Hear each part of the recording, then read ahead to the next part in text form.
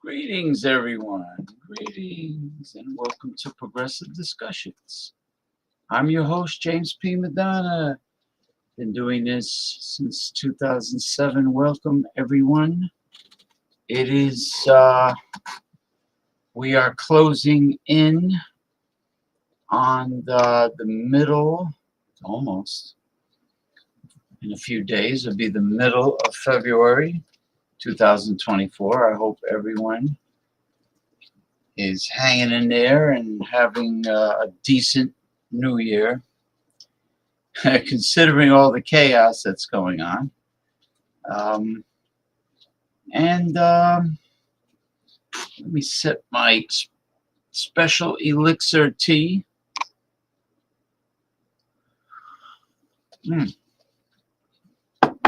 Now, who's this? Probably an alias to someone I already know. It could be a new person. It could be anything.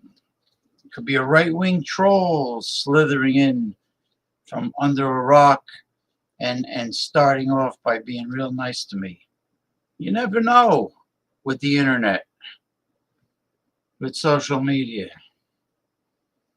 and all the freakazoids out there nowadays. Marvelous Mama says hi. Hi, Marvelous Mama. Good evening to you. Or if you live on the other side of the world, good morning. Ah, nice smile. Nice smile. Tommy Carroll, greetings. Happy weekend to you. Greetings, JPM. Hope you've had a constructive week and all is well. Well, had a pleasant week. There's always something to do on my end. Not not laborious, but interesting, to say the least. Hey, Ronnie S. Greetings to you, Ronnie S. from now residing in Clearwater, Florida.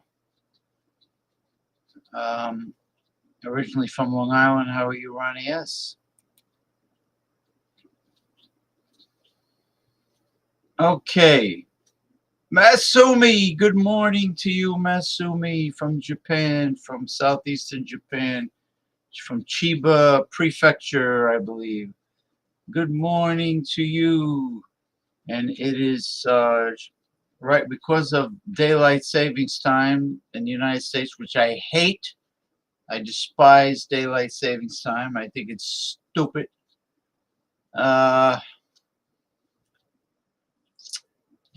She's 14 hours ahead of us in time instead of the usual 13. So it's probably it's a little after 10 a.m. Sunday in Japan. Good morning to you, dear Masumi. Okay, Marvelous Mama, I am Daryl's wife. Oh, okay. Daryl Messias? Oh, I didn't know you knew about my show. Welcome. Welcome to the show. Daryl's wife. I hope Daryl is doing okay. This is Northern California. I was just on a friend of mine's show that comes on this show later on.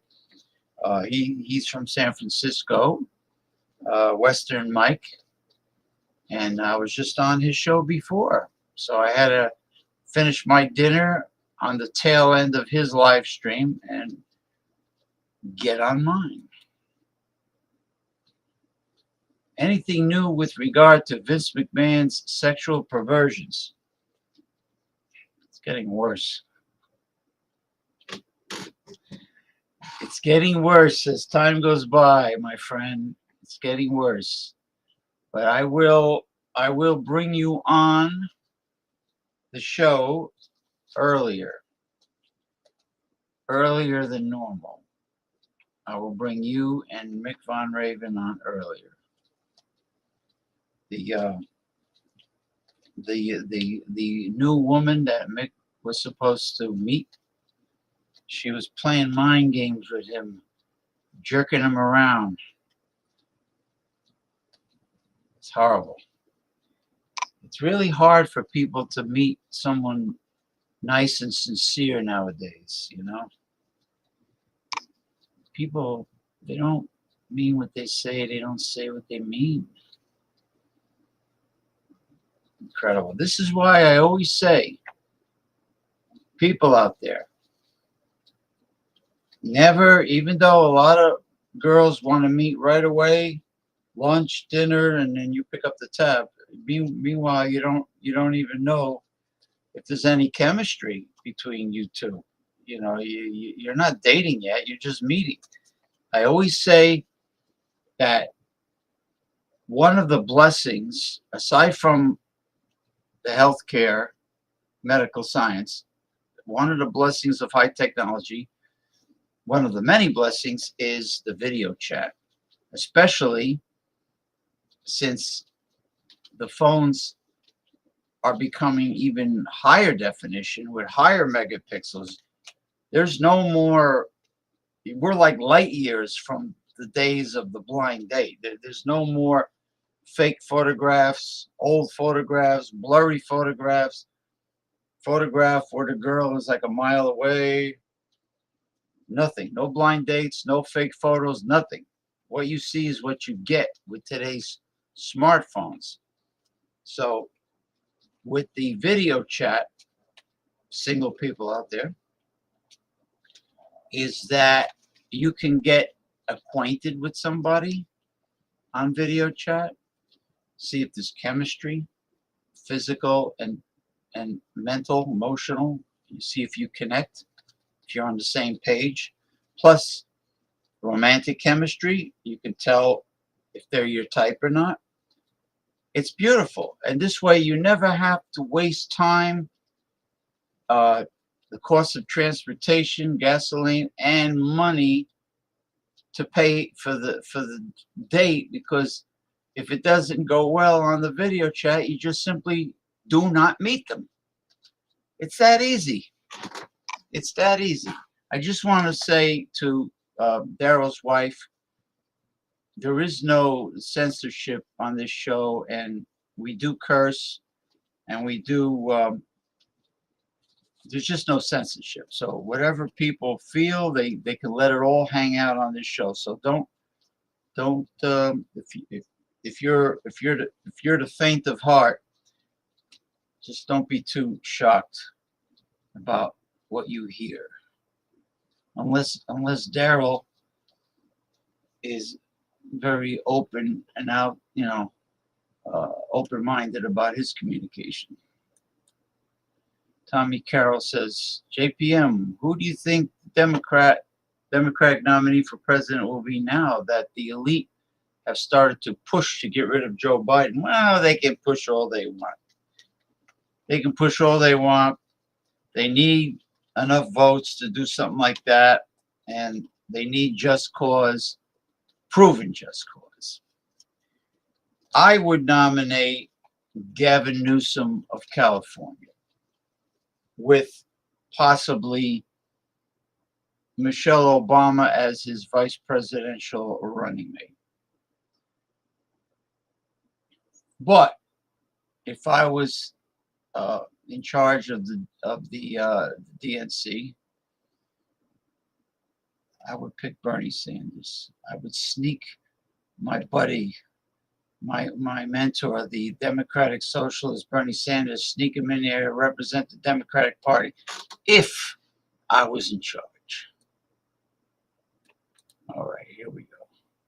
That's not right about Mick. I'm glad I was smart enough to settle down with a nice girl. Yeah, that's true. God bless your marriage, and may I throw many blessings your way for you and her.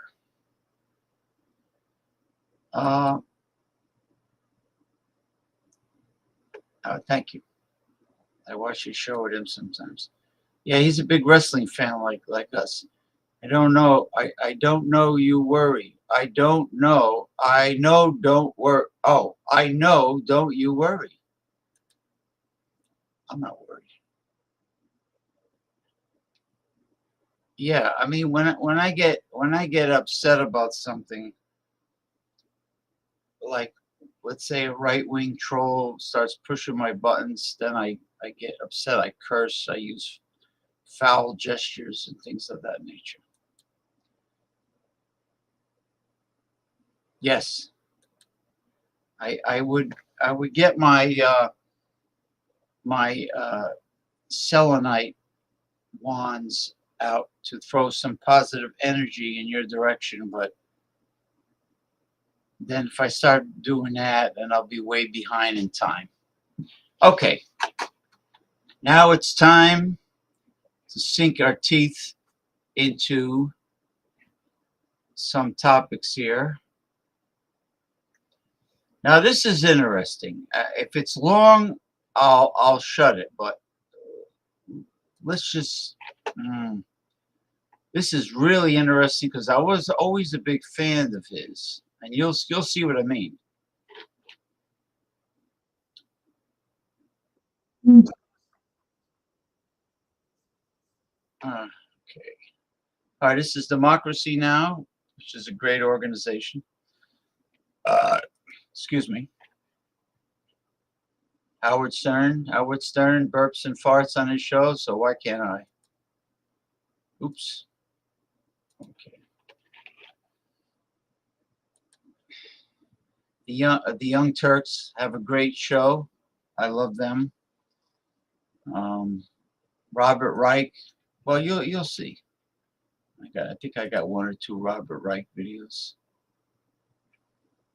Okay, here we go.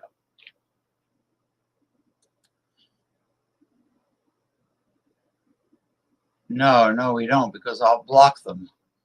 Like I had to block um, connect the dots. What the fuck was it? Oh, King of Dots. He was trolling me bad towards the end last Saturday.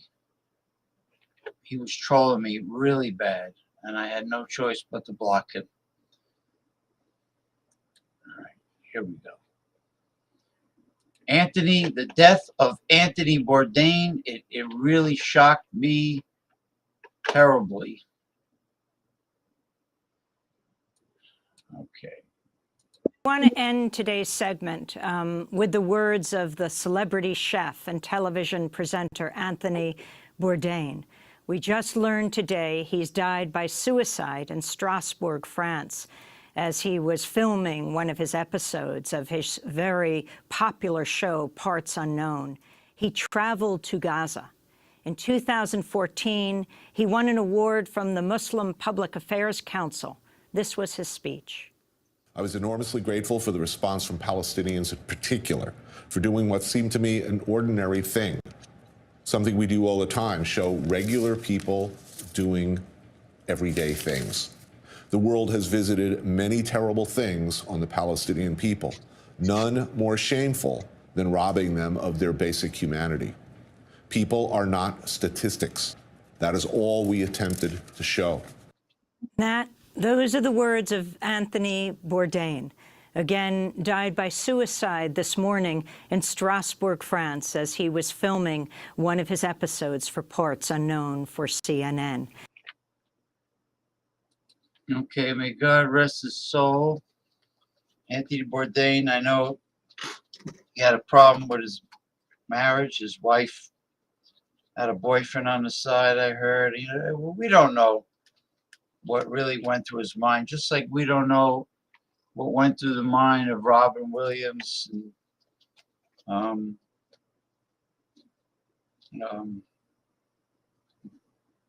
that was another big shock.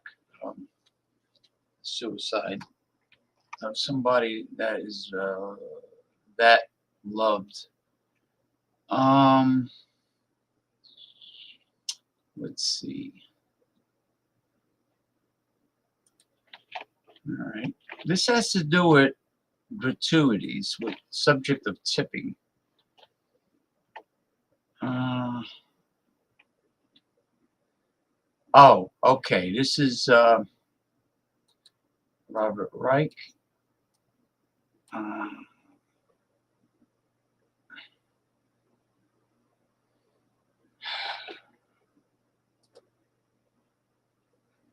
right, bear with me.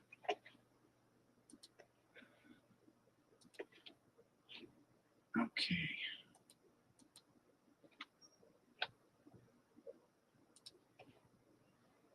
All right.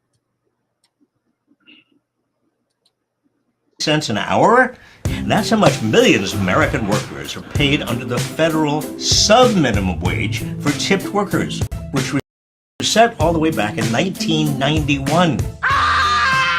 While many think tipping for services has gotten out of control, no, ma'am, we are not tipping Bucks drive-thru. arguing over who deserves a tip and how much they should get distracts from what we really should be angry about. Business models that depend on not paying workers a living wage. It's bad enough that the federal minimum wage is a measly $7.25 an hour. But employers are allowed to pay tipped workers just $2.13 an hour because supposedly those workers will be able to make up for it in tips. Saru Jayaraman of One Fair Wage has been advocating to change this absurd and exploitative law. I asked her to share with us 4 big reasons why we need to get rid of the sub-minimum wage and pay service workers a full living wage with tips on top. Number 1. Tipped workers who earn a sub-minimum wage often end up making less than minimum wage even with tips. 43 states currently allow tipped workers to be paid a sub-minimum wage. Employers in these states are legally required to make up the difference if a worker's combined wage and tips don't reach the full minimum wage. But over a third of tipped workers report that their bosses regularly fail to do this. Number 2. The sub-minimum wage perpetuates gender discrimination and sexual harassment on the job. More than 2/3 of tipped workers, actually 70% in the United States, are women. And 1 in 6 women that work a tipped job are living in poverty. That's nearly 2.5 times the rate for workers overall. Since workers earning the sub-minimum wage are so dependent on tips to make a living, they're often put in situations where they have to tolerate inappropriate customer behavior. A staggering 76%, that's more than 3/4 of tipped workers, have reported experiencing sexual harassment on the job. But in states that require a full minimum wage with tips on top, sexual harassment is cut in half because workers are not as dependent on customers for their income.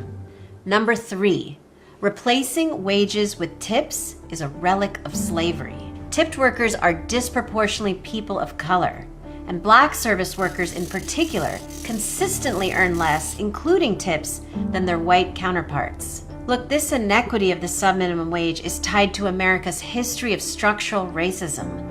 Following the Civil War, tipping was used as a racist solution by employers who didn't want to pay formerly enslaved Black workers. So by allowing them to pay their workers just in tips rather than a wage, employers were able to avoid directly paying Black workers.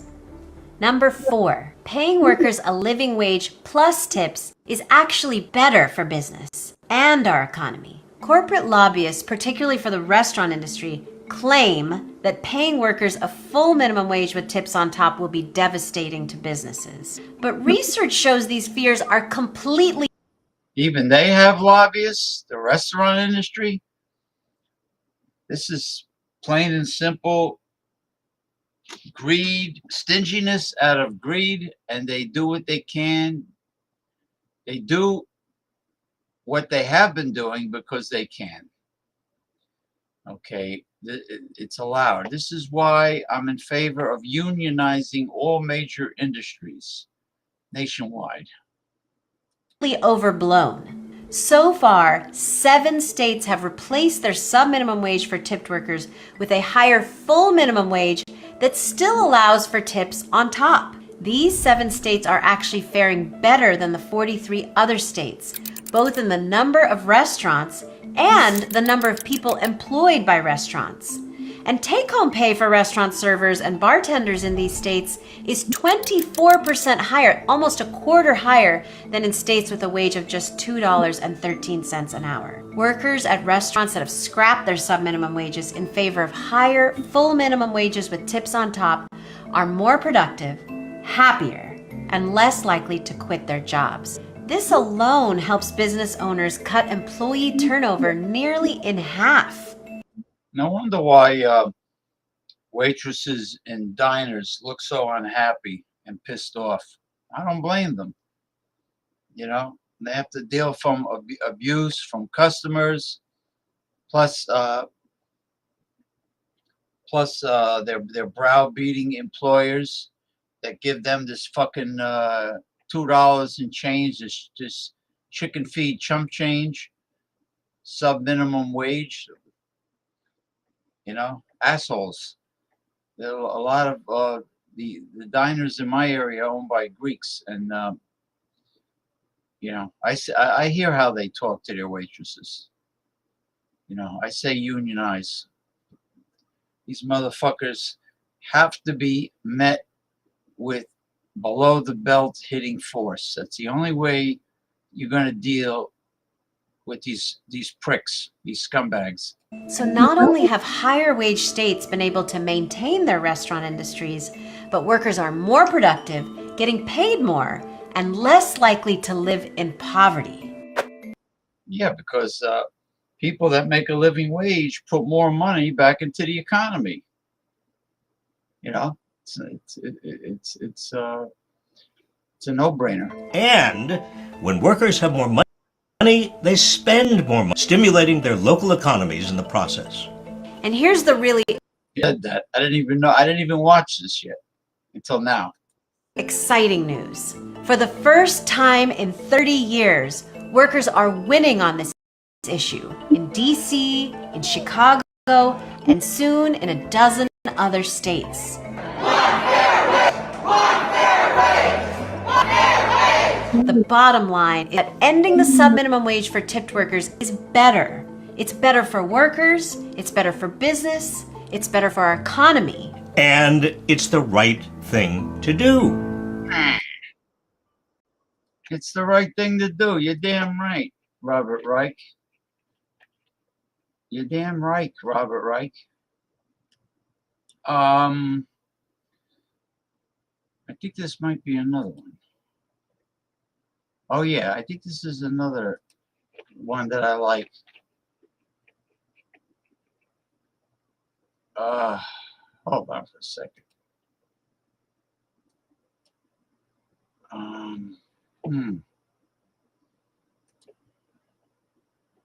All right.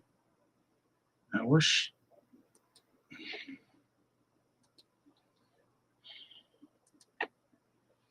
Okay, is it up yet? Let me just catch up before I play the second video. King of Dots. Yeah, he's a very wealthy and self-made man from Cincinnati, but he won't sell his collectible albums. Okay, the guy's he's 68 years old, I believe. It's in his late 60s, the King of Dots, and he had his vintage record album collection of praise. He was offered like $65,000 for it, and he refused to sell it. So I said to him, "What the hell?" I kept on saying, "What do you plan on doing? Taking it all with you, like the pharaohs of Egypt?" He thinks he's the pharaoh of Egypt. He's going to take it all with him when the worms get him. The worms crawl in, and the worms crawl out. You know, the maggots. You know, it's ridiculous. Stingy, greedy fucks that have all this money. I hear they're really bad tippers. Speaking of tips. Hey, Mr. Bart Robertson, my friend. How were you this weekend? All right, let me go on to this next. I took some advice from Mr. Ronnie S. And it seems to be working out well. The worms go in and the worms crawl out. To the extent the Republican Party has any economic platform at all, it's trickle-down economics. Now, unfortunately for the GOP, it's based on three giant myths. It's a lie. Nothing ever trickled down. You're lucky if it drips down. It's a big lie. That's what Reaganomics was. You know, Reaganomics, the guy that changed the tax system where the rich were put on a tax vacation and the middle class picked up the burden. That was Reagan. And he hated unions too, even though the hypocrite was the president of the Screen Actors Guild when he was younger. And he was originally a Democrat until, I guess, people waved enough money under his nose. It's time to debunk them once and for all. Here he is. I don't recall. Tax cuts for corporations and the rich create more and better jobs. Wrong. Corporations used Trump's giant tax cut to buy back shares of their own stock and boost share prices. From 2017 to 2018, stock buybacks increased by a staggering 50%. Lowe's spent $10 billion on stock buybacks in 2018 and then fired thousands of workers with no notice or severance. Walmart and AT&T also laid off thousands of workers. And contrary to the claim that the tax cut would boost wages, around a $4,000 pay raise. A recent analysis found that in the year after the Trump tax cut, wages increased by about the same as they did before it, and then slowed. Tax cuts for rich individuals don't trickle down either. The rich simply get richer. 2 years before Ronald Reagan's first tax cut, the richest 1% of Americans owned less than 23% of the nation's wealth. A decade later, after 2 rounds of tax cuts for the rich, they owned over 28%. By 2019, after more tax cuts for the rich by George W. Bush and Donald Trump, people at the top owned almost 35% of America's wealth. Meanwhile, average wealth barely budged for the middle class and went negative for the bottom 10%. It gets worse. During the pandemic alone, America's 664 billionaires added $1.3 trillion to their collective wealth and now own over $4 trillion. That's almost double the wealth of the bottom half, 165 million Americans. But nothing's trickled down. Even before the pandemic, wages stagnated. Tax cuts for corporations and the rich spur more economic growth. Baloney. Not even Ronald Reagan's surging economic growth rate was driven by tax cuts. It was driven by low interest rates and humongous government spending. George W. Bush promised his 2001 and 2003 tax cuts would pay for themselves. Remember that? By spurring economic growth. Well, that didn't happen. A 2017 study led by one of Bush's former chief economists found that the tax cuts had no significant effect on growth. In fact, growth declined, slowing to just 2.8% from over 3% during the Clinton years. The economic expansion under Bush was one of the weakest expansions since World War II. Donald Trump claimed his tax cut would be like rocket fuel for the economy and would spur annual growth of 3%. After its first year, in fact, growth declined. Finally, a recent study analyzing tax data spanning 50 years from 18 advanced economies found that tax cuts for the rich only benefited the rich and had no effect on job creation or economic growth. I, for one, am shocked. Deregulation spurs economic growth. Well, that's just more rubbish. The cost savings from deregulation go to corporate executives and major investors, while the costs and risks land on the rest of us. Trump's Environmental Protection Agency rolled back regulations on everything from clean air and water standards to dangerous chemicals and products, benefiting chemical and fossil fuel executives and investors while forcing everyone else to deal with polluted air and toxins. They don't give a shit about the planet. It's profits before people and the planet. With these right-wing capitalists, they could care less. But when the shit really hits the fan, my question is, can you eat money? What is your billions going to do when climate change starts to really kill off this planet and other catastrophic events? Can you eat money when you're in those deep, luxurious bunkers that are like little communities or towns underground with all the modern conveniences, like the one Mark Zuckerberg wants to build in Hawaii on the island that he tries to hog for himself and his wife. Okay, with many, many rooms and a health club and everything.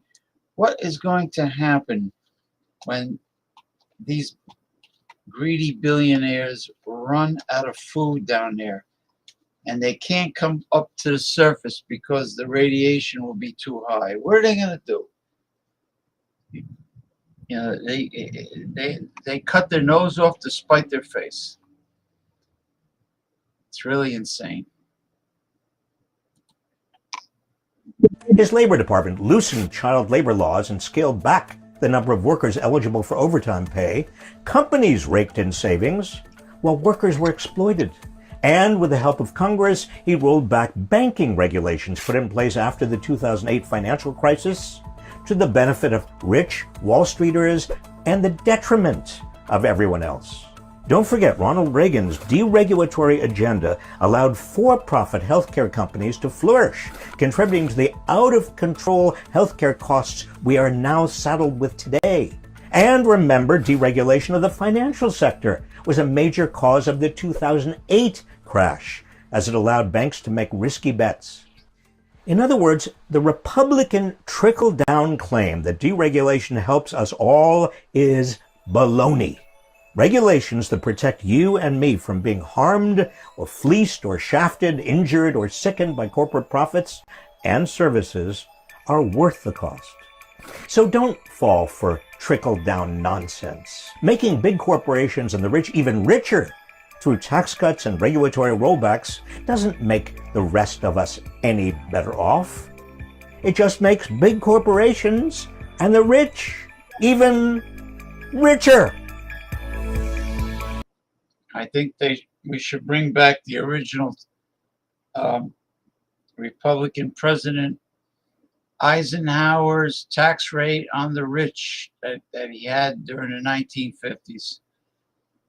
And that would totally, of course, trim the waste from the military also. That would totally eradicate poverty and homelessness in the United States as we know it.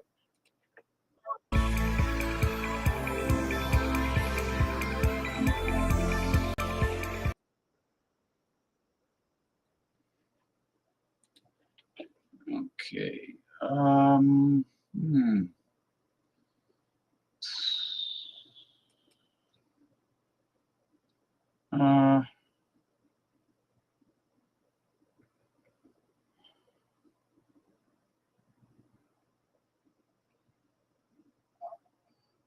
Well, I'm trying to think.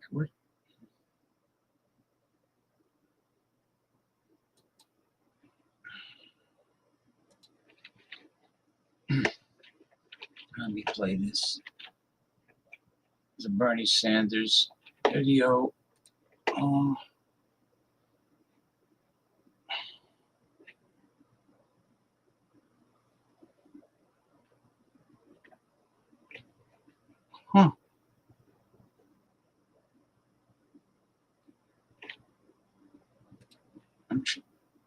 How about that? There's no.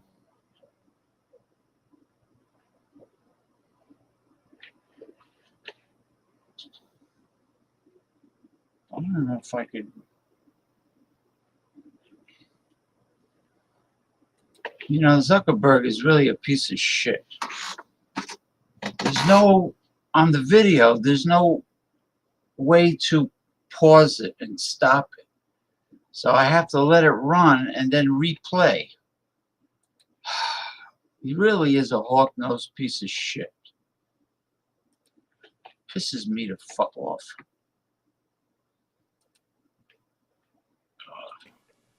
That is a corrupt political system. Crap.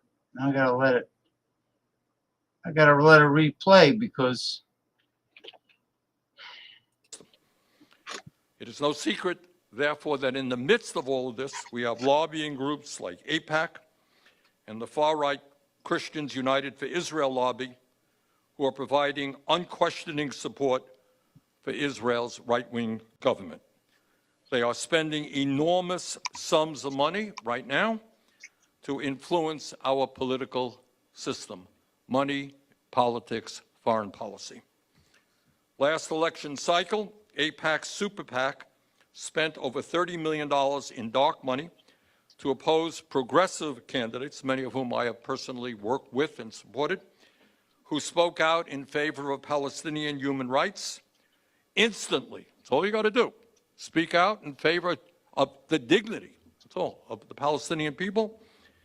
And then you are on the AIPAC hit list, and you will be the recipients of large amounts of money trying to defeat you. And we have to acknowledge that AIPAC was successful in all but 2 of their races. The message was clear. If you criticize Netanyahu, you will be targeted. Meanwhile, because they are a bipartisan group, AIPAC not only contributes heavily to Democrats, but endorsed more than 100 election-denying, right-wing, pro-insurrectionist Republicans. This election, AIPAC is expected to spend approximately $100 million just to try to unseat progressive members of Congress who dare to speak out about what's going on in Gaza. So anyone who wants to talk about foreign policy, or for that matter, anything else that goes on in Congress, without recognizing the corrupt political system that we have and the impact that money has over what we do, really doesn't know very much about what's going on. No, maybe I could play this at the beginning. Well, Any person who's a billionaire here, I don't know how many billionaires we have. Probably not too many, but you are aspiring billionaires, all right? But if you get there, you will be able to spend unlimited amounts of money, hundreds of millions of dollars, supporting candidates you like or defeating candidates you don't like. That is not a democracy. That is a corrupt political system. It is no secret, therefore, that in the midst of all of this, we have lobbying groups like AIPAC and the far-right Christians United for Israel lobby, who are providing unquestioning support for Israel's right-wing government.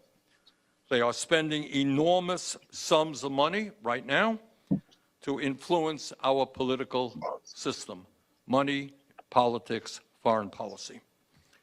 Last election cycle, AIPAC's Super PAC spent over $30 million in dark money to oppose progressive candidates, many of whom I have personally worked with and supported, who spoke out in favor of Palestinian human rights instantly. That's all you got to do. Speak out in favor of the dignity, that's all, of the Palestinian people. And then you are on the AIPAC hit list, and you will be the recipients of large amounts of money trying to defeat you. And we have to acknowledge that AIPAC was successful in all but 2 of their races. The message was clear. If you criticize Netanyahu, you will be targeted. yeah, it's not a democracy, it's an oligarchy. That's exactly what it is. All right, that's where I left off. Let me see what this is again.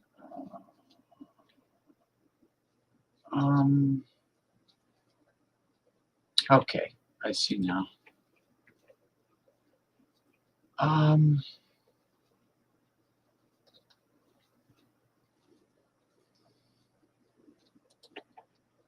Oh, here we go again. Oh boy. All right. Same bullshit on this video. What? Yeah, same old bullshit. Same old bullshit.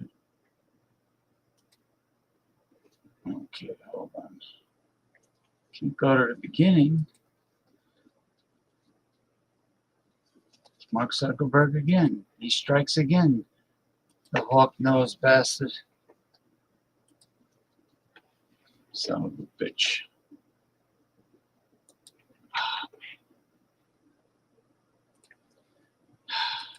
So many levels. From Ollie North to Michael Flynn, Republicans are famous for saying, I don't recall, which has nothing to do with mental acuity, but instead speaks to the low-life bacteria that currently infects the Republican Party. While this special counsel appointed by Trump did not indict Biden, you might ask what else separates these two? Well, Biden invited the FBI into his home to look for documents. During the investigation, never invoked executive privilege. Trump, on the other hand, refused to meet with Mueller, then later hid top secret documents in a country club, lied about them, asked employees to destroy them, all while entertaining guests from China, Saudi Arabia, and Russia, all who had access to them. Joe Biden was exonerated by a Trump-appointed special counsel. Trump was indicted 91 times by grand juries full of regular people who recall quite well I wanted to be a dictator. who Donald Trump really is. Am I wrong? Damn right. Who's with me? Yes! Tick-tock, mother... You're in a lot of trouble, Donnie. Really American on YouTube. Oh, All right, let me see what I missed at the beginning. Can you continue as president? My memory is so bad I let you speak. Going after Biden for verbal gaffes that everyone makes is pathetic on so many levels. From Ollie North to Michael Flynn, Republicans are famous for saying, I don't recall.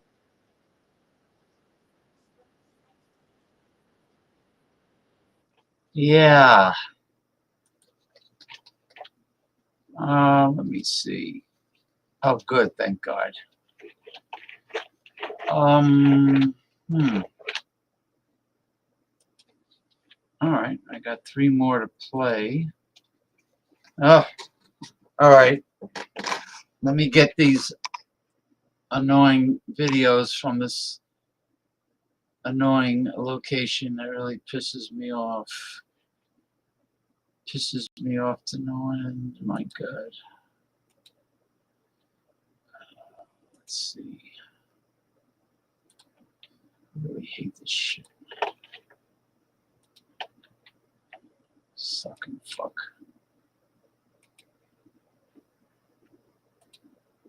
Come on, you cocksucker. What's going on here? How come I can't? Well, this waffle doesn't have to show his taxes, but mostly they want to attack Taylor Swift. I wonder who got to her. And her 100 million followers for encouraging young people to get out and vote. I need to be on the right side of history. Because the more people vote, the fewer Republicans. As we've learned, the Electoral College is a ticking time bomb for democracy. Did you know only one Republican president in the last 36 years has won the popular vote? What the hell did you just say? Montana has 2 U.S. senators, just like California. But California has 45 million people. Montana has a coyote and 3 guys named Daryl. You know who doesn't like Taylor Swift? The same people who don't want you to vote. Taylor Swift fans all of a sudden registered to vote. So vote. It's even better than a go f yourself. Go f yourself. But just slightly. Hey, Trump, you. Am I wrong? Damn right. You're in a lot of trouble, Donnie. Really American on YouTube. Well, they don't want, they want to discourage as much as the bottom 98% of the population, the mainstream Americans, not to vote. They want to make it more difficult for we the people to not vote, because then Republicans would never get elected. Because most Americans have common sense. I'm not saying all, but a lot of them do. And it doesn't take brilliance to decide who's the right candidate, especially since your quality of life, if it hasn't improved in 4 years, that should be a red flag, you know? Taylor Swift wants young people to vote. She posted the link, the vote.org. Republicans don't. I wanted to be a dictator. Republicans want to raise the voting age, stop mail-in voting, strip black Americans off voting rolls, close polling places, demand elderly minorities in rural America have a voter ID, while this waffle doesn't have to show his taxes. But mostly they want to attack Taylor Swift. I wonder who got to her. Yeah, and don't forget gerrymandering as another right-wing underhanded cheating scheme. Okay, now I have 2 left, and I'll bring a couple panelists on if they're around, if they're not sitting on the commode, on the porcelain throne. I'll bring a couple of them in. Bear with me.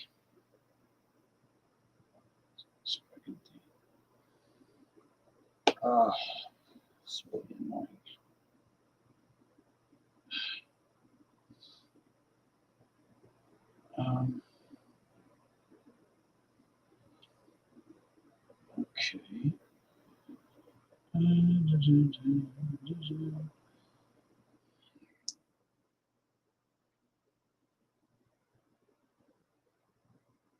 Okay.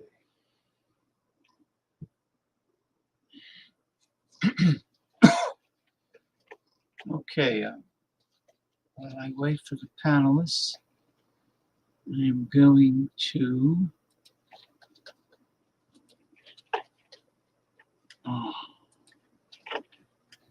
get the next video.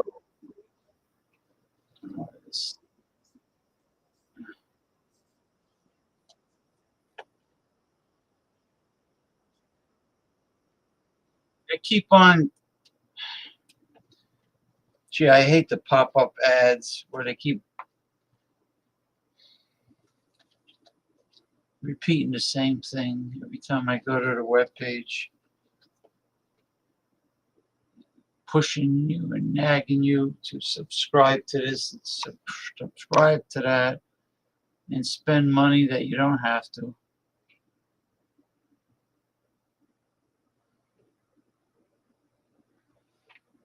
I'm looking to see if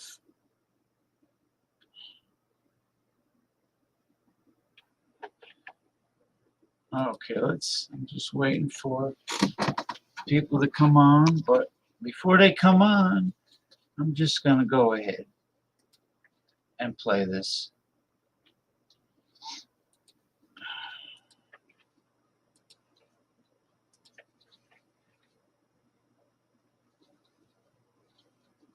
Trump's deepest secret is suddenly let loose and it's ugly. So today we're here in a bipartisan fashion to show leadership in an effort to end this senseless violence. It can be ended. Yeah, that's real right there. We didn't add any sound effects when Donald Trump was disgracing the White House. He was doing things like that. There's a broader conversation taking place right now across social media about the horrific hygiene that Donald Trump has. This all started with Adam Kinzinger posting the following on Twitter. He wrote, "I'm genuinely surprised how people close to Trump haven't talked about the odor. It's truly something to behold. Wear a mask if you can." And this seems to not just be limited to Donald Trump, but his closest advisors as well. You remember this video from Rudy Giuliani where he was sitting next to Jenna Ellis at these bogus hearings that they were holding, trying to overthrow the results of the election in 2020 that they were doing in like hotel lobbies and hotel conference rooms. Remember when this happened? Here, play the clip right here. The answer. Point of order. The answer that I gave you is they didn't bother to interview a single witness. Just like you, they don't want to know the truth. Okay, so after Adam Kinzinger posted that message in the past week, you had other videos start to surface as well, like this interview between Kathy Griffin, who had seen Donald Trump. She appeared a few times on The Apprentice, and here she is with Donald Trump's niece, Mary Trump. And watch what Kathy Griffin has to say. Here, play this clip. It has a distinct smell that doesn't really get enough press. It's like body odor with kind of like a scented makeup products, but you can smell the hair products even outdoors. Don't make that face. I'm just being honest. I know. I don't know. Maybe somebody needs to make a candle with that scent. Because that'll fly off the shelves right before Christmas. And then Donald Trump and his team felt the need to respond to this. Here's an article from The Independent. It says, Trump team fires back at claims that ex-president smells. Former president's body odor was called into question by former Congressman Adam Kinzinger, and the article goes on to give a statement from Donald Trump's team. This is what Donald Trump's spokesperson responds. Quote, Adam Kinzinger farted on live TV and is an unemployed fraud. The spokesperson said in a statement provided to The Independent, quote, he has disgraced his country and disrespects everyone around him. He is a sad individual who is mad about how his miserable life has turned out. Seems like the ultimate form of projection as well. With all this talk about odors, I mean, aren't there more important things to discuss that Donald Trump is responsible for, like treason and corruption and other things? I mean, about who cares?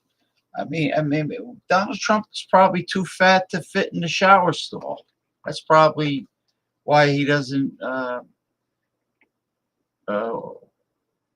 wash himself on a regular basis. So that's probably why. He can't fit in the shower stall. But I wish they would get to more important subjects. He looks like he would stink to high heavens of body odor. Well, and some of these statements about Donald Trump's odor, Donald Trump passing gas the way he does, or relieving himself in public. I don't know if that is the explanation for this, but right now nobody knows where Melania Trump is right now. She didn't show up to Christmas. Donald Trump was posting photos from Christmas in 2018. But because of all of this, the Trump smells hashtag became the #1 hashtag in the United States, and I think generally in the world. You see right there, and it's been trending now for... Well, all Melania has to do is skip some showers, and then they could be a matching couple. I mean, I pass gas. You know, it's So Melania is better. MIA? Yeah, I don't know where is. I don't know. Man, they said he's posting Christmas photos from 2018, and he was passing it off like it was like You currently? mean when he was slimmer, when he wasn't obese? I thought he was over saying a week in different forms. Trump really smelled. I thought that he was saying that Trump was posting pictures from 2018 when Melania was around, and trying to say it was current day. Maybe they're keeping it a secret that Melania jumped ship. Damn. You know, I mean, I don't blame her, really. I mean, You don't really see her with him anymore, right? Oh, she when at her what was it? Her father died. Her father's funeral. She didn't want him to ride in the same limo with her. So you think that's because he smells like BO, or what is it? I don't know if it's BO or they're really, she really is getting ready to divorce him or something. You know, I don't know. Or maybe he said some things that were offensive. You know, like making a joke. Pretty interesting. About, Yeah, you don't hear much about that either. Yeah. Trump stinks. Trump smells badly. We wrote about it on the Midas Touch Network website. And by the way, this gives new meaning to at the various traveling fascist circus events that Donald Trump calls rallies, where he does this. Here, play this clip. And they're proud, they're clapping, they're going crazy. I can't do it. Sounds like he's constipated. Look how small his hands are compared to his height and his body size. He's got tiny little child hands, I noticed. Mama can't. Mom. Or where Donald Trump does this. Play this clip. You can do it, baby. I love you so much. And just bad news. Bad things are happening. Mom, I'm sorry. Mom, I didn't do it.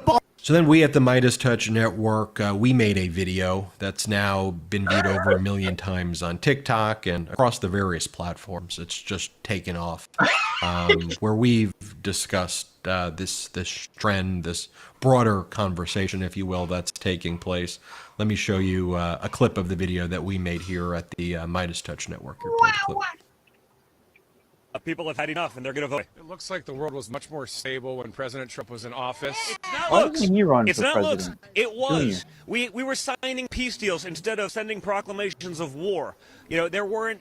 You know, Russia wasn't attacking its neighbors. Xi wasn't sorties over Taiwan. We were signing peace deals in the Middle East, which was the holy grail of geopolitical accomplishment that no one was able to get. We did all those things. Take wars again. I didn't start. I wasn't involved in wars. We beat the hell out of ISIS. We won 100%. We brought our troops back home. Look at the violence that we've had. Look at the violence we have recently. Now look what they're doing. They're selling on the side. Get your free flag. They're free my ass. Trump 2024 or whatever. It's bring America back. Yeah, let me get rid of this. All right. What's that smell? I don't know. Hey guys, look! What is that? It is some kind of odor. It is foul! It's a foul odor!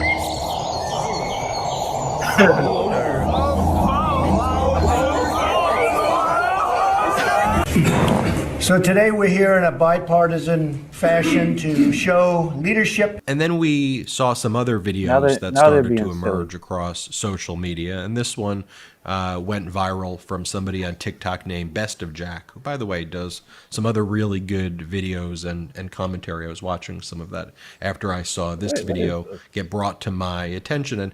And this creator went to a steakhouse called Keen Steakhouse in New York back in the 80s and shares a story that he and his family had when they encountered Donald Trump. And this creator had previously, he says that they previously talked about this many years ago on some of the videos and social media posts that they had made. So the fact that now people are talking about this kind of proves this thesis that he's been talking about now for many years based on this encounter with Donald Trump. Here, play this clip. So you know when you post something and then someone bigger than you, like Adam Kinzinger, confirm it?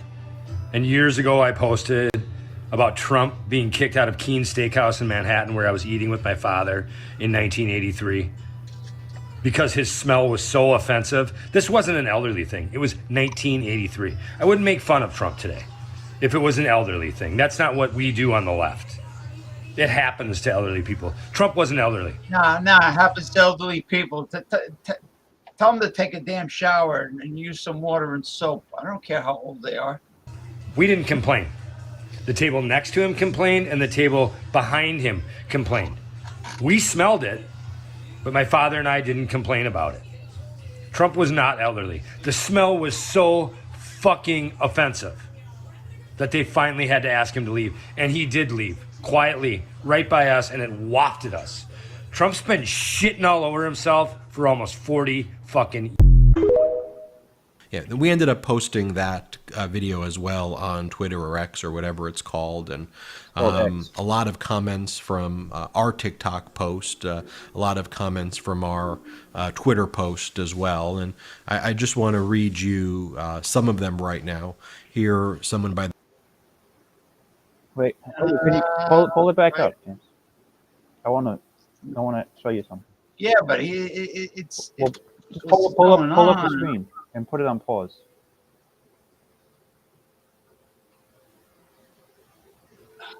Hold on. I gotta find where I left off. There was something there I wanted to ask you about. I'm trying to find where I left off. All right. Finish with him.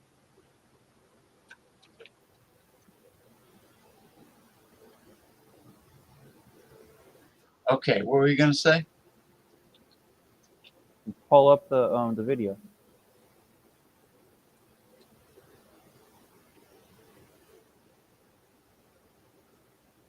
Oh crap! Hold on.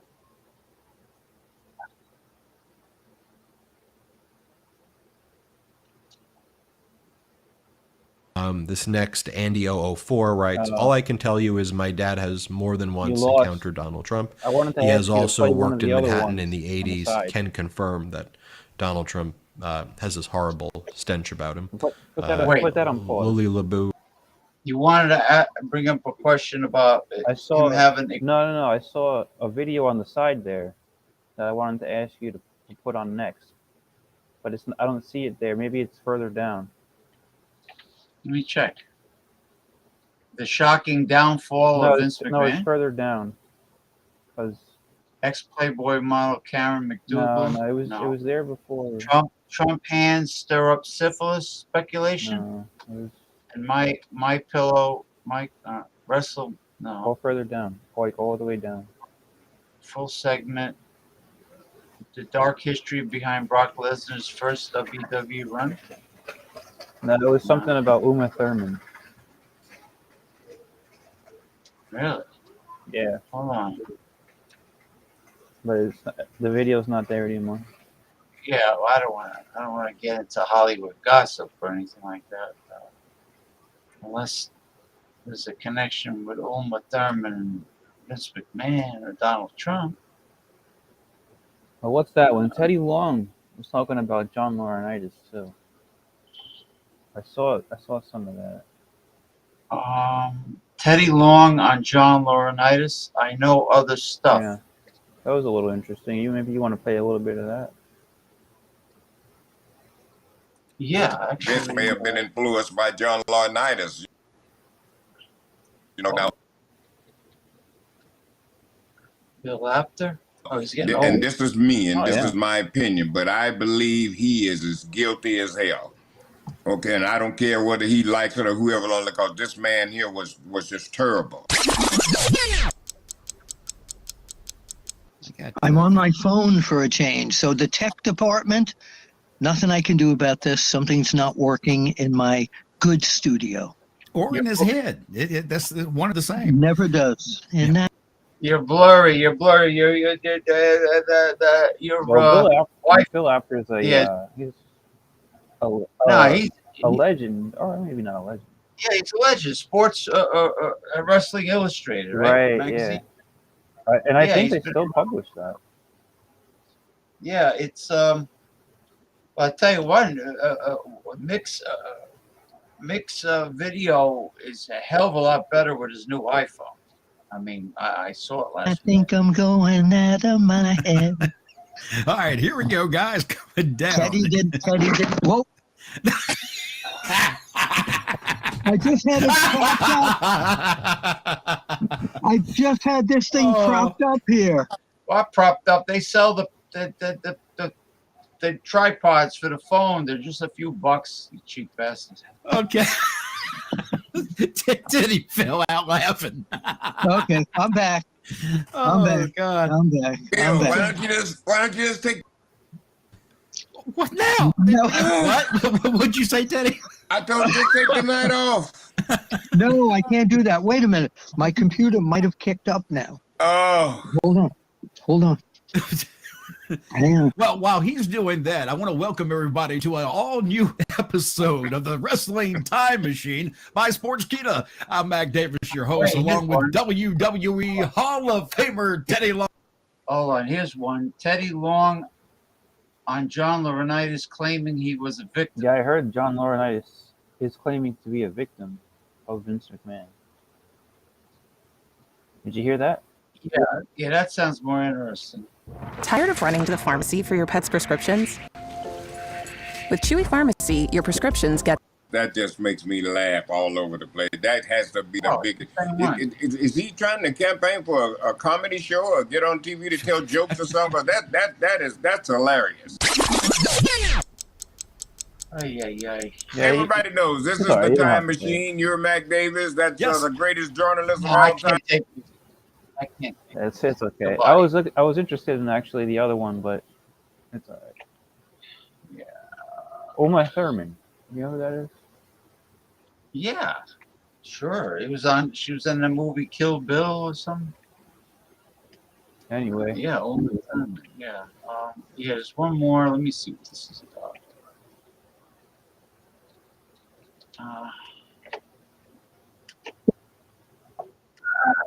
This fucking thing. Made a song called Kill Bill too. Recently. Yeah, there was two parts, right? Of the song? No, you're talking about the movie, or there's a song also, but I think it's totally different. Oh. To a sociopath and put America on a perilous path. And while Republicans lack the balls to stop him, Americans haven't. Now Biden numbers are rising while Trump's cognitive decline continues. Bob, I can't do it. I don't think they lack the balls to stop. I think they don't want to stop him. I mean, you know, he's only a dictator if you allow him to be a dictator. There's only one of him, and what is it, 300 million Americans, something like that. Economy's kicking ass. Even this mope admits it. I was wrong about the slowdown in the recession. Inflation is falling and record jobs are being added. Drill, baby, drill. Sorry, tiny fingers. Under Biden, the U.S. is the world's largest oil producer. All while Democrats work on energy alternatives that Grandpa Fruit Loops can't understand. You have a windmill. And the one thing that Trump has used to frighten his hillbilly crowd now belongs to Democrats. Build that wall. The immigration bill before Congress has been applauded by Republicans because it's what Republicans have wanted all along. Except Trump opposes it because what's good for America is bad for him. And the idea that someone running for president would hurt the country so I can blame my opponent. If the bill to protect our border fails, it won't be ironic that Republicans themselves and the country because that's what Republicans do. Am I wrong? Goddamn right. I wanted to be a dictator. Shut the f up, In a lot of trouble, Donnie. Really American on YouTube. When Republicans Yep, the future to a sociopath is right. Okay, let me send the link to Mick Von Raven.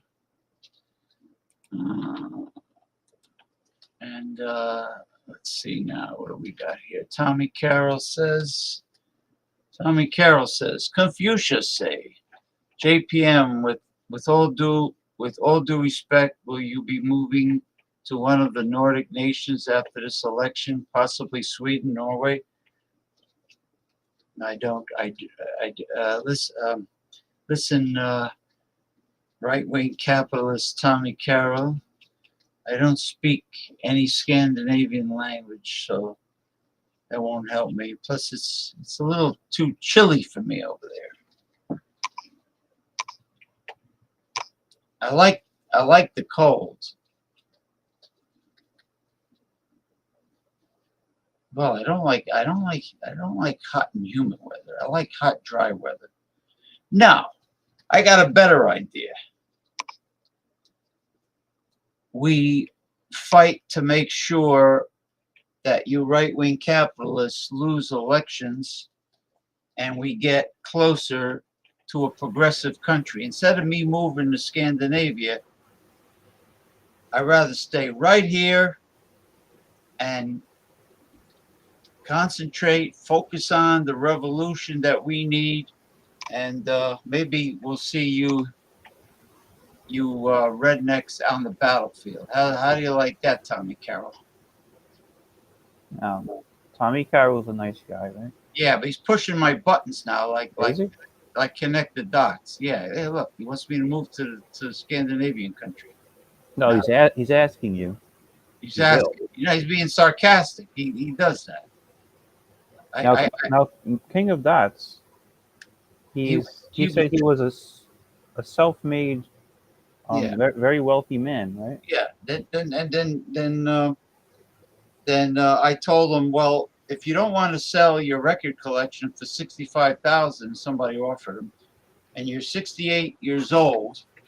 Oh, really? I didn't know all this information. Yeah, I said, what are you gonna do? Take it all with you, like the pharaohs of Egypt? He has a record collection. Yeah, that's worth $65,000, and he was. And he said he's 68 years old. Yeah, and he says he was offered $65,000. He didn't want to sell it. So I says, "What are you gonna take it with you, huh? You're gonna take How it, much does he think it's worth? Or your kids, your relatives are going to enjoy your money. That must be some collection, huh? Yeah, I'd say so. $65,000. Wow. But he's got to have more assets than that, right?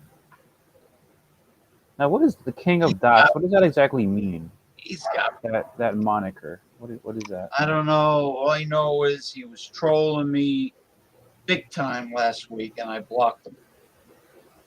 So did you block him from ever commenting again? Yes.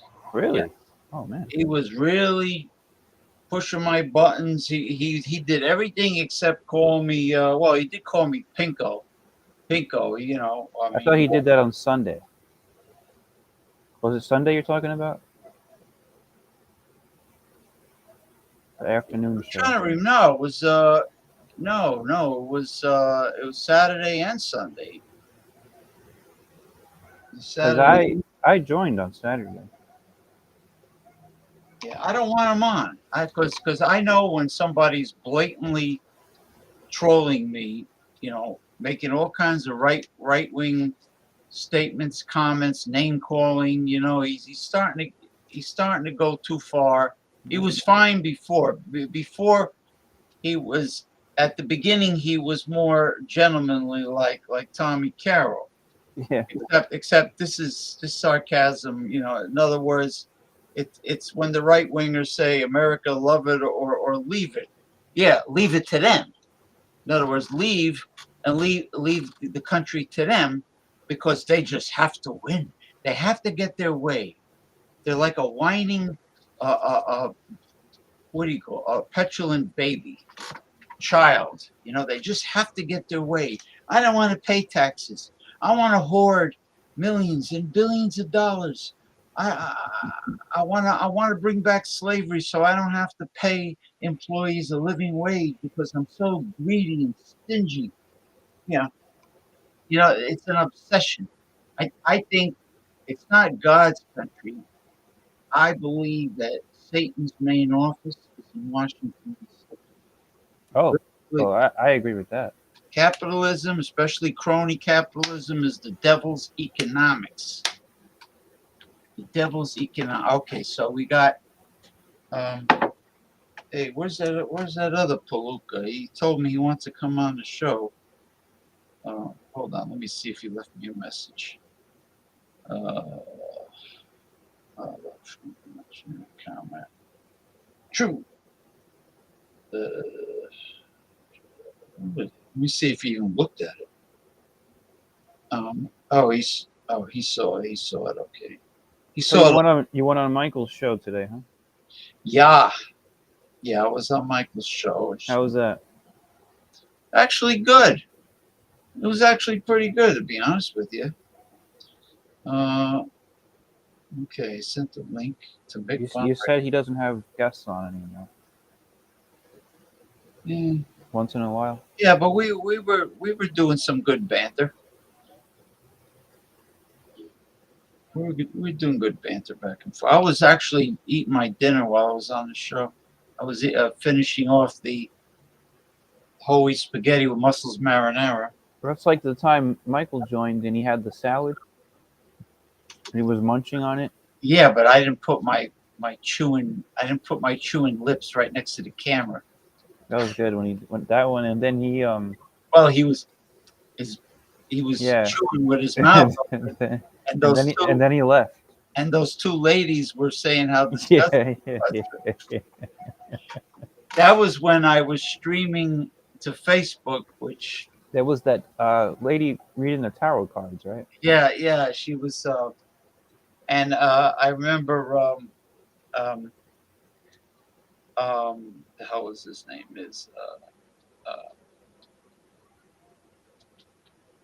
Owens. Oh, not Owens. Talking about BC. No. I think BC was there. Yeah, Damien Owens. No, but he wasn't there at that time.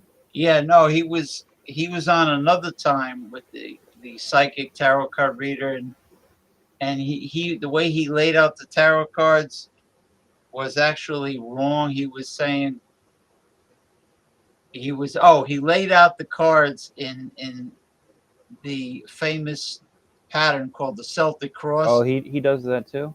Yeah, but this is what happened. He was reading them the wrong way, so the woman says that's not the numerical way you read the Celtic cross with tarot cards, and he got mad because you can't criticize him because he knows everything. And then he but the thing is, his readings were all reflections of how he felt. He had an obsession with the Second Amendment and Americans being allowed to own assault rifles. But wasn't he also claiming he was a communist? Yeah, first he was claiming he's a communist.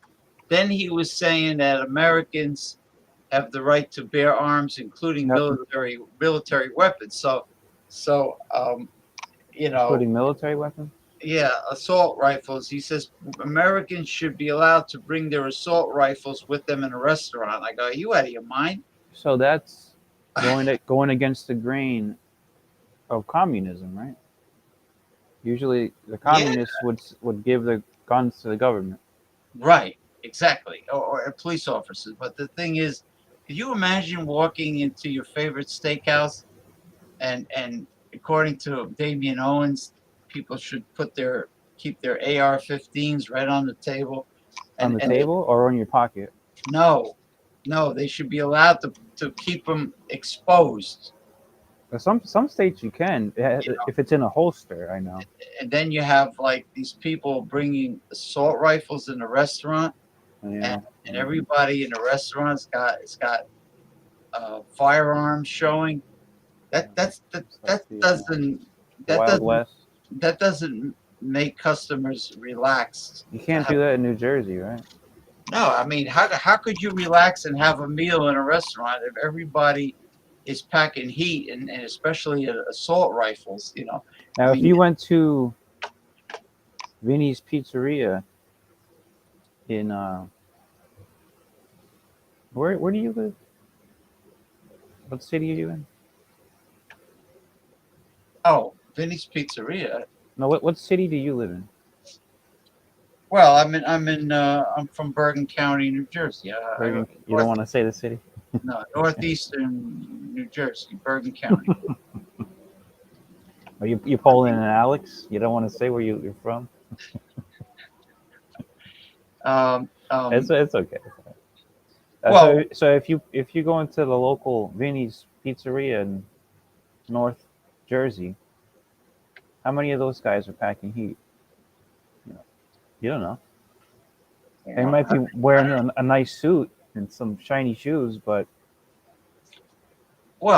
they could be packing. They could be having a concealed. They could be having one or two things: a concealed. They could have a concealed carry. So in New Jersey, though, or they are can you have allowed to? Or they can have an illegal carry. Is that legal? It's very hard to get it. In New Jersey, I don't think you even can, right? No, you can't. Legally. I have, because I have a relative that got a concealed carry permit. Is he like a cop or something, though? No, he owns a business. Oh, I mean, he got a concealed carry permit in New Jersey because he explained to me, he went before the judge, and I mean, you don't just get it. You don't just send the application through the mail and just get it. You got to go before a judge, huh? Yeah, and he was very respectful. Some of the other people they were wise asses in front of the judge. He was respectful, and he has no. Well, if you're a wise ass to a judge, what is it going to do? What good is that going to do for you? The judge is going to deny you. Why even show up if you're going to be a wise? Yeah, I mean, he was saying he was very calm and respectful. Yeah. He had no questionable background at all. Never arrested. He had a clean record completely, and he explained, I run a business. I haul. I transport cash to the bank and back and forth, and it's a very lucrative and busy business, which means it is everything. All the inventory flies out. The inventory goes. It's like from morning to night. He's got constant customers. So, you're talking about a lot of money going back and forth to the bank. So he was able to get it. The only thing, he got it, but he got like. So did he only get it for business purposes, though? Well, technically. Yeah, but he's allowed to have it with him all the time. Yeah. As long as he's on business, a business matter. Well, if you have a concealed carry permit, you can pretty much keep it with you, as long as it's concealed. Yeah, it's actually pretty easy in Florida to get that. Oh yeah, Arizona, I bet, Texas. I think maybe all those western states, I imagine it's really. I mean, Tennessee.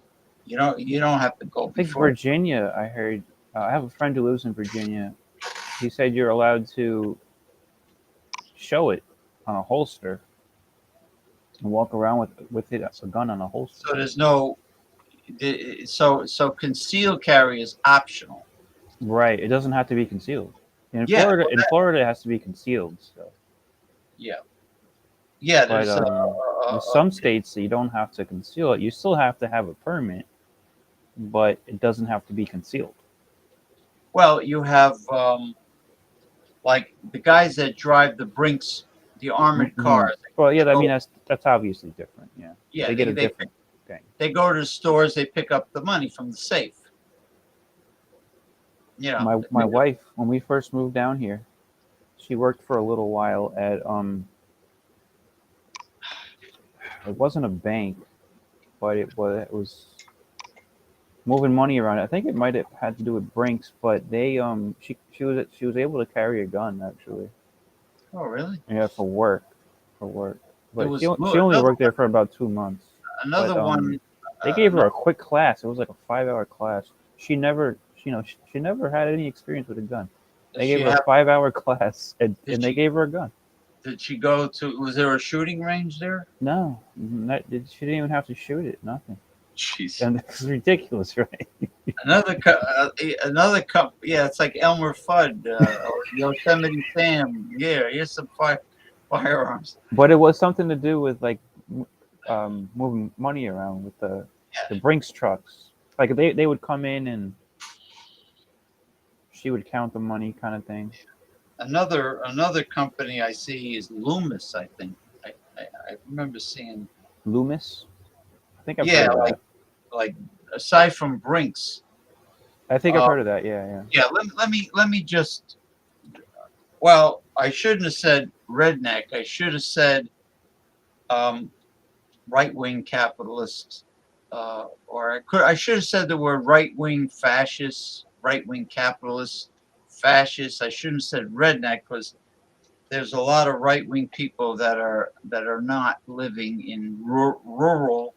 It's not an easy word. Rural parts of the country. Rural. It's not that hard. Rural. JPM got to listen to some New Jersey girl, Connie Francis, Where the Boys Are. Well, that goes way the hell back. Got a song? What's that other song she sang? Everybody is somebody's fool. Everybody is somebody's fool. Are you gonna start singing again? I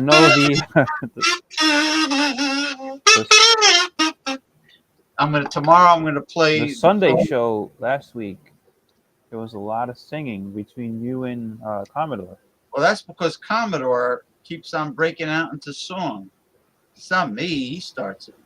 He likes to sing. I'm gonna play the March of the Wooden Soldiers tomorrow. Okay, so is Sunday going to become like a musical show? That's just one part of it. It's everything. It's everything. It's advice, dating advice, relationship. I didn't hear any dating advice. Sexual advice. What's the other thing? Health and nutrition, fitness, but no politics. I tuned in and all I heard was singing. That's because he was losing his mind. He was on a roll.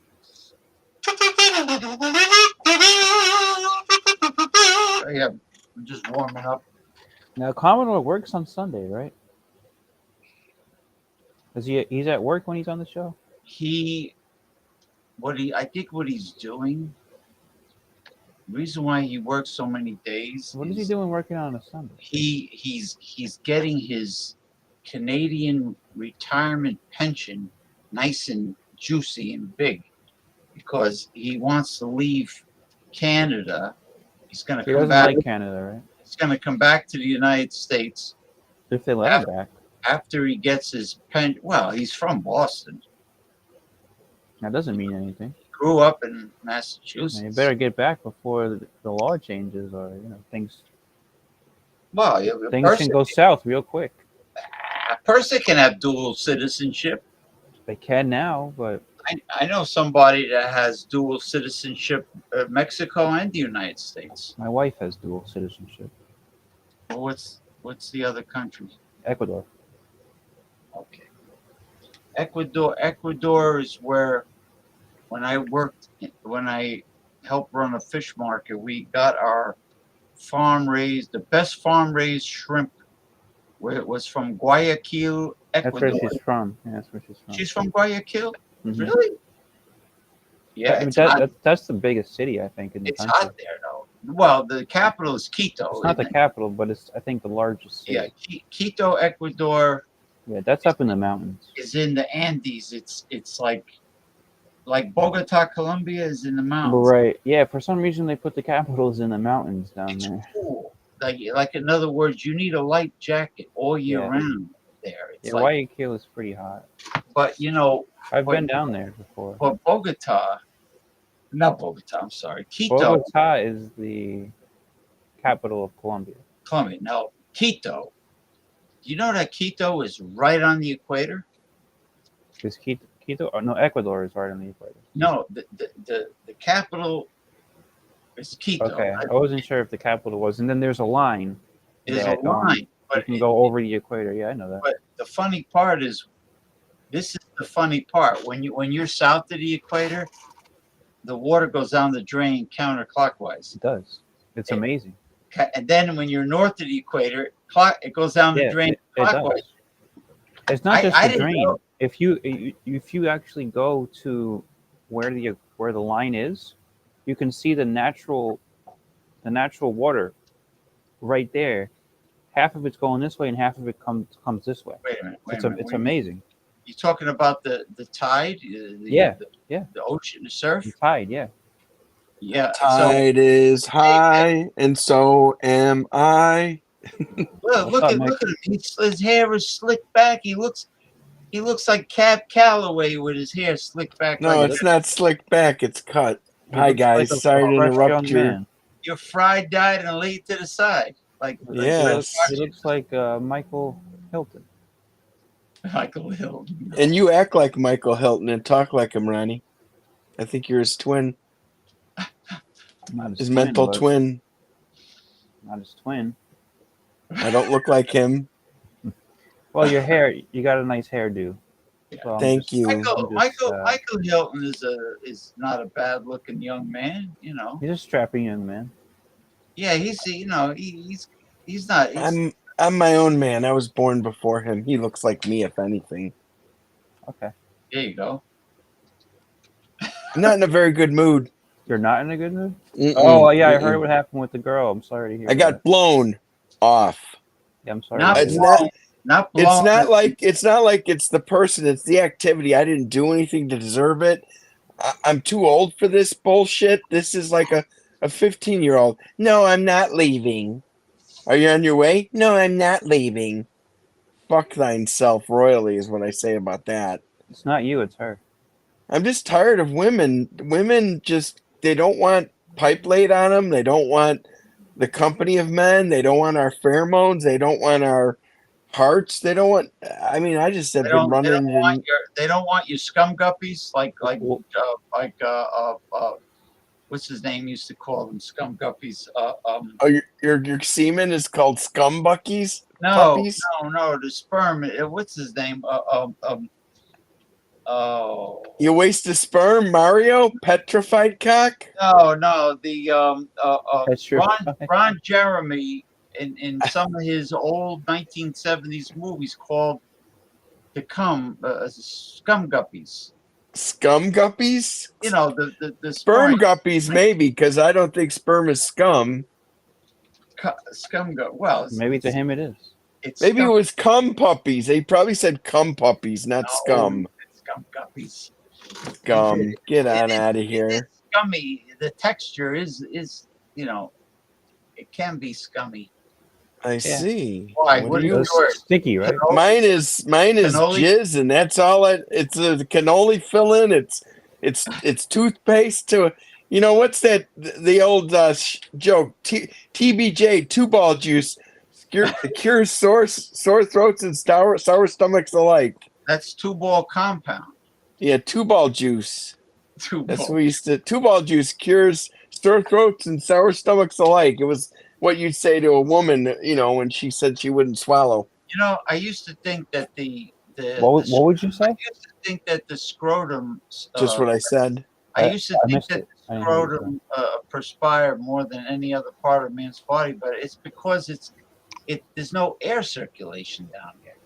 Oh, What I said, Ronnie, I said it was 2-ball juice cures sore throats and sour stomachs alike. Oh, That's okay. what you say to a broad that won't swallow your paste. Gotcha. Swallow your paste. I only had one that was a spitter. It was the last one. I thought she was a little old not to realize the protein she was getting rid of. Okay. Oh, I like your bullseye. Nice one. Oh, you know what that is? That's for the that's an ancient talisman for the evil eye, malicious intent, and curses. Yes. It repels them. Yeah.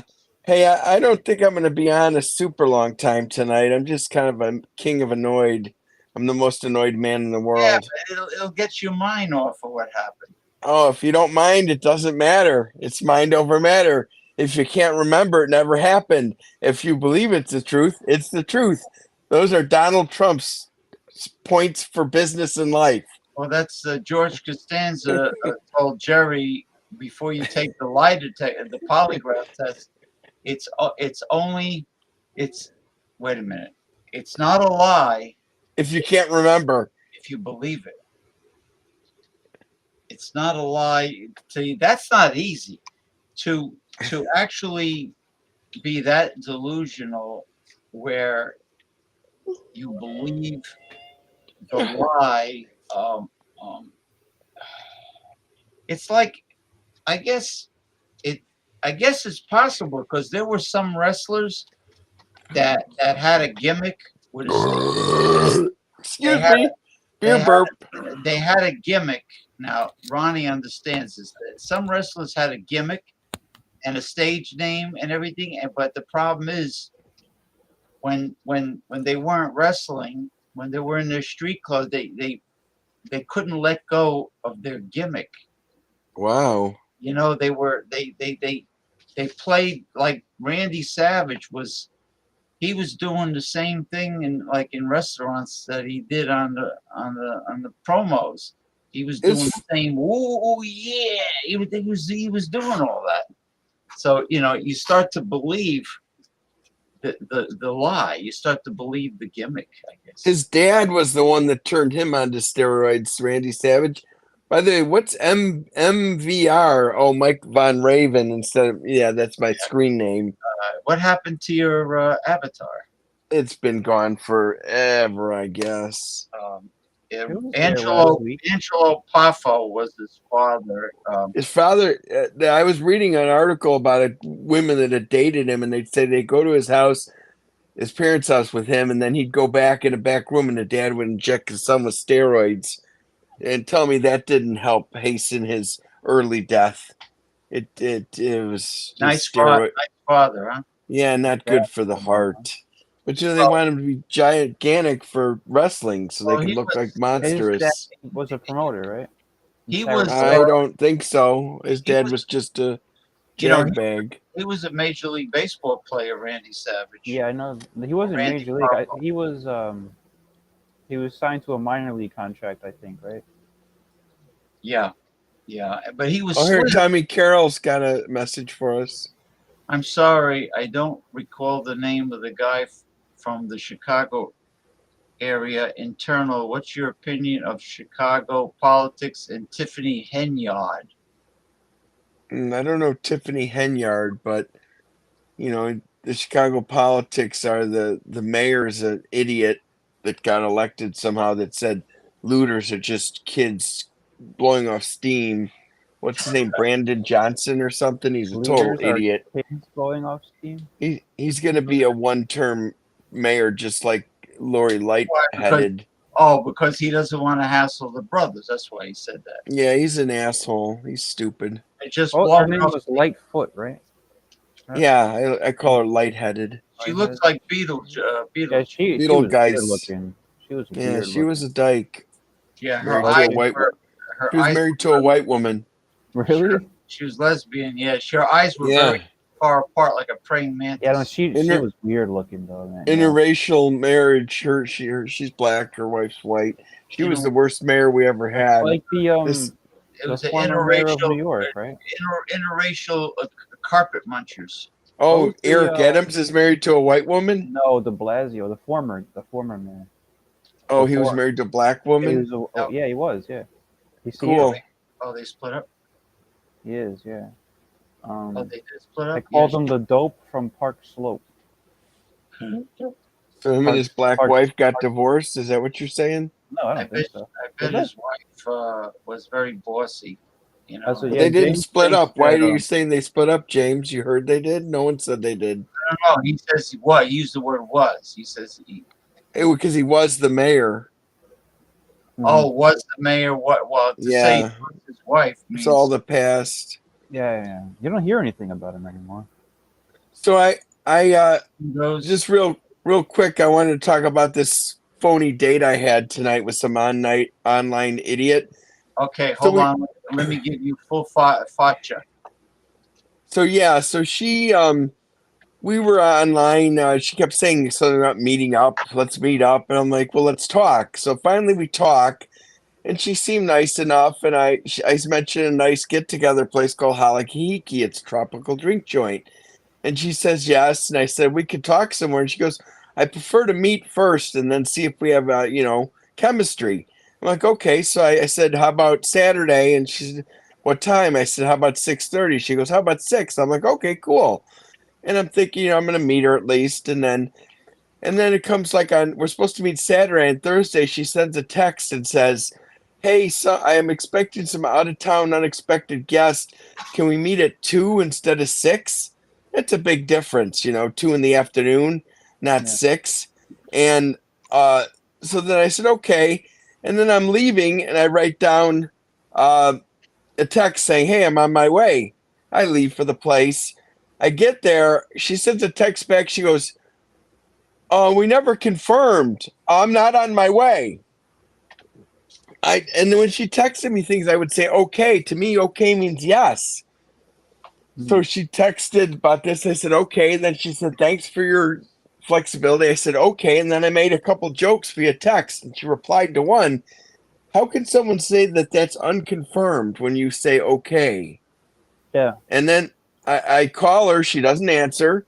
Then I send a text saying, hey, are you are you coming, or should we reschedule? She writes, not on my way.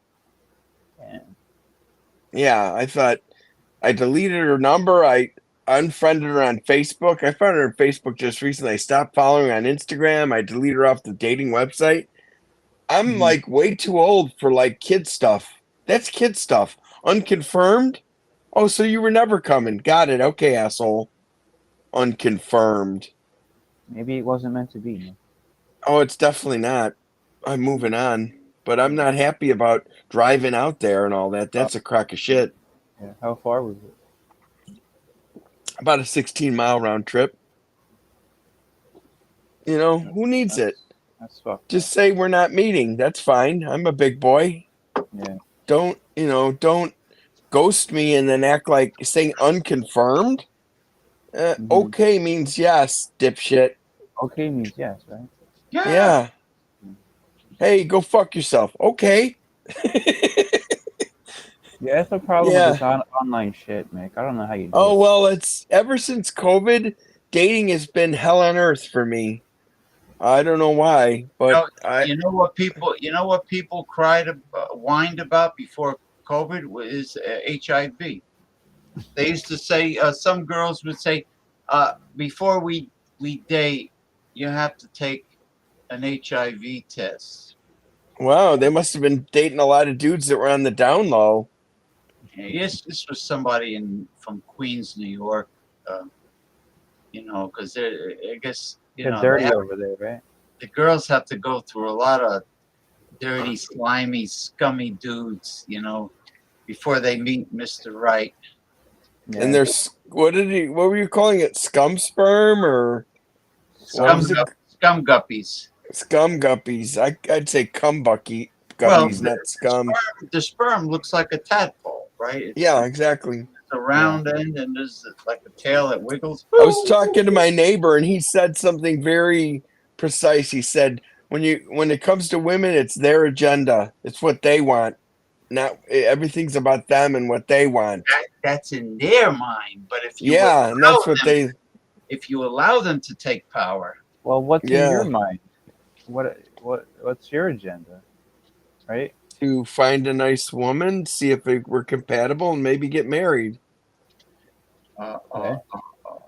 Not definitely, but maybe. Pursuit of happiness. Yeah, I mean, one step at a time. Pursuit of health and happiness, peace of mind. Want to have companionship? Want to get laid again? Want to have someone to cook and eat with? Someone to spend time with?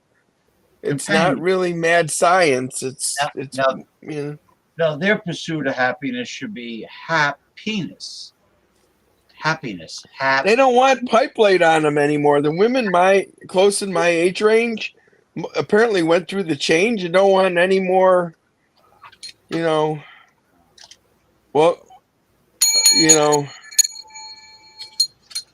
and whistles. Yeah. Maybe you got to aim lower, man. Aim lower age. You mean like their butthole? Okay, I'll try it. Thanks. Lower than the vagina is the butthole. Yeah. Mike likes my Michael's in the house. You like my hotel bell, right, Mike? it's. No, Mick, I'm serious. Maybe you gotta aim. I don't say that stuff, Ronnie. That's you said what's in my agenda.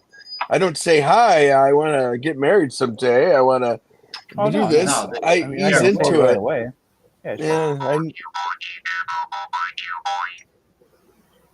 But you might get more respect. I'm saying a little more respect from somebody a little lower age range. You mean younger than me? Yeah. Yes. Younger. Yeah, I'm up for it. Like 38 years old, they're not interested in me. Younger women. I'm 57, so 38's not. I'm reaching out to them. They're not reaching back. Younger 45, women, 48. I'm reaching out all over the board, dude. This girl I was supposed to meet is 51. That's 6 years younger than me. You look good for 58. 58? Yeah, 57. I just said actually. You look. I don't think.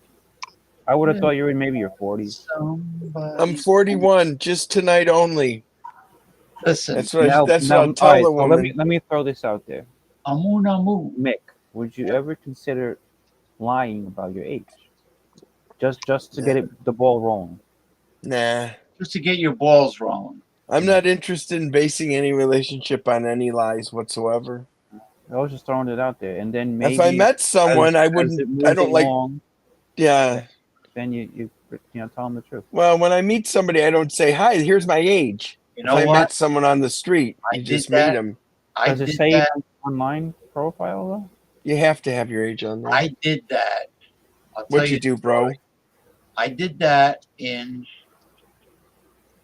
the either the late 1980s or the early 1990s. I did that lying about my age deal. How did that work out for you? The girl found out. She got really angry. Well, did she dump you? Yeah, because she. How many age difference was it? Because 12 years? No, it wasn't that. It was. That's a risk you take, but it was the fact that I lied. Yeah, I mean that's what she said. The women are sensitive about a man being caught in a lie. Yeah. Just as men are sensitive about women being caught in a lie. Once you can't trust somebody, you don't need to be with them. You know what? But then if you tell them the truth, that then they don't like you because they say you're too old. Listen, Mick Von Raven looks very young. He does. That's what I say. He could say he's 38 for being in his late 50s. He's got smooth complexion like buttermilk. Why, thank you, James. I do appreciate like so much cocoa butter. You look like rich. You look marvelous. No, I feel horrible, but you look marvelous. You look like rich Corinthian leather. Remember when Ricardo Montalban did He did a commercial. Yeah, my boss's name is Ricardo, and I teased him about Ricardo Montalban, and he said, yeah, he's heard about it. But he didn't know about the Corinthian leather because he's younger than me. No, he used to advertise the Chrysler Cordova. The Cordova with the Corinthian leather. With rich Corinthian leather. Yes, yes, yes. Oh, my watch wants me to get up and walk around. What else does my watch want me to do? Rob a bank? Why don't you ask the girl, the automated voice on your watch, if she can give you head? Siri, can you give me head?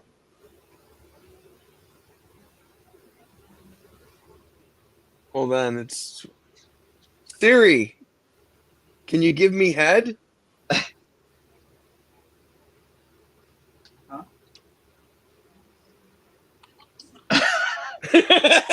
like real women in real life. No, ask her. Okay, ask Siri if she, with the advancement of robotics, does she think that female androids will be able to perform sex just like a real human female? A humanoid? Like Bobby Heenan said? Siri, with the advancement of robotics, will a female robot be able to perform sex like a real human woman?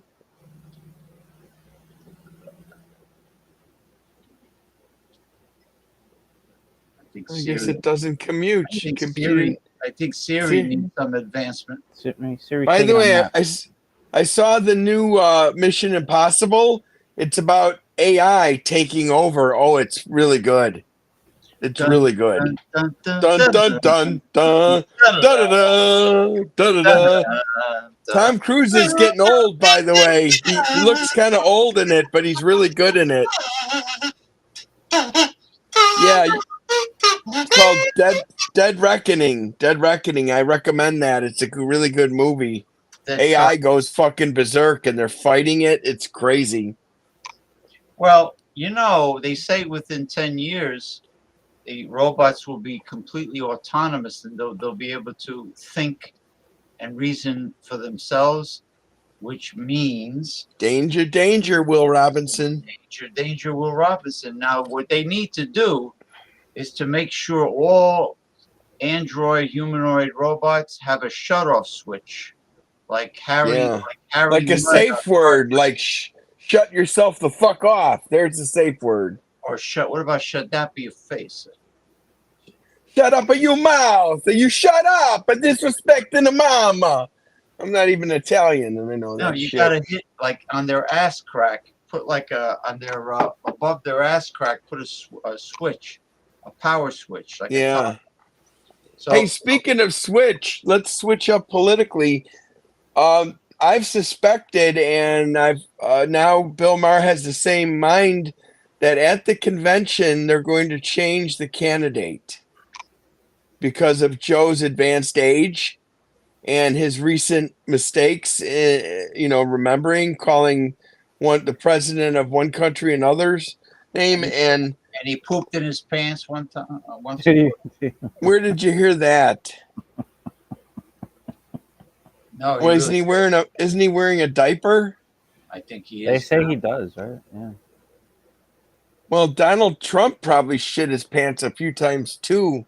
Well, with all that KFC that he's buying. He's known to have a really foul odor.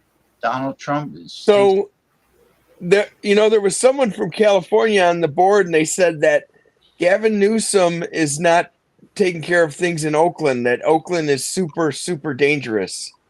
Well, wasn't Oakland always dangerous since like the 70s? Well, I think the mayor has to Ronnie, doesn't the mayor have to request for the National Guard to come in, or the federal marshals, I think so. The governor, I think the governor has to. Yeah, like Oakland. I'm surprised that the Oakland A's are still there. They're not. They moved to Las Vegas. Not for much longer. I think next season they're still in Oakland, though, right? Everybody's moving out of Oakland. Oakland. I got news for them. Las Vegas, It's just a matter of time before they really run out of water because that's where the Super Bowl is. Because they're pumping water from so far away, and you know when Las Vegas was always Las Vegas, but it was a one-horse little desert town, but it was always a bone-dry desert. So when Then they Al Capone came around, right?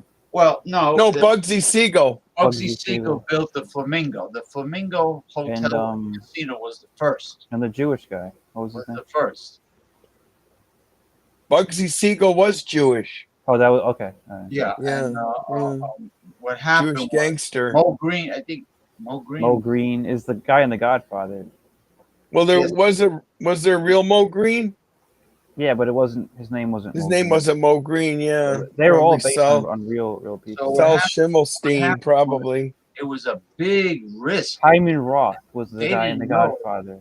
That was. There was Mo Green was another guy. I just saw The Godfather for a little bit on television today. Sorry, James. What were you trying to say, Jimmy? Please speak. They Krispy Kreme. Would you call me? Nah, I said Jimmy. Oh, I thought you said Krispy Kreme. Jimmy, like Jimmy the No, not yet. The shake weight. Remember the shake weight infomercial? So what happened was the Flamingo was a big gamble for the mob because the syndicate. They built the Flamingo in the middle of nothing. In the middle of nowhere, it's a bone-dry desert. Yeah. You know, and look at pretty good deal. Right? And I think the only reason why it grew is because of water from the Colorado River, and now Lake Mead, which is a reservoir, is drying up, and they're pumping it from Lake Tahoe also. How could a growing community? But the A's don't care. Be sustained. They're just coming into. They'll have they found a way to turn ocean water into drinkable water yet? Yes.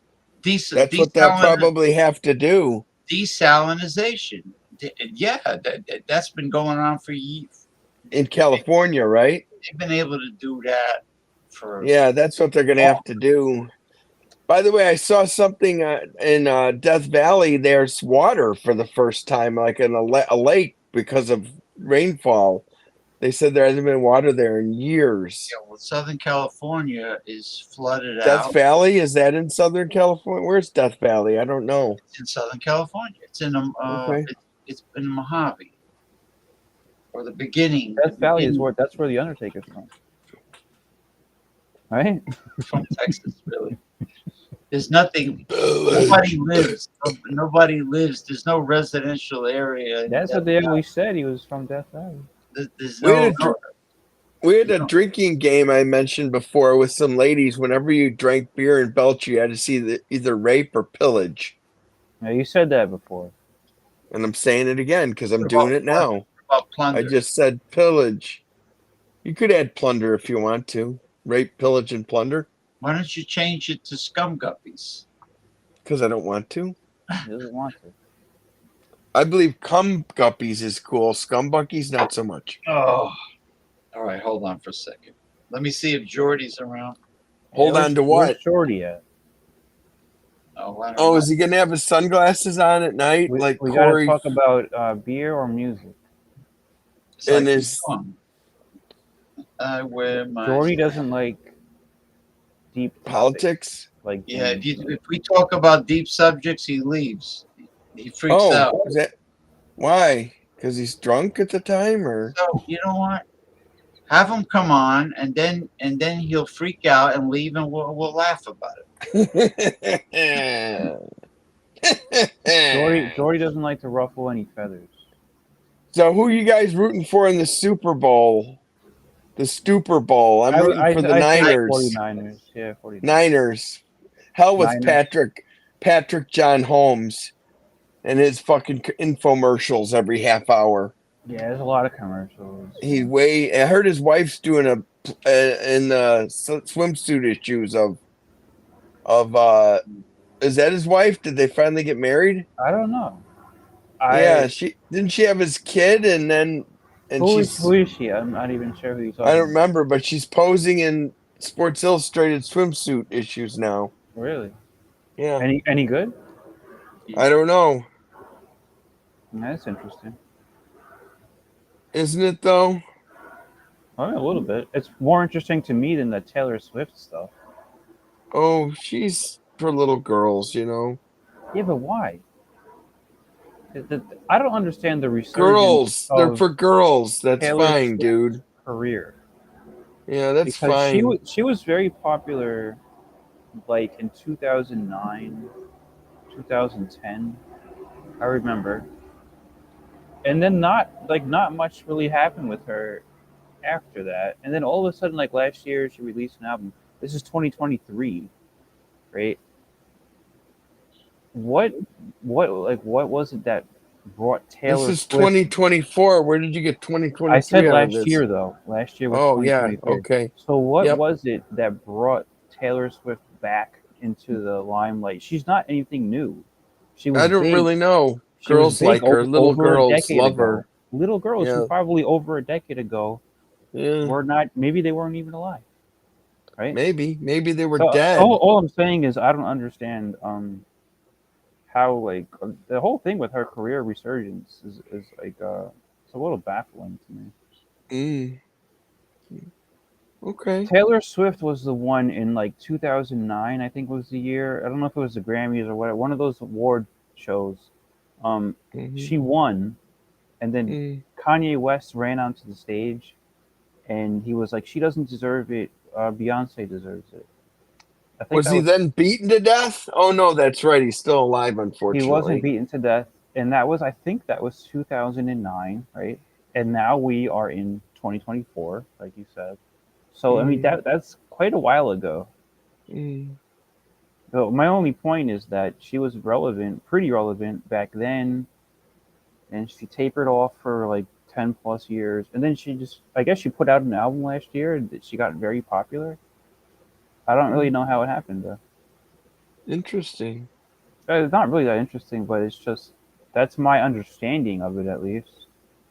Okay. And now she goes out with a guy on the football team, so like I guess that is like a popular thing. Yeah. Yes. I don't know. So I mean, anyhow, pop culture is stupid, I guess. it's wacky. You can't try to make any sense of it. Yeah, what's popular at the moment versus what's popular in real life, and it's crazy. Remember when they constantly every day talked about like Debbie Gibson and No, I don't remember that, James. Oh no, you. Yeah, I do, James. I remember that crap. 1980s, and then there was They Britney were like Spears. little kids. Yeah, these they were little women. kids. I mean, every day, Britney Spears, Britney Spears, Britney Spears. And the 1980s, Debbie Gibson. And Yeah. it's the same shit. Now, But it's not the same because Taylor Swift. So that's what they're saying about Taylor Swift right now. She has a bunch of young We're girls. saying that it's the same kind of bubblegum little kid shit is what he's saying, not the same women. Yeah. It's so it is the same similar fans. shit. She's the flavor of the year or whatever, the month. All right. Yeah. But why is she the flavor of the year this year when she was the flavor of the year almost 15 years ago? Because maybe she's 12, got talent, years I guess, for what she does. I don't really know. I'm not a fan of hers, so I can't tell you. I'm not either. Yeah, I don't really know anything about her other than she dates Kelsey. He gives her the high hard one. Yeah. She's tall, right? She's got long legs. Yeah, isn't she's she not like bad 6 foot looking. tall? Not- I think she's definitely not 6 bad foot tall or something. She's 6 foot tall. Is she really? She's very tall. I know that. I don't like. Want to That's Google that's that actually Taylor Swift unattractive to height? me. Yeah, I don't date. I like women that are like 5'4". Yeah. 6 foot. That's too much. Yeah, I'm that's not a even bit 6 much. foot. I'm Okay. 5'11". Oh, you're tall. My brother's 5'11". I'm 5'6.5". I'm 5'11". My two younger brothers are both taller than I am. 5'11". Taylor Swift's 5'11". Wow. She's tall. So she's a fucking monster. Yeah, that's So tall. that she And then needs a big. she wears high heels too, right? Yeah, that's like most women do. Now, Oh, there you go, Ron, James. I sent James Ronnie, this yesterday. Ronnie S sent me this. That's me. And let me see if I can make it even bigger yet, because the That's font. I think that's big enough. Oh, jeez. No, Mick, you're not a fan of the military-industrial complex, right? Who is? Some people are. I think Not Mitch I. McConnell is. I think, Yeah, I'm not. I hate turtleneck. maybe Turtlehead. Mitch McConnell. Who's the other guy? All right, now. Ted Cruz, Lindsey Graham, those Lindsey Graham. idiots. Lindsey Graham. I mean, look at Ukraine. National Security Supplemental. So this is, it's called National Security, which is all right. National Ukraine. Security of the United States. There's nothing here about spending money on infrastructure here. Nothing. Ukraine, $48.43 billion to Ukraine, and then they break it down. But look at what they break it down into. So it says 19 break billion it down. to replenish the U.S. military weapons and equipment provided to Ukraine. So you know what that actually means? 19 billion. That's going to go to Northrop Grumman and Raytheon to provide weapons to send to Ukraine. So this isn't actually money going to Ukraine. This is money going to weapons providers. Oh. Which is the military-industrial complex. 19 yes, billion. It See, they put it in stupid words, but if you think about what those words mean, what does that mean?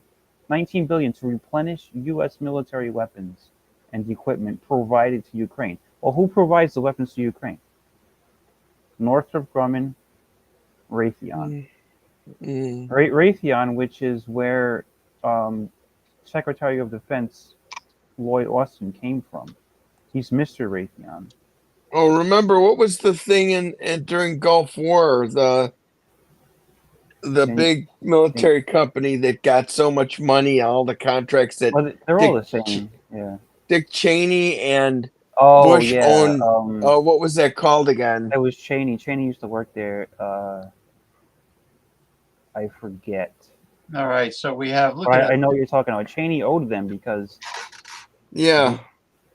Yeah. We have assistance to Israel and U.S. Israel, the U.S.'s #1 ally, right? Yeah, in the Middle East. U.S. operations in the Middle East, assistance to Israel.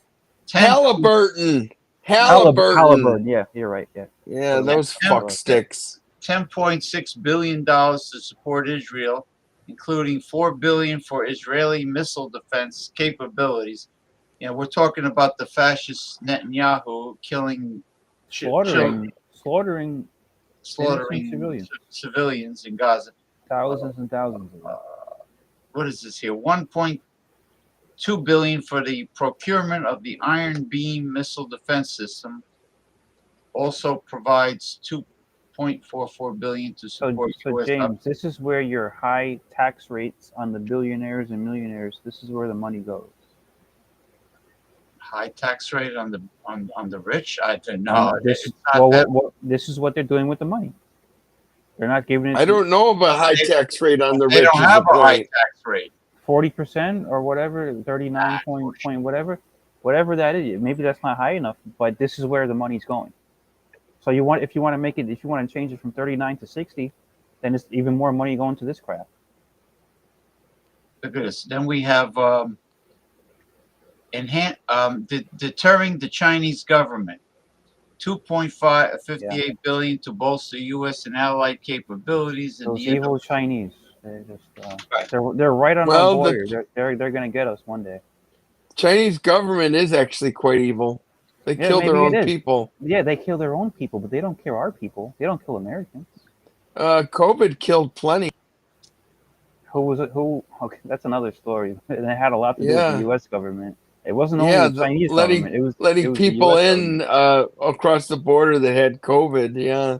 Yeah. Well, I just threw it out there to James, and it's kind of eye-opening to what the taxes are actually going to. Their tax rate. Try to get back to Put on my specs so I could try to read it. I couldn't read it. They can build all kinds of bombs, and these bombs are not cheap. They're not fucking cheap. No, they're not. Oh, so super far. I'm not paying for that. I don't make that kind Is of that money. like a superhero, James? Superfight coming at you. If somebody, if they came out with a car superior to any Ferrari or Lamborghini, ran on farts, and they decided to name it Superfart, would you take one for free and drive around with the name Superfart? Yes, I'd love to. Too. Superfight. Superfart. Coming Now at you. that bill didn't actually pass. I sent you that, James. I sent James this video. So that bill didn't pass. That's the Senate proposal. But it's supposed to go through the Senate. I think it's supposed to die in the House because it has nothing to do with the border security, which is what the House is pushing right now.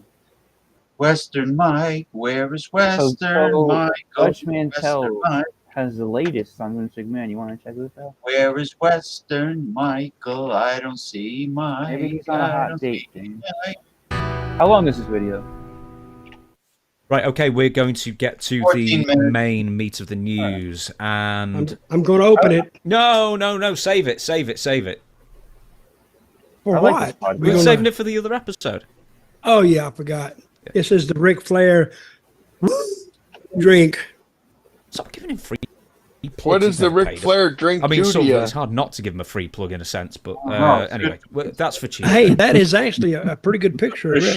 Actually, I do like the design of it. I do like the picture. Yeah, it is pretty good and nice color. But speaking of people who've had accusations leveled at them, we're going to get into Vince McMahon now. Vince has been. I love. I told you before we went on the air. This is every broadcast network or station carried the Vince news. He is first of all, he's the greatest heel I've ever seen. And I think a lot of fans will agree with me. You want to slap him. You want to, and I've seen him do, they were just, but was that Vince playing a character? Or was that Vince? But we'll get into that a little bit later. Yeah, there's a few developments or things that have been established over this past week since we last recorded. One, Vince McMahon had drafted the non-disclosure agreements without WWE's knowledge or approval, which I think that's a no-no. Yeah, I think if things are happening with WWE employees or independent contractors, whichever, and you're just sort of not cluing in the company about what you're doing in that sense, I suspect. Yeah, but the company was paying it. Yes, that's another thing. Excuse me. Yeah.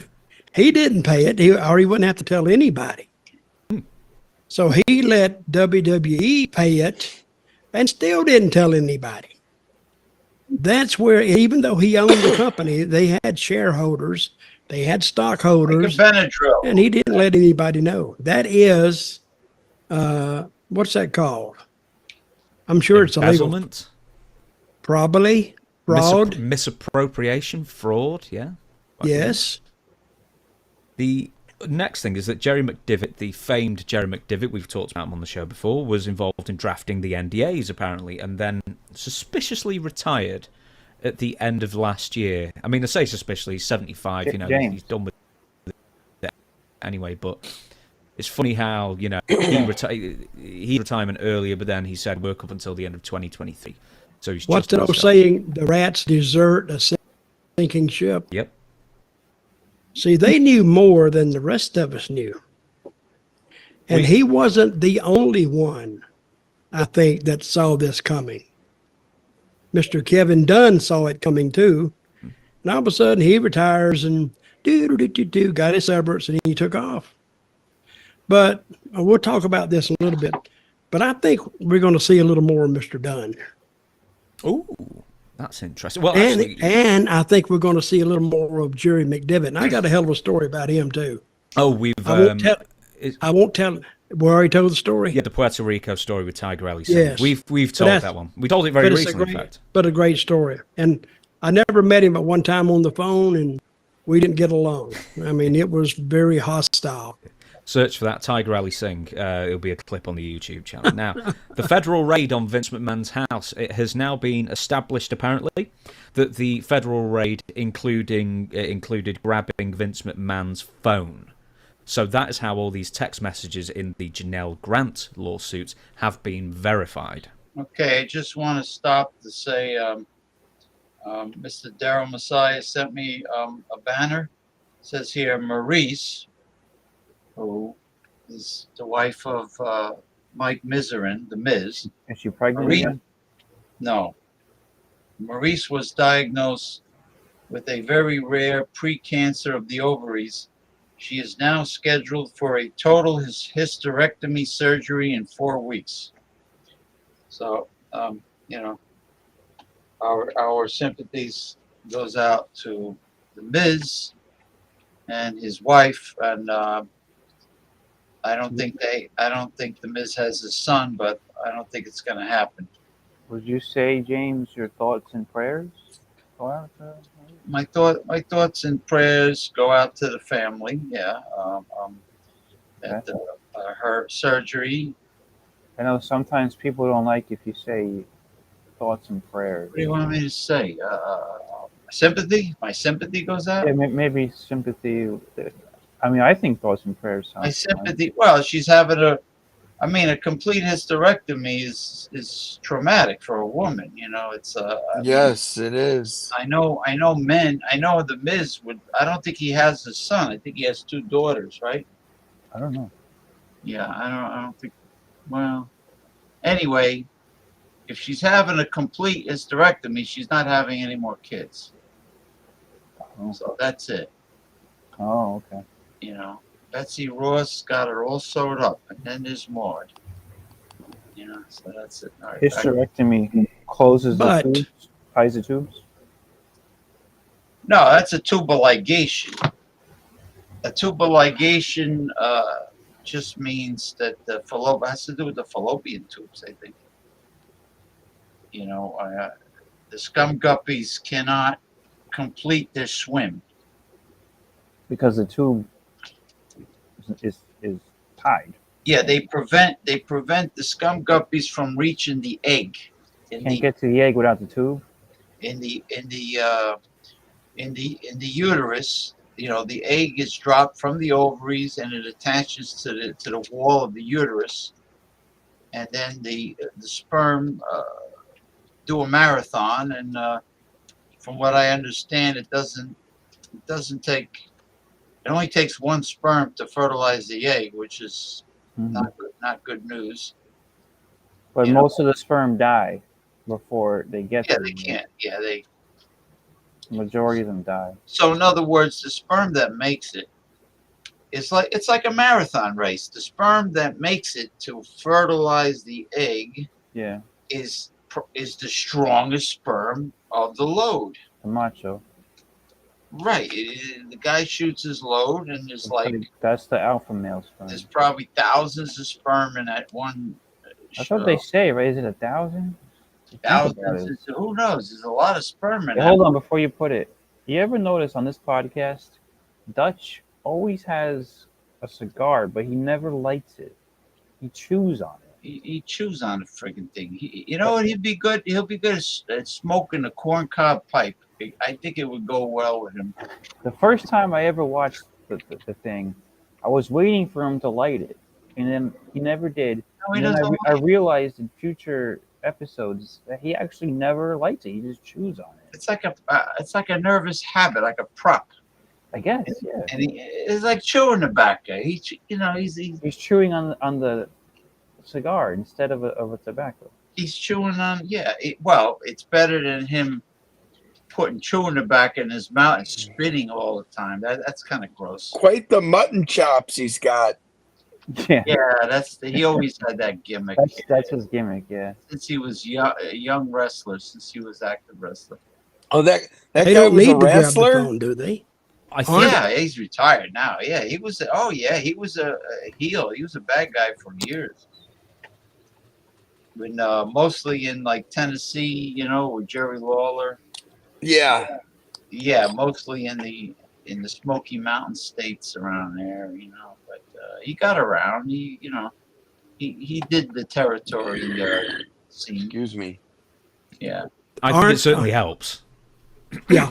I mean, aren't the texts saved for eternity on the home server? Well, things can go wrong in life in that kind of thing. I think with the stone cold evidence that they've got the text off his phone, they can corroborate the times, they can corroborate any other metadata along with those. I think that's a slam dunk case that the text absolutely came from Vince's phone. Just for people. Listen, I was having a crappy day yesterday. You ever have those days you don't have any energy much, and I was having a crappy day, but I thought one thing that cheered me up. I'm not Vince McMahon today. And I thought, woo, woo. All right, go ahead. That's neither here nor there. I just thought I'd bring that up. Next up, Ari Emanuel and Mark Shapiro, the two biggest swinging schlongs of TKO, ordered pretty much. What did you call them, schlongs? The swinging schlongs. Apparently that's what Paul Heyman used to call himself in ECW, the swinging schlong of ECW. I thought I'd throw that in there. Ari Emanuel and Mark Shapiro basically told Vince to quit, to step down. So, by the time the Royal Rumble began, this is a quote, but I've not actually said where I'm quoting it from. McMahon was gone from TKO seemingly for good as TKO sought to distance itself from McMahon's alleged past transgressions. These concerns culminated the evening of January 26th when Emanuel and TKO President COO Mark Shapiro called McMahon and told him it would be in the best interest of the company for him to resign. He agreed and submitted his resignation. Now, sources say that TKO executives reached out to all of the company's rights partners after the news broke, well aware of the need to keep them in the loop on what was happening. So it's funny how the Slim Jim pulling out the Royal Rumble could have put an end to 100 years of McMahon's in wrestling, in that sense. Well, I have a theory about all this anyway. Okay. Would you care to hear it? I do. It's kind of short. I think, I mean, this is typical, normal, I don't know how normal it is, behavior for Vince, because it's always followed him. Even when I was there, it was common knowledge that Vince was like that. And since when I would get around him, I would feel these uneasy vibes off of him, and the Laurinaitis too. So this didn't surprise me. But I think when TKO or Endeavor took over the company, the plan was never to have Vince around. I don't think they wanted him around. So when they took over, he was there and they were getting along with him. They were kissing his butt. Let's just get through it. And why did he leave the first time? Oh, because of the anonymous email detailing all these non-disclosure agreements and embezzlement. Okay. But they knew that, I think, before they even bought the company, because they wrote that he is a liability in their first. Well, everybody knew that because this was in the middle of 2022, and then TKO got involved in the company about April of 23 or something like that. So there was nearly a year between. So Vince McMahon was definitely a liability before they got involved. Well, and they put that down. So when they got him to leave the first time, they said, "Well, okay, fine. We'll let sleeping dogs lie." How to emulate 50,000 crunches in 20 minutes and melt belly fat like butter. This genius way. That volume down on this shit thing. But when did all the accusations come out? That we covered 2 weeks ago, less maybe. But And I know exactly when it was. It was on a Thursday because all the really, really good news comes out on a Thursday just after we finish recording. Oh yeah, that's So yeah, as that's we normal record this 2 behavior weeks for the exactly. show. Yeah. But anyway, when Vince left, they were all happy. Okay, we can go ahead and run it the way we want to now, exactly the way we planned. But he forced his way back in because he had 75 or 80% of the voting shares, which means that if he didn't like something they wanted to do, he could just vote it down. Nothing they could do about it. Now, all of a sudden, who owns the company? Vince? They just had bought the company. No.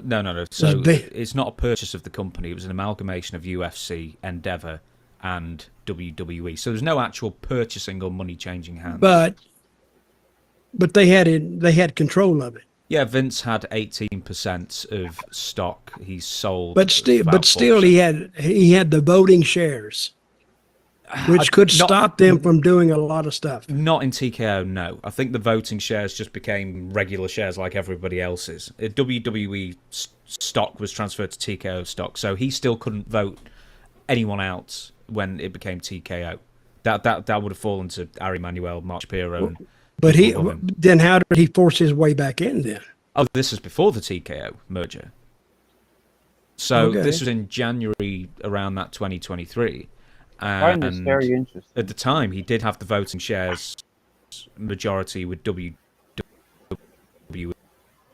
and that's how he got back in. But when TKO turned up, What was?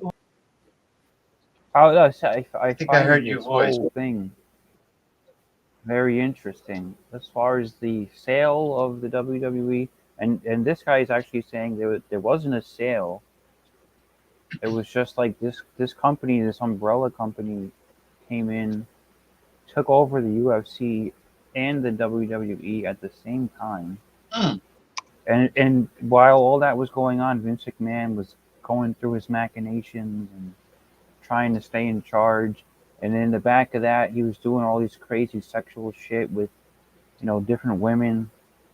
And then this one woman who finally came out with this. I mean, it's all a very it's an interesting story. He also did. He also harassed Lita. Well, he harassed many women over many years. Kelly. What's her name? Kelly. Kelly. What did she say? No, he pulled that harassment on a lot of the divas. Yeah, I'm sure he did. I mean, I'm totally 100% sure he did. And he got away with it for many years. But that wasn't even like a secret. You can almost know that he did that. It's like pretty much extortion. You do what I say, or I'll fire you. And then these NDA things. The company spent about almost $20 million. And Vince McMahon wasn't even telling the shareholders or anybody else what he was doing. So like they were saying, it's like embezzlement of the funds. It's a public company. It's traded on the stock market, and Vince McMahon was treating it like it was his own personal little company, like it was when before. Yeah. So what happened to Mick? He doesn't like the wrestling stuff. Well, he's not a wrestling enthusiast or fan, but he's probably relaxing now. He's still there. He's just relaxing himself. Let me finish it. It's almost to the end anyway. I like this podcast. So you sent me a video like a week or so ago, and of this podcast, and I've been watching different episodes. They're pretty good together. This English guy and Dutch Mantel. It's an odd pairing, Well, I think the English guy pairs better with Dutch Mantel than he did with Don Morocco. I didn't see that one. Because Don Morocco, he looked, when he talked, he sounded very winded. Don Morocco is pretty old, right? Like he couldn't finish his he couldn't finish the sentences. Like he was really winded when he talked. Don Morocco was older than Dutch Mantel, right? Dutch Mantel sounds perfectly clear. I understand. Yeah, he sounds like he's with it. Yo, no, yeah, he's with it. All right, he's with it. Yeah, he's not. But I like their show the best. dealing with because this guy's pretty smart. This English He guy. is. Who is he? I've never seen him before. I don't know his background. I'm assuming he's in the UK. Yeah, he is. And you know the time difference. They're 5 hours ahead of us. Yeah, so I'm sure that he works it out. Maybe they do it in the morning or something for Dutch. Yeah. So if Dutch Mantel is sent, let's say he's Central Time. Yeah. Or unless he's in Georgia or the He might. Carolinas. Yeah, he might be down south. I don't know. You might be. Yeah. So you figure 5 or 6 hours earlier than this kid. So they arrange it. Now with Don Morocco it was tougher because this kid said with Don Morocco wasn't easy because he's in Hawaii. Oh, Tom Morocco's in Hawaii. Yeah, and he's in England. And also Dutch Mantel said that he has, or he used to have, another podcast with another guy, and he didn't say who it was with, but he said that he feels he does a better job with this guy. Then I don't know who he was doing it with before. Do you know who that was? Because I don't remember. But this kid's like a brainiac. Like he's got all the facts. Yeah, he's a straight shooter, I guess. Yeah, but he has detailed data on informed. everything. Yeah. He should be. If he's doing the show, he should be informed. Yeah, he's very well informed. He's like a Michael Cole, and then Dutch Mantel was like Jerry the King Lawless. You know who else is good too? Eric Bischoff. Yeah, you're right. I like the Eric Bischoff shows. I like that wooden. I like that wooden paneled studio room he's got in Wyoming. Yeah, he's got a cool background. And he's got the big mic, the big professional. I like Eric Bischoff's show. He has a lot of good, interesting stuff to say about the WCW days, and even the current day stuff. Yeah, he does a show with this chubby guy with the beard. Yeah, that guy is from Georgia. A southern accent, yeah. But he's a big guy too because he does a show with Bruce Pritchard. Oh, that same guy? Yeah. Yeah. Something Conrad. That's his name. Yeah, you see Bruce Pritchard. He's a big I think he's friends with Bruce Pritchard actually. His hands are tied. Bruce Pritchard is still works for the company. He still works for the company. So these guys, Dutch Mantel and this guy here, they have been talking about maybe Bruce Pritchard's going to leave the WWE, or maybe he's going to get fired because he's tied to Vince. Yeah. I remember when Bruce Pritchard was a wrestler in the NWA. I remember when Bruce Pritchard was Brother Love. Yeah, I remember the Brother Love. And during the 1980s. Yeah. When I was a very young kid, he was Brother Love in the 90s. Yeah, he was like Florida, Georgia champion, Mid-South. They all traveled. It's almost I didn't know he was a wrestler. I mean, all those three territories, they seemed interconnected. You had Mid-South. Mid-South is Jim Crockett, Mid-South, Mid-Atlantic. Georgia Championship Wrestling. And then you had Georgia Championship Wrestling. Then you had Tampa, Gordon Soley. Yeah, but that wasn't tied to them. Florida was totally separate. That was Dusty Rhodes for a while, right? Well, it was Eddie Graham and Dusty Rhodes was the booker. I think Florida Championship Wrestling wasn't tied to any of the other ones. Yeah, but I think it was an NWA franchise, though. Yes, it was NWA. Yeah, well, they all were except for the WWF. Yeah. What is it called? Gene LaBelle's mother. Gene LaBelle and his mother ran the Olympic Auditorium in Los Angeles. Vince McMahon used to buy all those territories, and then he wouldn't pay them the money, and there was nothing that they can do because they couldn't sue McMahon in court because they didn't have any money. The companies were broke, and Vince McMahon knew it. So he said, "I'll pay you $3 million."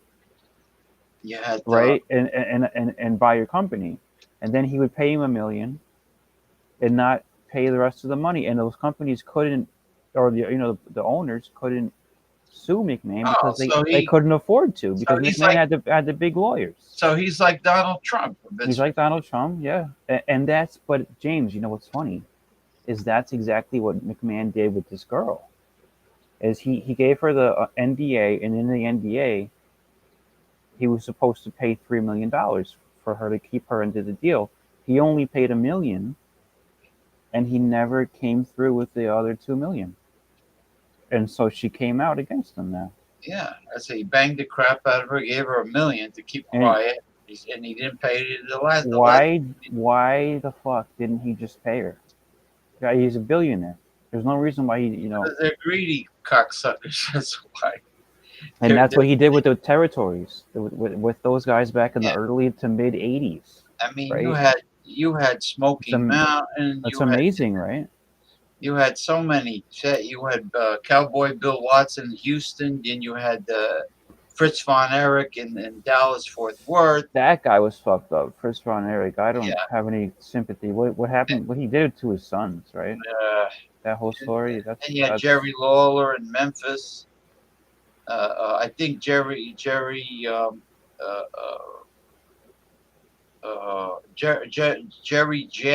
Jerry Jarrett, that's Jeff Jarrett's father. Jeff Jarrett's father had Smoky Mountain. And then Jerry Jarrett and Jeff Jarrett ended up creating the NWA. I mean, the NWA TNA. TNA, Total Nonstop Action Wrestling. Yeah. Action Wrestling. Jeff Jarrett and Jerry Jarrett created that together. Yeah, and then when Dixie Carter, she came in and fucked it up. Yeah. Bought it out. It became Impact Wrestling. Yeah. And it's still around today, though. It's still an active company. I heard Dixie Carter's father is richer than Vince. Really? Yeah, he's pretty rich. That's where she got all the money, for TNA, was from her father. Well, Scott Hall, when he was alive, says that Dixie Carter tried to seduce him. She was like a cougar. Yeah, I believe that. She seems like it. She like put the moves on a lot of. She seems like the type. A lot of the guys, Yeah. It could be a very sleazy industry. A sleazy business, right? Yeah, it really Very is. sleazy business. It's disgusting, actually. Man. Well, look, boxing promoters were not honest either. Yeah, and I think the whole the fakeness of it, though, of wrestling, makes it even slimier, because it's like your whole business is a lie. So then lies build on top of lies. So then your whole life becomes a lie, and everybody who's involved is a liar. And that's a very astute point, because it's based on lies. It's based on a fantasy and lying to the people that buy the tickets. So the word mark that wrestlers like to use. Well, it's basically a stupid wrestling fan. But that's an old carnival word, Well, that's where wrestling came from. They came from the carnival. A mark is like a sucker who you get to believe your lies. Carnival. And you get them to spend money on bullshit. Basically, you're like a carnival pitchman. Yeah. And pro wrestling started out in the carnival. Yeah. Right? Yeah. In the 1800s. And the carnivals had barkers, which are people that would say, step right up and see. And they still do that in wrestling. And you notice they do the same thing. It's all hype. Yep. It's like it's all a fake bullshit show. Like that girl who screams, the announcer, the girl with the dark curly hair. She's screaming, and now. Well, remember Howard Finkel? Yeah, Howard Finkel was very mild mannered. No, but he screamed loud too, though, when he was announcing. Oh, I'm thinking of Joe McCune. When I first started wrestling, there was an announcer named Joe McCune. And he was an old guy, and he was the announcer. I never heard of him. Yeah, well, McMahon Sr. This is when, Pedro Morales and Bruno were the 70s. Yeah, and When Vince McMahon was the commentator, right? Yeah, he was wearing the golden jacket. Yeah. Yeah, and he was doing the shows with like Pat Patterson on commentary, and then sometimes I think Bruno Sammartino came in the later years. Yeah, and then eventually Jesse Ventura and Vince. Oh, that was in the 80s when Jesse Ventura was doing it. And then the best had to be Bobby Heenan and Gorilla Monsoon. Yeah, no, that was good. Yeah, they were perfect together. That was the 90s. Yeah. Anyway, I know I did. Daryl, hi. I never saw the press conference. I didn't see it either. On Thursday, is the press conference on YouTube? We'll probably find it on YouTube. Yeah, let me finish this. It's very relaxing listening to these guys too. I don't know, they don't scream. There's no hype. That's what I love about them. Yeah, they have pretty good chemistry. Merged. Yeah. Then Vince no longer had majority voting power. Well, it still didn't change the story because they had planned for Vince not to be there. Okay. So when he forced his way back in, now they got a problem. And my belief is the story from the girl, from the lady, Janelle Grant, I think was leaked to the Post via somebody, and I'm thinking Nick Khan maybe. I think it was leaked from inside Titan Towers to the Post. Now that's how it makes mainstream news. Now Vince is he is hung with whatever all that publicity, and it's hard for him to fight that. You think that's but true? I don't think that TKO or Endeavor ever intended for Vince to be a part of the company when they took control of it. And they wanted to get rid of him, and they did. I'm glad you mentioned a conspiracy, because we're actually going to get to a conspiracy later on when it comes to The Rock, and it may involve Nick Khan as well. But oh yeah, I saw they played clips of that, Daryl. I didn't see the whole thing. Yeah, the supposedly The Rock turned heel and joined forces with the Bloodline. He turned heel at the press conference? Yeah, I'm surprised. I mean, for The Rock to like, do that, but yeah. Now, James, do you agree with that Nick Khan released the wow evidence against Vince? Let me hold on. Let me hear what he has to say. This kid is pretty good. Hold on. for now, we're going to... Oh, really? I haven't heard that. Oh, it's a good one as well. It's a good one. I will ask a couple more things about Vince, then we're going to get on to John Laurinaitis, which is the most astonishing, maybe, news of the week. But someone wrote in and said, do you think... No, I shouldn't laugh about this, but... Do you think WWE should cancel the Hall of Fame this year because there's just far too much negative publicity around the company? Or do you think just carry on? No, keep moving. Yeah, keep moving. Because Vince is not... I mean, if you cancel the Hall of Fame, it's a standard event for them every year. Yeah. Go ahead and do it. Yeah, I wouldn't cancel it. Yeah. It's business as usual, even though it's not business as usual. And everybody knows you're putting a front on, so you're not fooling anybody. But you would really bring a lot of more attention to it if you canceled it. Yeah. Next. Are you sure I can't open this? No. Save it for later. You don't need the energy. You don't need the mushroom infused whatever. So Rebecca from San Antonio, Texas actually wrote in as well. I know we don't normally do the questions on this episode, but questions for Dutch@gmail.com, by the way. Dear Dutch, with all that's been happening with Vince and his lawsuit, will this help AEW get over the hump over WWE's popularity?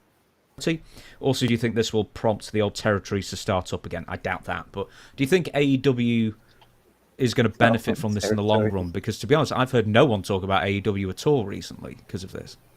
How can AEW benefit when all the talk's about WWE? True. I mean, and until their product gets better, no, they're going to be in the same boat they're in right now. They're just lagging along. It's like, I don't know, when you watch their show, and this is not a knock on anybody in AEW, but to me, and we're gonna see a little clip a little later on, that even though it's 20 years old and it involves Vince, it's still a good one. But the AEW stuff is like, it's just boring. The announcers are boring. I don't know. They need a lot of work. They need a lot of help. All right.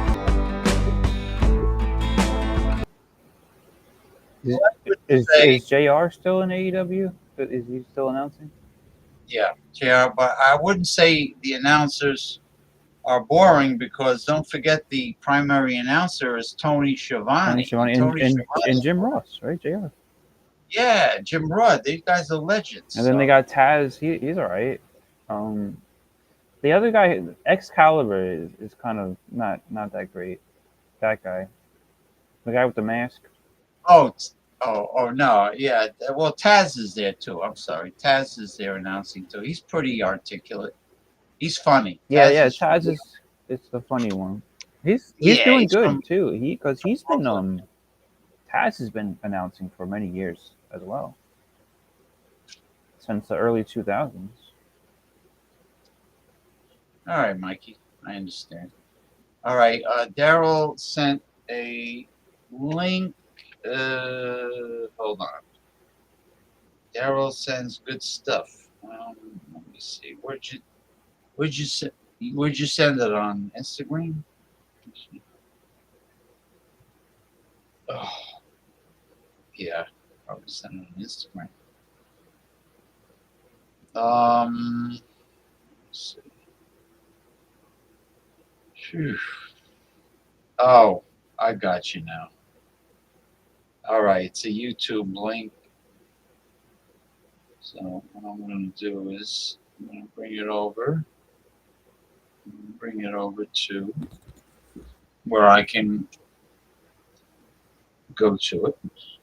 What is this? The go-to link. Yeah, this has to do with the WrestleMania conference Thursday. Let me see. Okay. All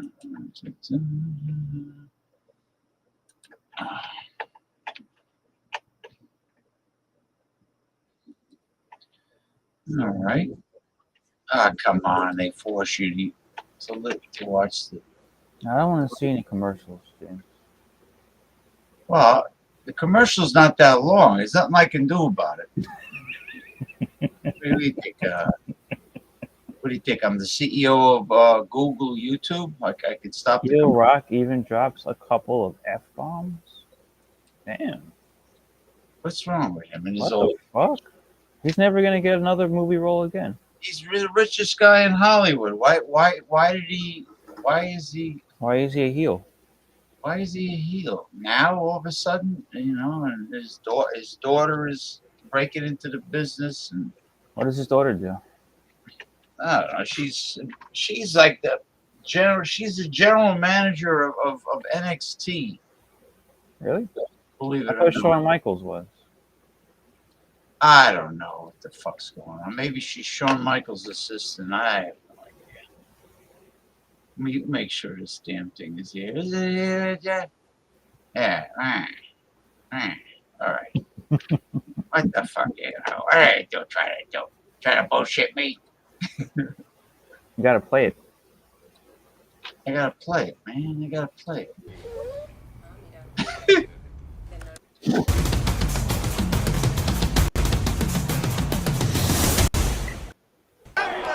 I chew, Roman Reigns.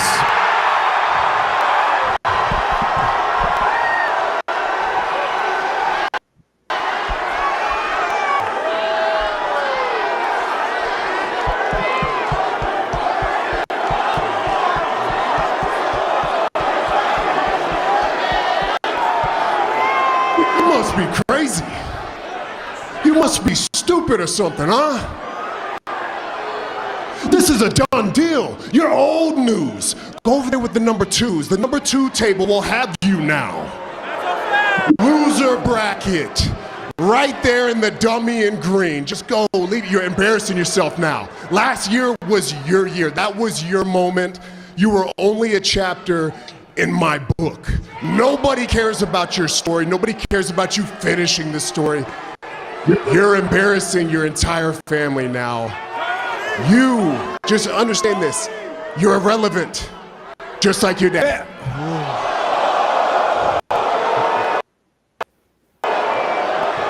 Here you are talking about family. Is that what the bloodline is? Let me ask you a question. How's Jay? It's not a family. You're a meal ticket, and they are nothing but lackeys, but yes men. They're goons. And what is this match all about right here? Who sits at the head of the table? What does it matter when neither of you have been doing any of the cooking for 2 years?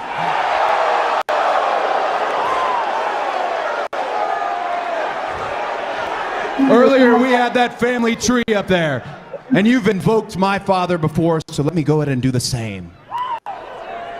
If your grandfather was here,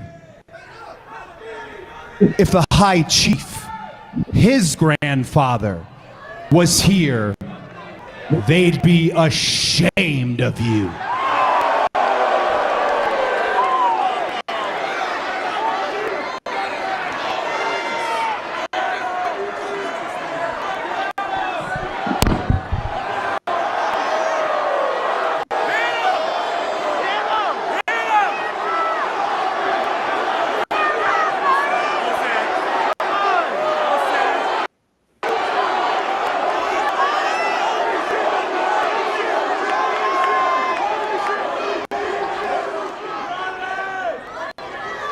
Let me make something perfectly clear to you.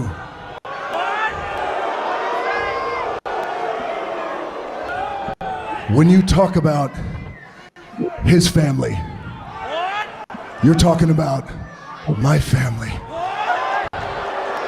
When you're talking about his ancestors, you're talking about my ancestors.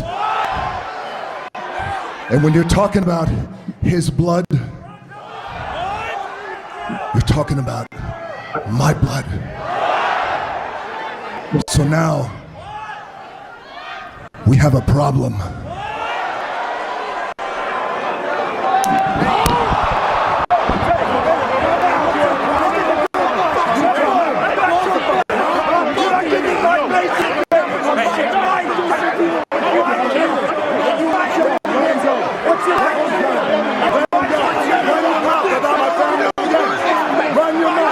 That's wrong.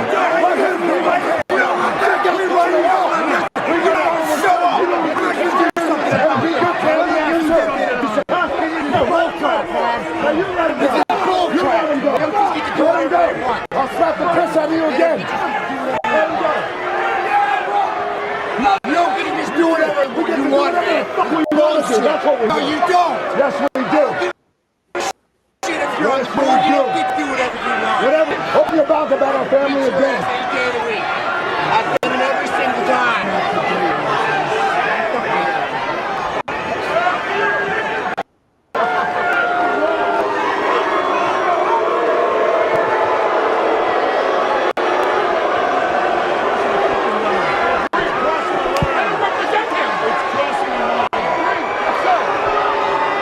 Ladies and gentlemen, just a bombshell moment here tonight. Cody Rhodes what he earned at the Royal Rumble to choose Roman Reigns to meet Reigns at WrestleMania for the Undisputed Championship. I want to start first with CM Punk, the master of the pipe bomb. What did you think about this moment? Man, it's like Valentine's Day. I choose you, I choose you. Listen, Cody's way too diplomatic. Somebody slaps you, you got to bust him right back in the mouth. That's what I would have done. I want to see Cody punch Rock right in the face. Who wants to see Cody punch Rock in the face? Yeah. I feel like it needs to happen. Listen, like I said, Rock did not throw me over the top rope in the Royal Rumble. Cody won the Royal Rumble. It is his shot to call. That's where I stand. Big E, your thoughts? Man, that's explosive, man. That's I don't know what we're building. Are we looking at it? It looks like a tag. I love that. I don't know where this is going. I have no idea. And we have, what, 2 months until WrestleMania? Yeah. So the crowd was siding with CM Punk over The Rock? Is that what they were doing? They were booing The Rock because of what CM Punk was saying? Well, yeah, I mean, What the well, fuck is now, that? now The Rock established himself as a heel. I don't think he really did.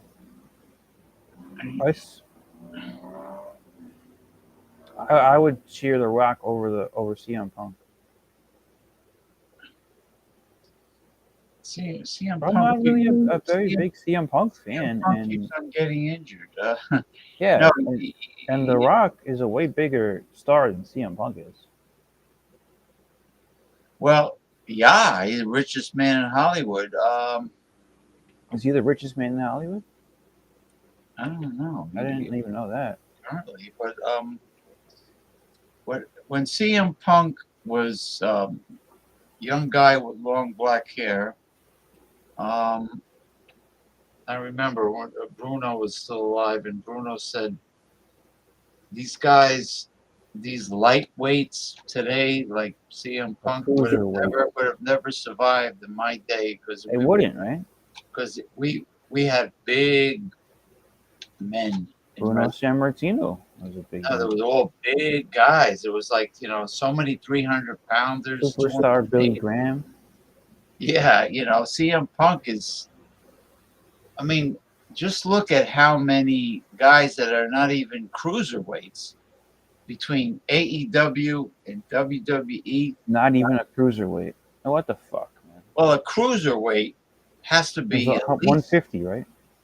Is that what a cruiserweight I is? think it's 150 and to like 200. No, I think maybe like 250. But 150 is the minimum. Yeah, no, a cruiserweight doesn't go up to 250 is like a super heavyweight. No, it's not. It's a heavyweight. No. Well, what 250 to like 300 and above. That's the main event guys. That's what they. Using boxing. Weigh. Are you using wrestling? Are you using what boxing? What do you think The Rock weighs? What do you think The Rock weighs? The Rock is a heavyweight. He's not a super heavyweight though. He's a heavyweight. He's a heavyweight. You said super heavyweight.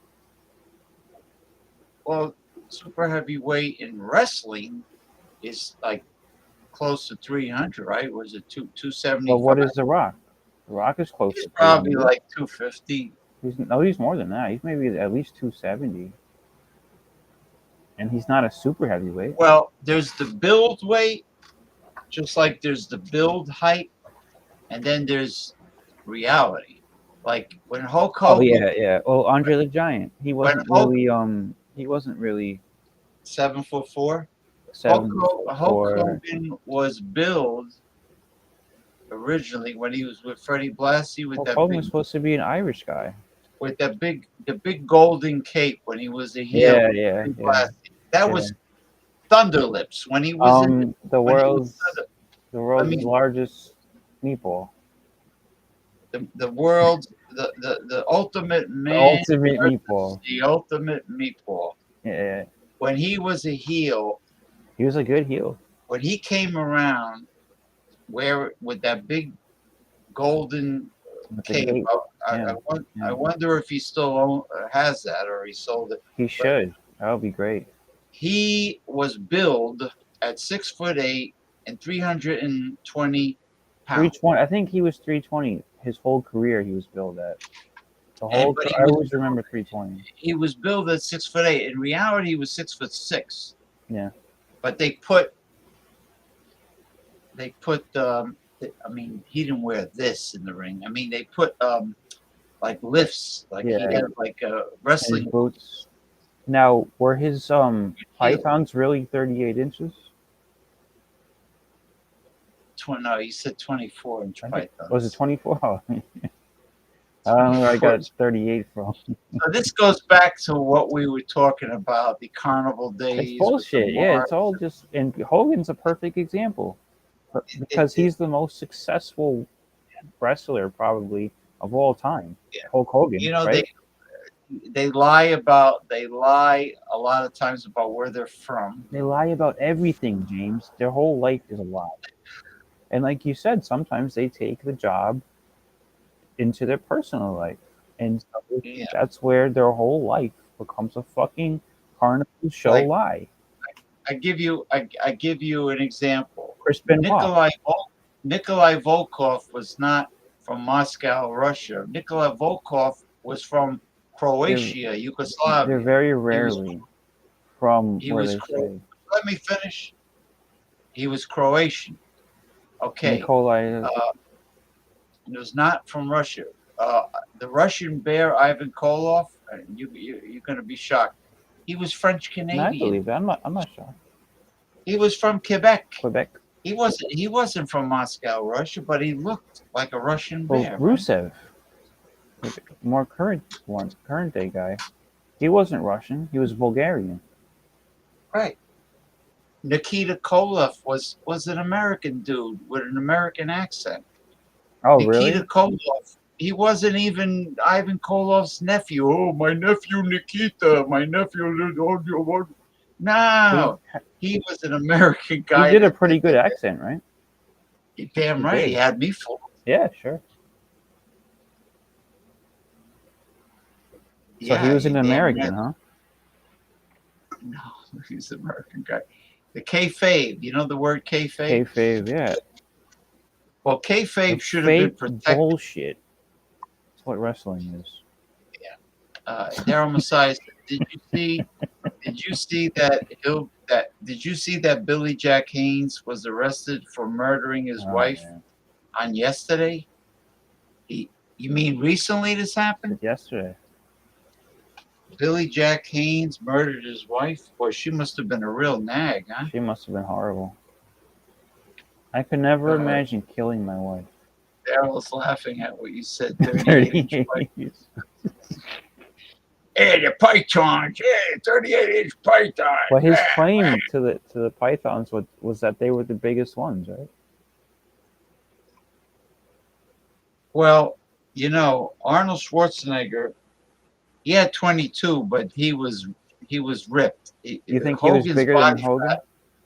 Hogan's body fat percentage was definitely but not higher than Arnold. In his arms alone. That's where the pythons are, right?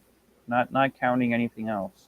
His arms, but your body fat percentage is not just in your waist. It's like all over. But I'm saying like for instance, Ivan Putski he was not from Krakow, Poland. He was from Texas. He was a power from Krakow. Yeah, he used to sing the Polish song, and he Polish power. Was he the one who used to get up on the ropes and drink beer too in the 70s? That was way before Stone Cold. He was the mighty Igor. He had a beard and a fat belly. He was the mighty Igor in the AWA or it was another promotion. And that's when he originally was the power lifter from Texas, but he was billed at being from Europe, you know, Slavic, and he was mighty Igor, and he had a kielbasa in his hand. Yeah. Kielbasa. And if he won a match, he would get beers from the crowd, and then he would drink them, and that's what Stone Cold did like 25 years later. You know who was a beer guzzler? Dick the Bruiser or the Crusher, I think. The Crusher. Was a beer. No, there was Dick the Bruiser and there was the Crusher. They look like twin brothers almost. NWA guys, right? No, they were AWA. Oh, AWA? Okay. Did you watch AWA when you were like a kid? Yeah. Jesse Ventura became a big star there. So what channel was AWA on back then for you to see it in New Jersey? I had to watch a lot of shit on a UHF. There was no internet. You know, back then. No, there's you know there was no cable box. What did you say you had to watch it on what? It was called ultra high frequency What is UHF that? channel. Well, there was a separate antenna. It was like a circle in the back of the TV, and you had to play with it. Really? It was pretty pathetic. I never heard anybody say that before. Yeah, UHF.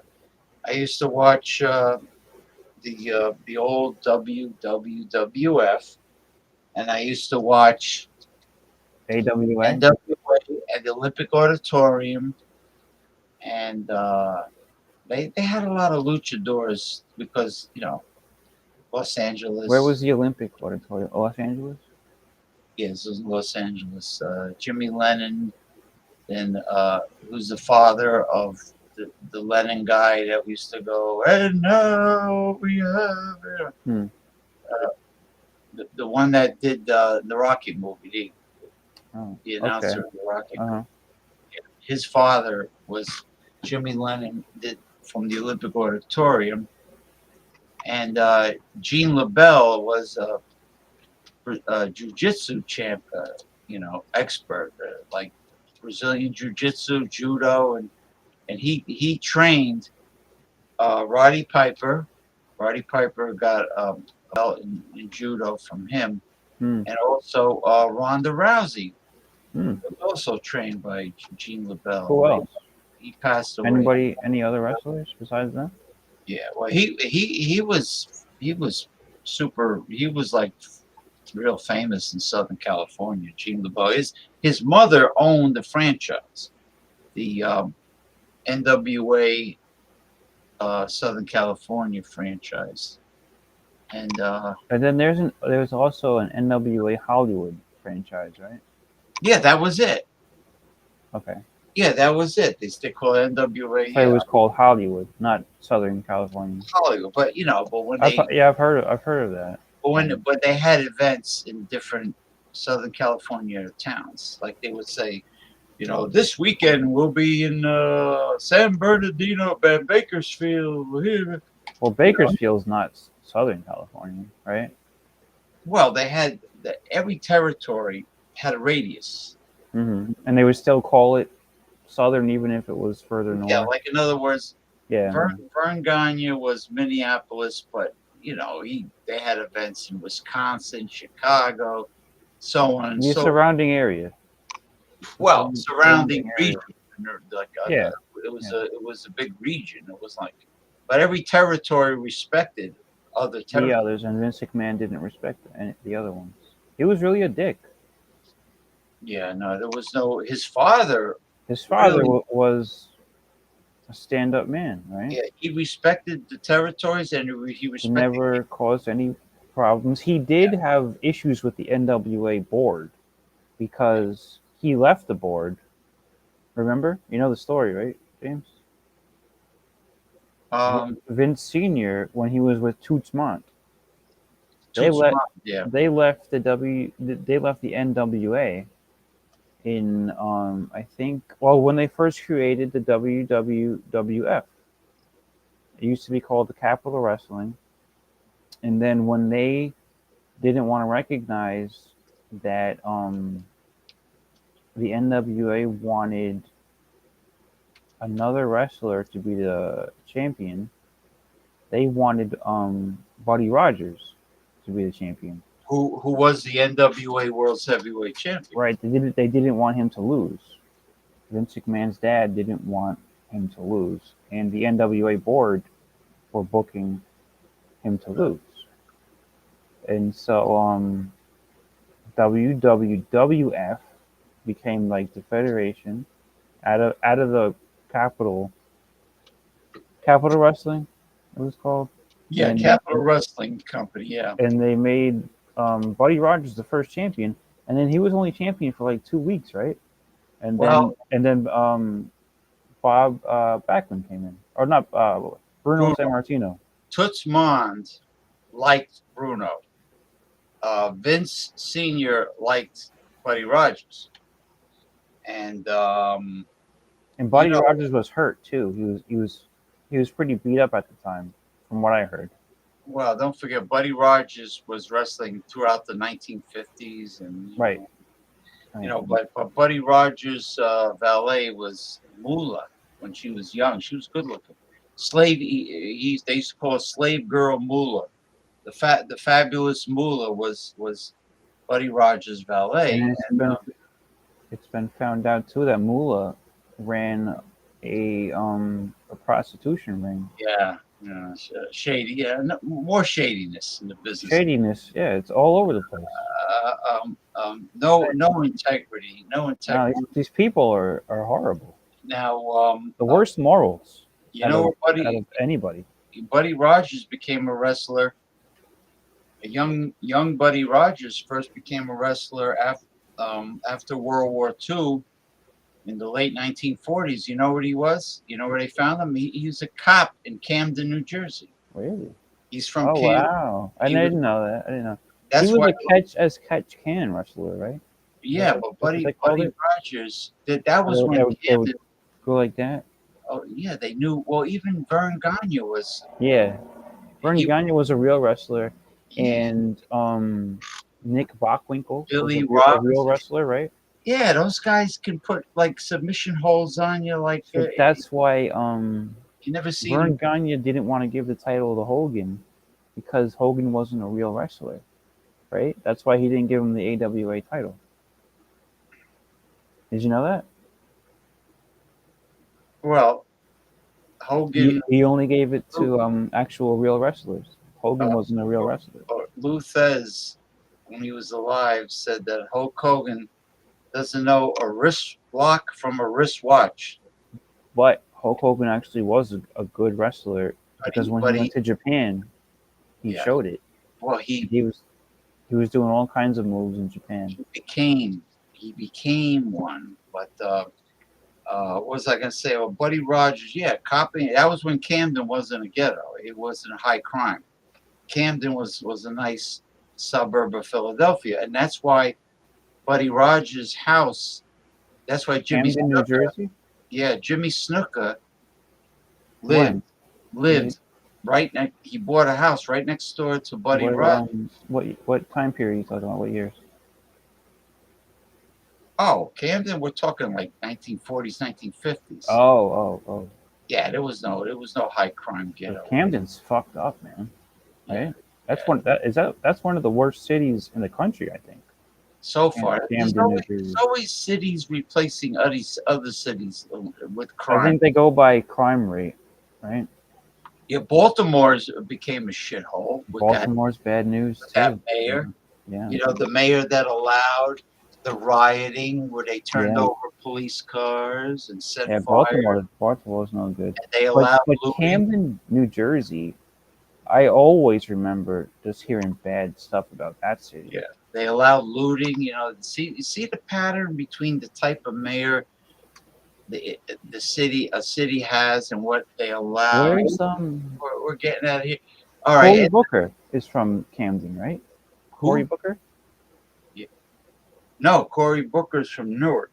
Oh, Newark. I get Camden and Newark confused. Listen, I remember when Senator Cory Booker was the mayor of Newark, and he didn't do shit for Newark. It was a shithole. And okay, NWA Northern California, Roy Shear was the promoter. I have to catch up with commentary.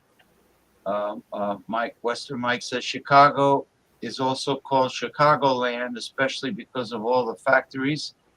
California is too crowded and pricey. Well, you're right about that. In Chicago, used to have the stockyards where they used to slaughter. They slaughtered all the cattle from the beef industry, and the blood went into the rivers, and the residents said it stunk to high heavens. Western Mike. Yeah, it stunk to high heavens because all the blood from the butchering went into the river. I guess it's got to go somewhere, right? You're right. Patterson, Ray Stevens, Peter Maivia. The High Chief Peter Maivia, right? High Chief Peter Maivia, yes. I remember them all well. So that's The Rock's grandfather, the High Chief. Yeah, I remember when superstar Billy Graham bashed Peter Maivia's ukulele over his head. Superstar Billy Graham did? And it was shot. Yeah, Billy Graham. It was shot. That was when Billy Graham had the belt, the WWF World Title, and 70s. and he was the main event was Billy Graham was defending it against Peter Maivia, who I heard was real in real life tough, like Haku, you know. Let's see, we got Ray Stevens, San Francisco. Ray Stevens was there. That's how he became famous before he went to the NWA. Pat Patterson and Ray Stevens were tag team partners. And Pat Patterson won. He was the first Intercontinental Champion. He won the title in a fictitious tournament. Yeah, Rio de Janeiro. Brazil never happened. And Pat Patterson used to molest ring boys. Oh yeah. In the 80s, and then there was a trial in the early 90s, right? Yeah, the ring boys. He was very gay. Yeah. Vince McMahon was involved in that too, because he knew about it. He knew. Well, yeah, but his father was. His father. Was his father friends with Pat Patterson? He liked Pat Patterson. Yeah, because it was always a story that Vince McMahon kept on all the older guys that his dad was close with. Yeah. Which I always thought was a noble move. Yeah, his father do that for your father's associates. Vince Senior also liked Johnny Valentine, Greg Valentine's father. He also liked Johnny Valentine. They used to hang out together. So did he have a chance to stick in the WWF with Vince in charge? Johnny Valentine was in Valentine in a serious accident where he had to quit wrestling. Johnny Valentine was in a very serious accident, but he was Gorilla Monsoon too was good friends with Vince Senior, and then Vince Junior. Because of that, he always kept him on. Well, he had a high executive position in the company. I think he sold shares. He used to own shares, and then he sold them to Vince Jr., right? That's actually true. He was when the father was alive, Gorilla was a big part. Gorilla, yeah, held shares, and anyway. A couple of other guys did too. You're right, Western Mike. That is a form of pollution. Is pouring guts and blood into the rivers. Yeah. Now, for those of you that are wondering how this show morphed into this sports and pro wrestling talk is during the second half of the show. It's open topic. It's considered open topic. This way, I don't get people comments that hey, you go from progressive politics to this wrestling talk. That's why nobody throws anything up. Does anybody ever say that? People are always throwing shit up to my face. Really? Yeah. Not lately, because I usually. Yeah, what kind of shit is that? Yeah, you talk about whatever you want to talk about. It's your show. Listen, the title, the tittle of the show has the word. Yeah, you have like Bernie Sanders. Yeah. No, I have open topic talk. It also says that's true. It says open topic. But I saw it said hashtag Bernie Sanders. I was reading through your whole thing. It was like hashtag Democrats of America. Oh yeah, I started using hashtags. There's a lot of hashtags there. Yeah. Yeah, because I see other people using a lot of hashtags. Hey man, yeah, whatever. When they first started talking about hashtag this and hashtag that, I thought it was I thought it was a tic-tac-toe symbol. I mean I didn't know what the hell hashtag meant, and then I realized they're keywords. Right. They're keywords, and it's a pound symbol. Right. Well, tic-tac-toe pound symbol. Yeah. Then I realized, hey, people are using a lot of hashtags. So I decided, let me. But you're only like 8 years too late, James. Right. That's how old hashtags are. So a hashtag, it only works if Yeah, I it mean, turns, this is literally it only works if it turns blue, like a right. like Yeah, it's like an link. You know, email. a An link. email is the same thing. It's got to be a link. Right. Yeah, it lights up. Right. If the What hashtag do they call it? A hyperlink. They call it a hyperlink, but I don't know why. if the hashtag lights up, like for instance on Facebook, it lights up no matter where I put the hashtag. Lights up. So if I put if it's hashtag politics or hashtag progressives, it lights up. It's an active hashtag.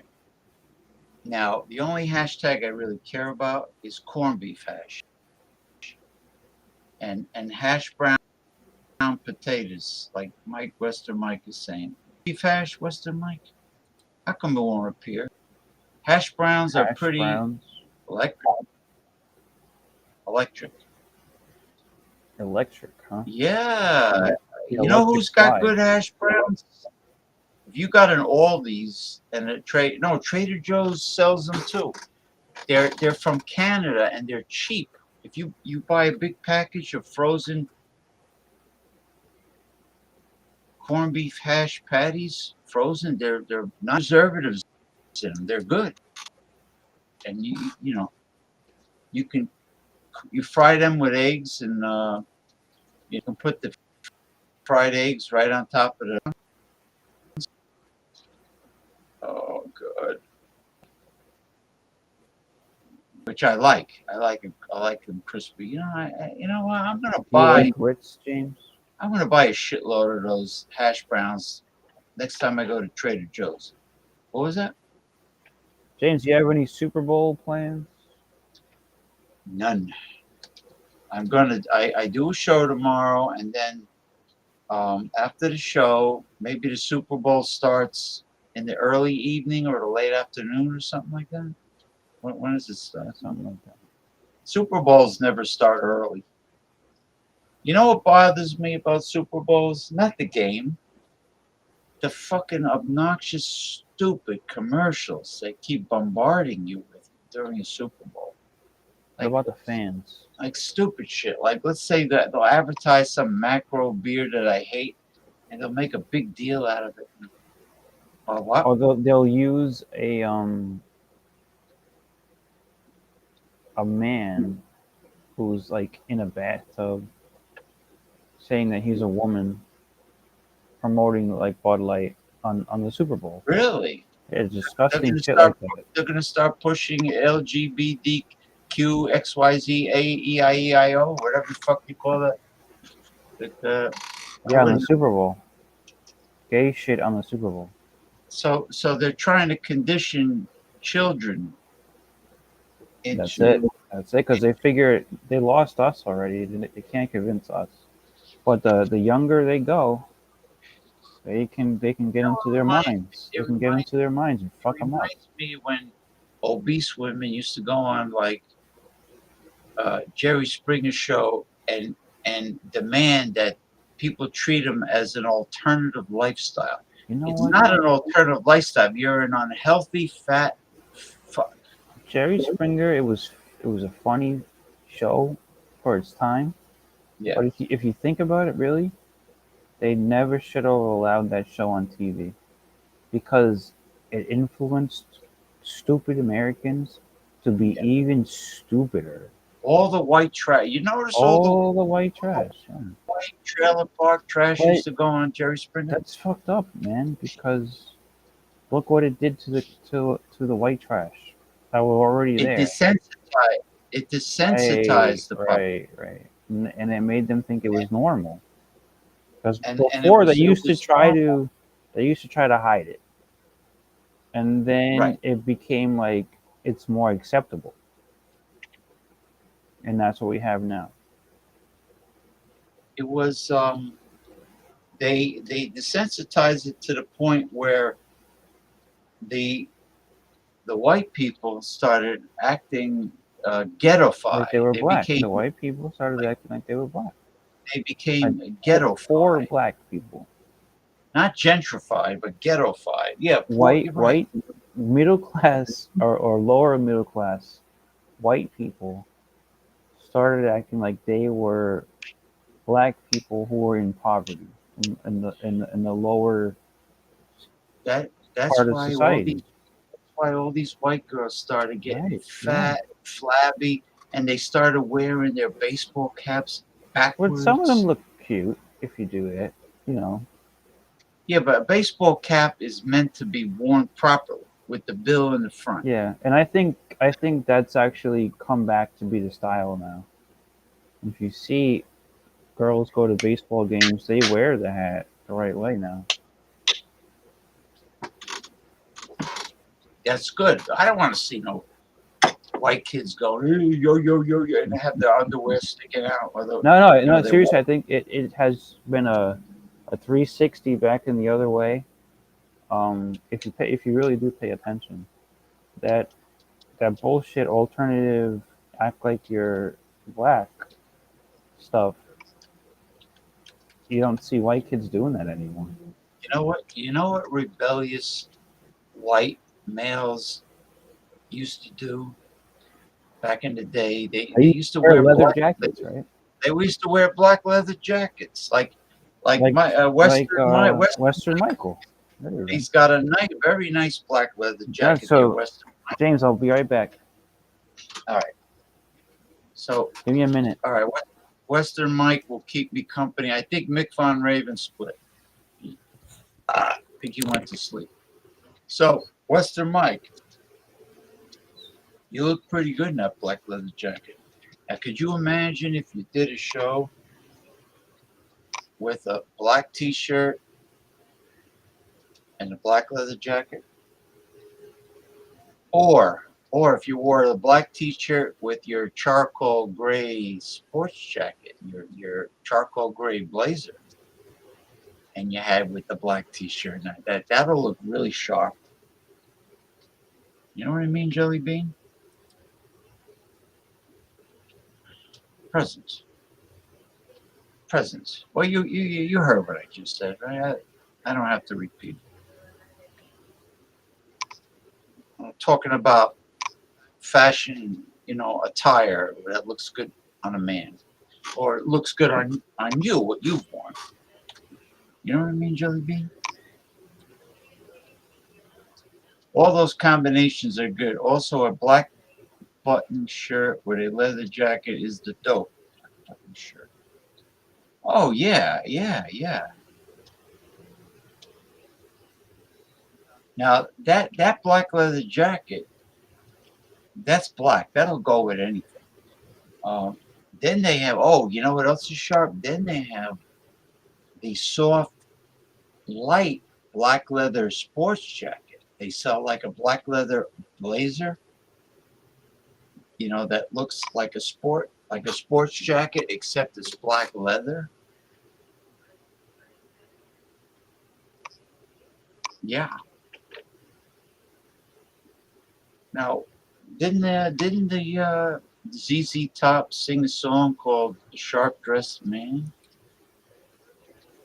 That's what that song reminds me of you.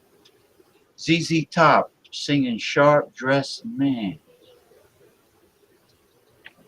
No, you're sharp. You're sharp. I send you the link where I got these shirts from Amazon. Good price too. Now Hanes has like very thin, very breathable, similar to a Lycra spandex, but much thinner. Hanes sells black shirts in all colors, actually, made of this new material that's shiny. It's shiny like spandex, but it's thinner and it breathes. Hanes sells them. We're just talking about fashion, me and Why doesn't Western Michael come on the show? Talk about that. He's shy. Thanks, Camera shy tonight. I wear a blazer. Maybe he's just relaxing or something. Thanks, bud. I wear a blazer on Friday and a leather jacket on Saturday. Oh, and my Shackleton. What's the Shackleton? on Sunday with a shirt. Hanes is money. Yeah, you're right. Hanes is not cheap. You're right about that. Now, what does Michael wear to church on Sundays? Now, Shackleton, does that mean your ankles and your hands are shackled together? What's a Shackleton? Nutrition helps because I will wind going down to small shirts. Won't even wear medium. Nah, don't do that. Wear something that just fits. Don't. I knew a guy. I did security with a guy that used to wear like little boy shirts, make him look bigger and muscle bound. He used to squeeze into a small to make himself look bigger. Hold on, shackle, shacket. Oh, it's called shacket. Okay. What are you drinking, Ronnie S? What are you drinking? I'm not drinking. What are you drinking? That's I'm what not, all the booze. I'm not booze drinking. hounds. Yeah, do I look like a booze hound? That's what the booze hounds from all the liquor review shows you say. Hey, what are you drinking? What do you drink? To church, gray or navy suit? I go to church on my I would phone. say the Navy. I watch the Exorcist Bishop Brian Ouellette from the hit show The Ghost Adventures. He knows me. I talk to him sometimes. I watch his mass on my phone. All right, I prop up my phone and I watch his mass later after I get up late because church. Actually, I went to church today, 5:30 p.m. mass. I'm not getting up early. I get upset when I have an early You went to 5:30 p.m. mass? Yeah, on a Saturday. Yeah, That's good. That's the Sunday mass. Just well, that's my Sunday mass. Well, it's a Saturday vigil they call it, but it's the Saturday vigil. Is that what they call the Saturday after? That's what they call it. Yeah. Yeah, but so, it counts. It counts as a Sunday mass, though. Yeah, well, it's the same. The same words are being recited. It's the same readings, same exact. Yeah, it's the same reading. So they call it. Yeah, they call it the Saturday vigil. And then if I watch the Exorcist Bishop's mass from his church, he does the same thing. What's his name? Brian Ouellette. I'll send him his Facebook. He's the guy that when the shit hits the fan, he's the guy that the Ghost Adventures team call as a last resort, and he comes on and he performs real exorcisms on buildings and people. Yeah. Cast out demons. That's right. The rites of exorcism. He does it. He does it with. He's got a helper. Western Mike went to church today on Saturday too. And no, because I went. That's what he said, right? He's saying, "Oh, you went to church on." Would have still been passed out. Oh, you didn't. So you didn't go. When you go to church, do you have an edible to relax you? Me? No, him. Western Mike. It's like what's. I mean, it's not a bad idea, really. Well, I took the cookie, the wafer, when the priest says. It's not a cookie, James. Well, it's a wafer. He says the body of Christ. It's the body of Christ. Yeah, it's well, it melts when you put it in your mouth. It dissolves. You don't chew it. A little bit. You know what? On this topic. I'm not saying it's a chocolate chip cookie. You know what? Like I don't really like. So you receive the communion, right? And then now they brought back the wine as well. So you walk in the line.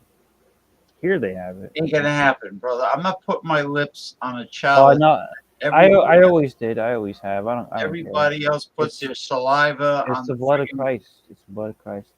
I don't care. So I'm still chewing and then as there's still more left in my mouth, right? And then I get up to, and I have to like swallow quickly, because and I don't want to leave anything inside the wine, obviously. Oh man. I mean, how many people do you think that happens to? I don't want anybody's COVID armor. Yeah, people freak out about the COVID stuff. I don't want anybody's COVID. I don't want Well, anybody's. they took it away, James, for I think like over 2 years. Anybody's Omicron on the church. Now, what about before the COVID? That I got to put my mouth on it. How did you feel back then? I wouldn't do it before. So yeah, you never did. Well, I'm a kind of a germaphobe. You're a germaphobe? I don't like germs. All right. Yeah. I don't like.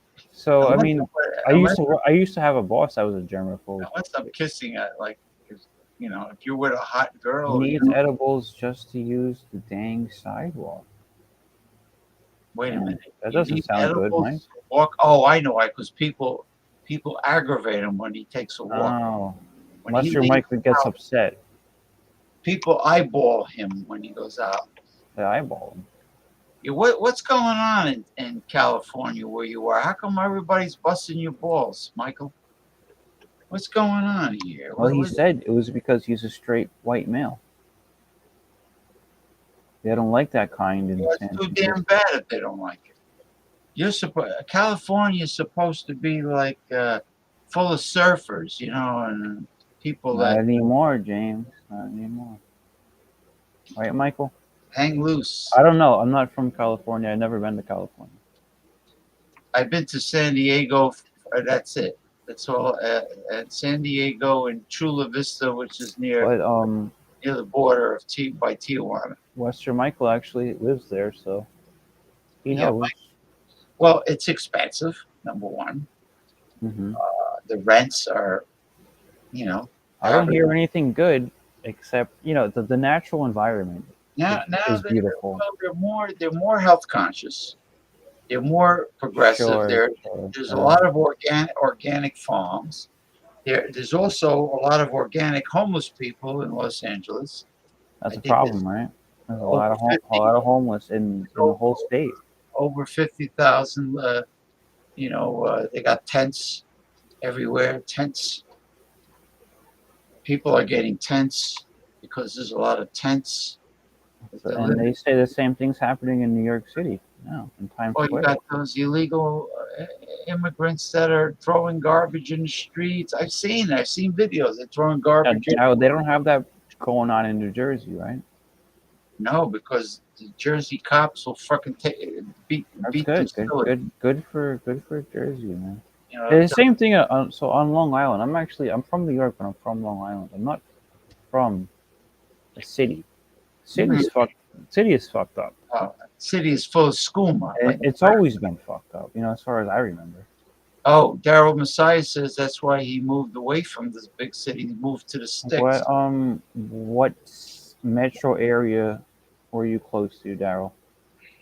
I think where's Daryl from? Oh, he's from California, right? I think he's from Northern California. Are you near? How far are you from the redwood trees, Daryl? Driving distance. The really thick ones, the redwoods. Thick. They're humongous. They're tall, but they're thick too, right? Oh, aren't they like hundreds of feet thick? Oh, Sacramento is the capital of California.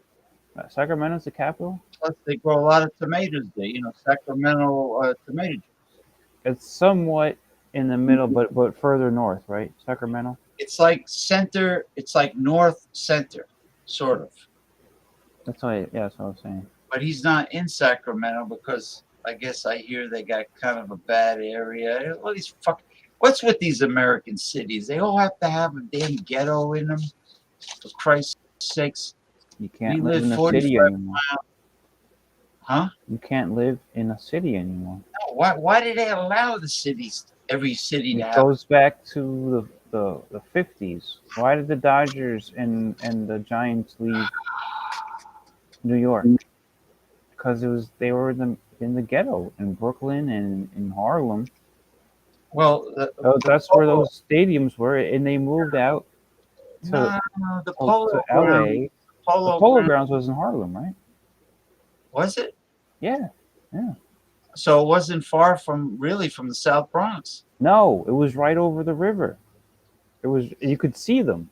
They were both on top of each other. One was in the Bronx and one was in Harlem. So the New York Giant, over the Harlem River. So when the New York Yankees were in like a playoff game against the Giants, they probably just took like a bus And then the Dodgers are right in Brooklyn. Yeah, and those three teams for many, many years 45 miles controlled baseball. He's only a few hours from the redwood trees. Redwoods. And Ebbets Field is Ebbets Field. So I was talking to a guy. I know a guy, James, here that I met, an older gentleman. He lives in Florida, but he's from Brooklyn originally. All cities suck. Daryl's right. Yeah. So he told me he grew up in Brooklyn. He's been to Ebbets Field. He's been to the Polo Grounds. He's been to the old Yankee Stadium, and he's been to Shea Stadium. You know Shibe Park? Shibe Stadium is where the Philadelphia Athletics and the Philadelphia Phillies. Yeah, but that's not in New York though. No, it's Philadelphia. I don't know. So I don't know about that one, but he was just telling me that he's been to those three historic parks. Yeah, I mean, four historic parks. Shibe Stadium was a historic landmark. They tore it down. They always tear them down. Why do they tear down historic landmarks? It's fucked up. It is fucked up. Like but for instance, Fenway and Wrigley Field. Wrigley Field. They're the only ones. For some reason, those ones were able to be kept alive. Well, why not Yankee Stadium, the original Yankee Stadium? Well, Fenway Pack, like the Boston said, like the people say up there. Yeah. Fenway Pack was built in 1912. Yeah. And Wrigley Field is a little newer than that. I think a couple of years later. Maybe 1913 it might be. Wrigley Field has like the brick wall with the ivy. They got the English ivy growing in the bleachers. But Daryl's right. Cities really do suck. They Well, what were you gonna say about the parks, or nothing? Why couldn't they keep the old Yankee Stadium? Well, you know what? It's nostalgia. They should have kept it. They should have. It was built in 1921, I think. Yeah. So it would have been the third oldest park. It's the original house that built. It's just throw it away. I mean, like Shea Stadium, they demolished it in 2008. Good for the Mets, but that was not a historic stadium. It was built in the 60s. You know how annoying it was to watch a Mets game and to hear airlines flying over Shea Stadium, But they still have it. It's the same area. Citi Field still has the airlines going over. Yeah, and it's cool if you actually go to a game in person. It's awesome to watch the planes go over the field and see them going back and forth. It's actually really cool to see it. So it breaks up the monotony of a boring baseball game. I mean, if you want to describe it that way. You think a home run can possibly hit a plane, or that's just they're too high up? I don't think so. Yeah, Citi Field. I hear a friend of mine. You never been to Citi Field? No. You gotta go, James. It's a great stadium.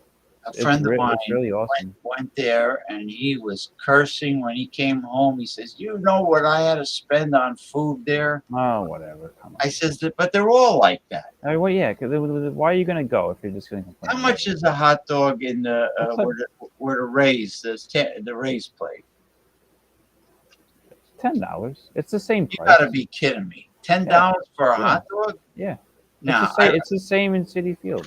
No, I'd rather go.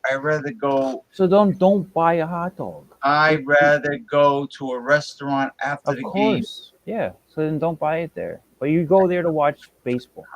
And if you want to fucking buy the hot dog, then you gotta pay $10. What about a glass of macro freaking that's not the point. Budweiser. That's not the point. You're Point is you're they're there to enjoy the game. I can't enjoy it that when I think about the prices. Hey, the price of the tickets are not reasonable either. And you know The Rays are. You can get a $10 ticket. So you pay $10 for a ticket, $10 for a hot dog, $10 for a beer. But really, you can get a ticket to watch. You get $10 tickets, not for the Mets, bleachers, or not for the Mets or the Yankees, but for the Rays in Tampa. And I hear the Red Sox tickets are really high too. Yeah, I'm sure they are. So yeah, $10 tickets right here in St. Pete. No, it's great. They're cheap, and then you know what you can do, James? You walk around the stadium, and you can just, as the game progresses through the innings, you just walk down into the lower levels, and nobody says anything to you. You can sit right over there in the front. Yeah. Now, Tropicana Field is awesome. Is Tropicana Field in a retractable dome? It's not retractable. It's just a dome. Oh, so good. Because it's always closed. Because the fans and the players, they don't want to be playing in it. Yeah, so there's no problems with the rain. No, I mean, I'm talking about the humidity. It's got air conditioning inside. Beautiful. And people, when people go to see the Tampa Lightning play hockey, I bet they feel refreshed. The ice, the coolness from the ice and everything. And I don't know. I'm not a hockey fan. Well, neither am I. But I mean, I'm sure people feel nice when they go in a building with ice. But also the cheap beer too, Michael. The hockey season is not in the summer, like baseball. No. Yeah, that's true. That's true. I think, you know what? I don't think the Jaguars are doing well in Jacksonville. I don't think there's enough people. I don't think Jacksonville warrants having a major team, a major sports team. A major team can't turn a profit. Jacksonville is not a major metro. No, there's not enough people there. There are a lot of people, but I don't think there's enough to call it a sports. You already have two other teams in Florida, so adding Jacksonville in is just nobody ever really talks about the Jacksonville Jaguars. That's a shame because I think they've been getting better over the past couple of years. Yeah. But anyway, Tony Khan still owns them. Tony Khan. Did he sell it? Or did he sell it? That's a good question. His father owns it. Oh, his father? His father owns it. Yeah. We went to an AEW wrestling in Sacramento, and a Corona was $15. Yeah, but that's not God, that fucking greedy Tony Khan. That's not like something that's unbelievable. That's just reality. It's what it is. Yeah, the reality of being a crook. If you don't want to go, if you want to go there and not spend money on a beer, then don't drink the beer. Don't drink the beer. Don't drink the beer. Don't drink the beer. Just go to the wrestling show. And you gotta be sober. You can't have a Corona. Go to the wrestling show with a full belly. Yep. Yeah. And if you want to have beers at home. You have some beers before the show or after the show, or maybe both. And then when the show, if it's a show that ends late, so you go stop somewhere, I don't know, freaking diner, or you go to a White Castle. It's open. Denny's. Or a Denny's is 24 hours. They have Denny's in Jersey, right? No, they don't. They have diners owned by Greeks. Is that it? It pisses me to fuck 24-hour diners, though? Yeah, but their prices are all high. They're always owned by Greeks. But they're rip-offs. They didn't used to be. It's only recently that they're rip-off. It used to be Howard Johnson's. in the old days before they went belly up. We used to go to 24-hour. There was a Howard Johnson's in the area where I grew up. An old school Howard Johnson. And we used to get blueberry. I used to get blueberry pancakes It with was slab bacon. It was a hotel, right? Slab bacon and coffee, and I used to get an ice cream sundae. Was it a hotel that you could rent by the hour? Yes. It was, You right? can It was. You can bring a broad there. You can And get it for only for like 2 hours, and then you can leave. if you want. You can either spend the night or you can 2 hours. Yeah, You know, yeah. That's what I heard. Bust a nut, and you know. What did they charge you for 2 hours? Fuck, I don't remember. All I remember was the ice cream, and they had a bar there. They had a happy hour buffet, and I used to go there and nurse my drink. So what did you usually spend the night when you went there? You didn't do it by the hour? No.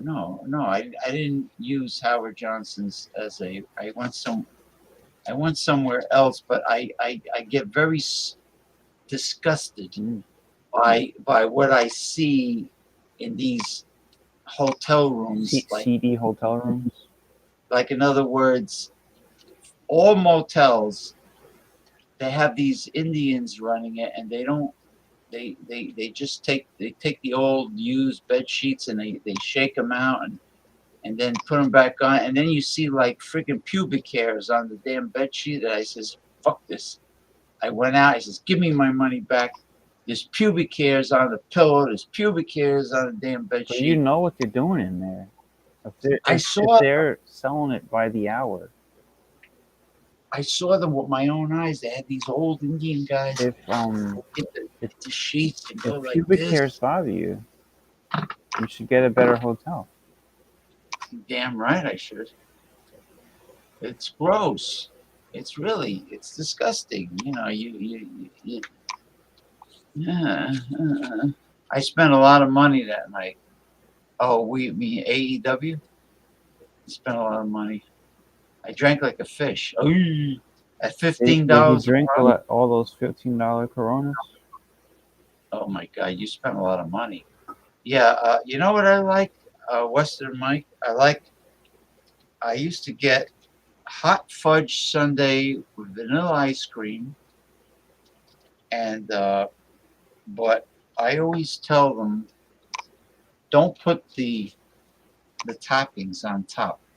I do a Jerry Seinfeld. I said, put them on the bottom, because this way, when you go and scoop the ice cream, you don't get the hot fudge dripping all over the outside of the glass, and this way you get an even distribution every time you grab some ice cream with the spoon. You know what I mean, Jelly Bean? And it gradually starts coming up. Are you talking about ice cream? Well, Mike says the sundae is nice. I like ice cream. Why? I like that fudge. If you don't start talking about beer or music, I'm leaving. Wait, you want to talk about beer and music? Isn't that the No. What about food? You don't like food? You don't eat? What do you have in your refrigerator? Nothing but beer. Tell me about now. Does Hulk Hogan own a gymnasium in Tampa? Or no, he owns a restaurant. Restaurant and bar. Okay. He doesn't own the gym. Mike has a question. I wonder what an IPA would cost at a ballpark. It costs a lot, Mike. Wait, you never go to the baseball games?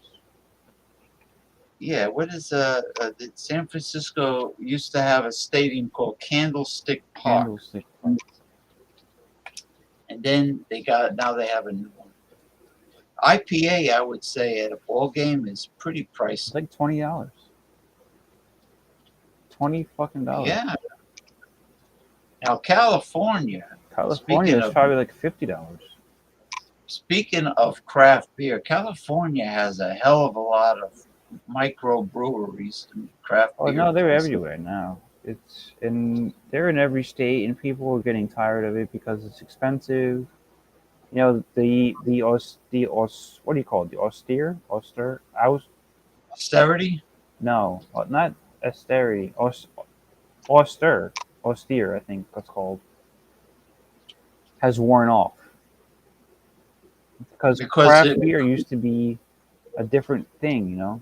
Because now it's oversaturated. Oversaturated, and Ron Terrio has spoken about this. Listen, I don't pay a lot for craft beer because I get Brooklyn Brewery products. Brooklyn Brewery has a very nice quality lager and IPA, and they're very reasonably priced. You know, let's see, Daryl Messias spent $50 on Coronas at the AEW. That's not too terrible. What do you have, like 3 beers?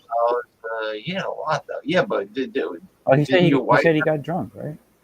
Yeah, but was just him $50 or him and his wife drinking Corona? Well, I think it's just him, but even $50 is, if you're paying $15 a Corona, that's only 3 Coronas, 3.5. California is always inflation. Yeah. Inflation nation. 150, it says now. $150 just to drink beer. Oh, you mean total? You could have bought yourself a nice outfit with that. You know what you could have done, Daryl? You could have given it to the poor. Listen, what the event probably started in the early evening, right? Let's say the event starts at 7 p.m. It might have started at 8. I don't know. I think they usually start at 8. All right. Let's say you and your wife are going to the AEW event. Okay. You go have a nice dinner, maybe a buffet. You stuff yourself, you gorge yourself, and you drink craft beer at home. You order a few pints at the restaurant. Then you go to the AEW event and you go like this to them. Boo-boo. Don't order nothing. Nothing. Just get the ticket. And then when you're done, you feel fine. You feel fine. There's a way to beat the system. You can beat the system. You gotta be really slick. James, I'm gonna send you something. And yeah, send it to me on Messenger. So if I like it, I can bring it up. Yeah, bring it up here. I think it'll be something. Bring it up. Bring it up in Tampa. Interesting. How can I bring it up there if I'm all? It'll be interesting to check it out.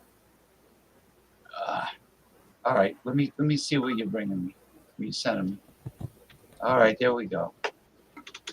Oh, he looked pretty big. Is this like is this really Randy Savage when he was like older? Well, you got to click on it to see. All right, it's not like, you know, porno. It's not AI making him bigger than what he is. No, it's not that. Is that him? Oh, you got to put it on the show. I don't want to promote these guys. You don't want to promote it? Yeah, miscellaneous is well, there. let's take a look. See what they're doing over there. They're booze hounding. In the wacky world of booze hounds. No wonder why Chadio didn't come on my show when I sent him the link, because he's already on a booze hound show. He's boozing it up. You know what I haven't seen around Eric Thornfelter. I wonder if he's been busy with the band. I don't know. I wonder if they've been getting a lot of gigs lately, because I haven't really seen him. I know he was getting heavily into the whiskey stuff, right? Well, he does Wildcard Wednesday. I put that on my group. Trader Joe's only cost $56 today. Yeah, but you said you forgot a lot of items. Then got Woodlands Hot Bar for dinner. What? What's Woodland's hot bar? Meatballs and a mac and cheese and glazed chicken and rice. Too damn good. What is it glazed with, the chicken? It's glazed with like It's a honey glazed with the sweet and sour sauce. the scum. The scum. What did you call it before? Scum That guppies. Mick didn't like. Ron Jeremy. Mick didn't like that Scum you guppy. were saying that. Anyone mind-boggling snacking lately? Yeah, I'm going to mind-boggly show. Now they got Beer Man over there. What? Remember the Beer Man? Why? What I say to him? You're breaking up a little bit, James. Yeah, You're breaking up, James. Connection lost. Reconnect. Come on, James. Why? What did I say that was wrong? I don't want to promote them. Michael says yes. You don't want to promote the drunk guys? Oh, you mean like just for laughs? Yeah, to see what the fuck they're saying. I'm hooked on a feeling. They were playing the song. Just to see the bullshit that they're talking about. All right.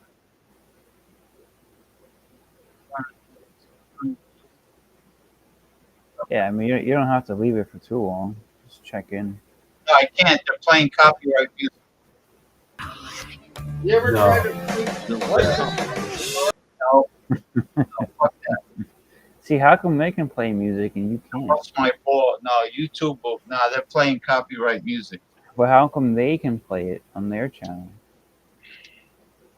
Well, let them get warnings from YouTube. I already went through that. When I played South Park episode clips, I got a bunch of real juicy email from YouTube. They were playing the Beatles songs. You played the Beatles? No, they were playing Beatles songs. What did you play? No, I was just playing I was playing South Park clips from when they were mocking the Jersey Shore show. People from New Jersey. It was So what's funny more as hell. important? What's more important? What's more important is me not getting censored or having my audio muted. The by Beatles YouTube. or South Park? I think South Park. I think watching South Park episodes is funnier, is more entertaining than What's more important though? South Park. More important than the Beatles? Yeah, because of the humor in the South Park clips. It was So maybe that's why they flagged you and they don't flag the Booze Hounds. It was pretty funny. Yeah. It was when they were making fun of New Jersey people. It was really funny. There was like a satire, an exaggeration of the Jersey Shore. And Yeah, you, even though you're from New Jersey, you can take that as a joke. But I don't fall into the stereotype that South Park would. You don't think you do, but somebody else from a different part of the country will probably loop you in with that if they hear that you're from New Jersey. If they see my mannerisms, and my way of To talking, them, you're the same as the Jersey Shore. Yeah, you are. Come together right now. You Yeah, know? that's the song they were playing. You are. Well, there is some truth to every stereotype. There really is. Sure. But you're not really a stereotype. No. You yourself are not a stereotype. No. I mean, the Jersey Shore stuff is, first of all, it's way younger than your time, I would say. You know, No, with the show and all that shit, that was way. You know, you weren't. Yeah, but when I you was were in your 20s at the time. but when I was going to When you were in your 20s. when I was going to dance clubs, The 70s, right? that's when the techno started and there were Guidos. Right. The original. So you were part of the original Jersey Shore. I was part of the original. Yeah, you're an original guy. I still have. And then the next generation, kind of, they copied off of what their dad was doing. Yeah. You know, their dad had the button down shirt with the chest hair sticking out. I still have. Did you have that? I still have my. I still have a couple of my spandex shirts from back then. Mm-hmm. The tight lycra spandex shirts. Yeah. That I wore. And then did you have chest hair? Because that was a style, right? No, I never did that. I felt very uncomfortable doing something like that. No, Mm-hmm. I didn't do My that. dad did that. There's pictures of him in those days. Well, Irish people don't have hairy chests. Some of them do. Some of them do. Yeah. That's a pretty generalization statement to make. Oh, it's like somebody saying, "Well, you don't have red hair." How can you be Irish? Right. Yeah. It's like Becky Lynch and Sheamus. The man. Vince always made them dye their hair like. But then it's Vince's dad wanted to dye Hulk Hogan's hair red. And because Hulk Hogan was supposed to be Irish. That's why his name was Hogan. Because Hogan's an Irish name. That's why all the images of leprechauns. They wanted you know that story, right? They had red hair. No, that Vince's dad wanted Hogan to have red hair because that's why he called him Hulk Hogan. Because Hulk Hogan was supposed to be the Irish guy, and Bruno Sammartino was supposed to be the Italian guy. And then there was Pedro Morales, who was the Puerto Rican guy. They was the New York territory was all about race. Yes, that's very true. Because that's how the population was, though. The population of the area was also Terry like that. Terry Bollea's father was Italian and his mother was Panamanian. But he was supposed to be Irish, and that's why his name was Hogan. Because Hogan is actually an Irish name. His gimmick. Yeah, his gimmick. But that's what it is. So Hogan doesn't really. You don't think of that. It's not like O'Malley or, O something. But Hogan is actually an Irish name. And Vince McMahon Sr. knew that. You remember Hogan's Heroes? You remember Hogan's Heroes TV series? I've seen it. I didn't watch it at the time, but I've seen it. Yeah. Well, yeah. Colonel Hogan was played by Bob Crane, who was known to go to a lot of perverted Hollywood parties. He was one of those. I think that they're all like that, right? They're all fucked up. A lot of them, and a lot of them were. I think Hulk Hogan actually. To tell you the real truth, from what I see, and I know people say there's bad stuff about Hulk Hogan, that he's racist or that he was like a politicker backstage, but all these years from the 70s to the 80s, and all those people that he knew back then that are now they're all dead, right? Hulk Hogan he's still in pretty good shape. Yeah, I know he's old at this point. He can't wrestle anymore. But he's in pretty good shape, compared to other people his age who they've all died. Yeah, he said that. He says a lot of the guys I wrestled with and traveled with are dead. The majority of them, right? Hulk O'Malley But the What about- majority of them have all died. have died. What about Hulk McGillicuddy? That's So what funny. what is it about Hulk Hogan, James? You know, let's stay on this topic. I don't. Let me ask you a question. Do you and your wife ever eat in his restaurant? Yeah, we have. Yeah. Have you seen him or? The food is not impressive. The menu is not impressive. It's like your usual beach front area, you know, bullshit beach eats kind of thing. Do they have like Florida version of fish and chips? No, they don't have anything. Fried fish. It's just whatever, you know, chain restaurant type shit. That's just bullshit. That's what the food is not anything to be desired. But it's, you know, the atmosphere, and then Hulk Hogan shows up there now and again. He was there the other like a week ago with Ric Flair. I know. I saw the I photo. sent you that picture. Well, when you were there, did he come in? No, I never saw him. No, but I don't go there that often. I've been there maybe like 3 times. I wonder why he keeps the food so low end. Low quality food, yeah, it's not good.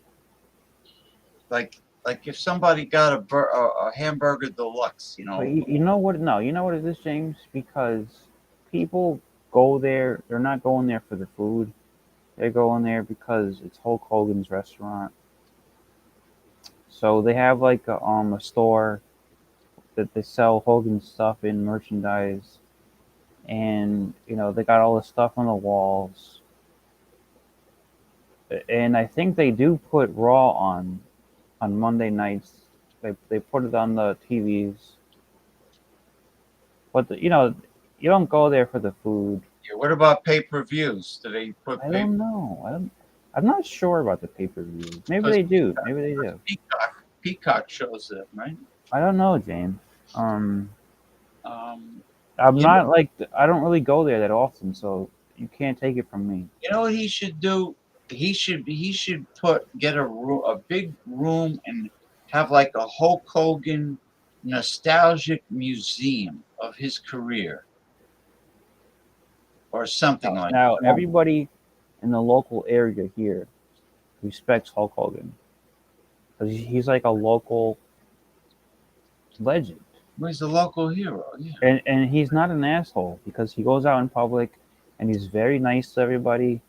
He goes shopping himself. He doesn't hire somebody to go food shopping for him.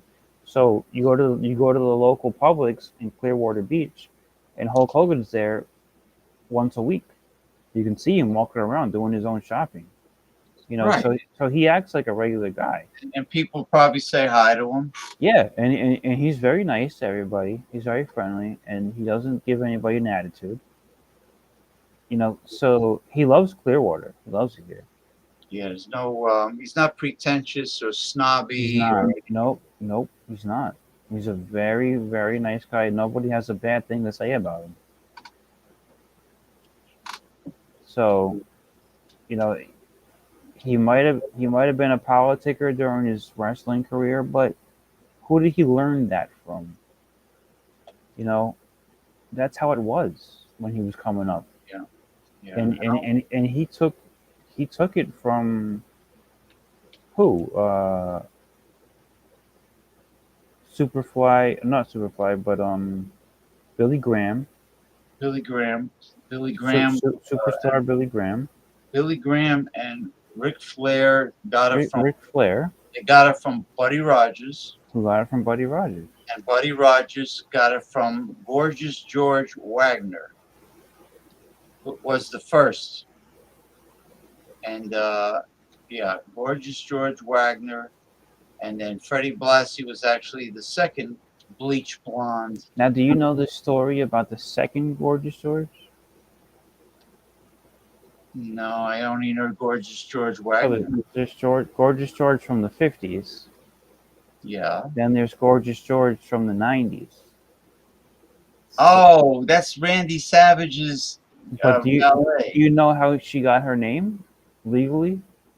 because he always looked up to. He was a big fan of Gorgeous No, George. no, it wasn't that. It was that Gorgeous George's grandson was a wrestler for WCW, and his name was the Maestro. Really, the Maestro. The Maestro. He was the grandson. He was the He grandson was of Gorgeous Gorgeous George's George. grandson.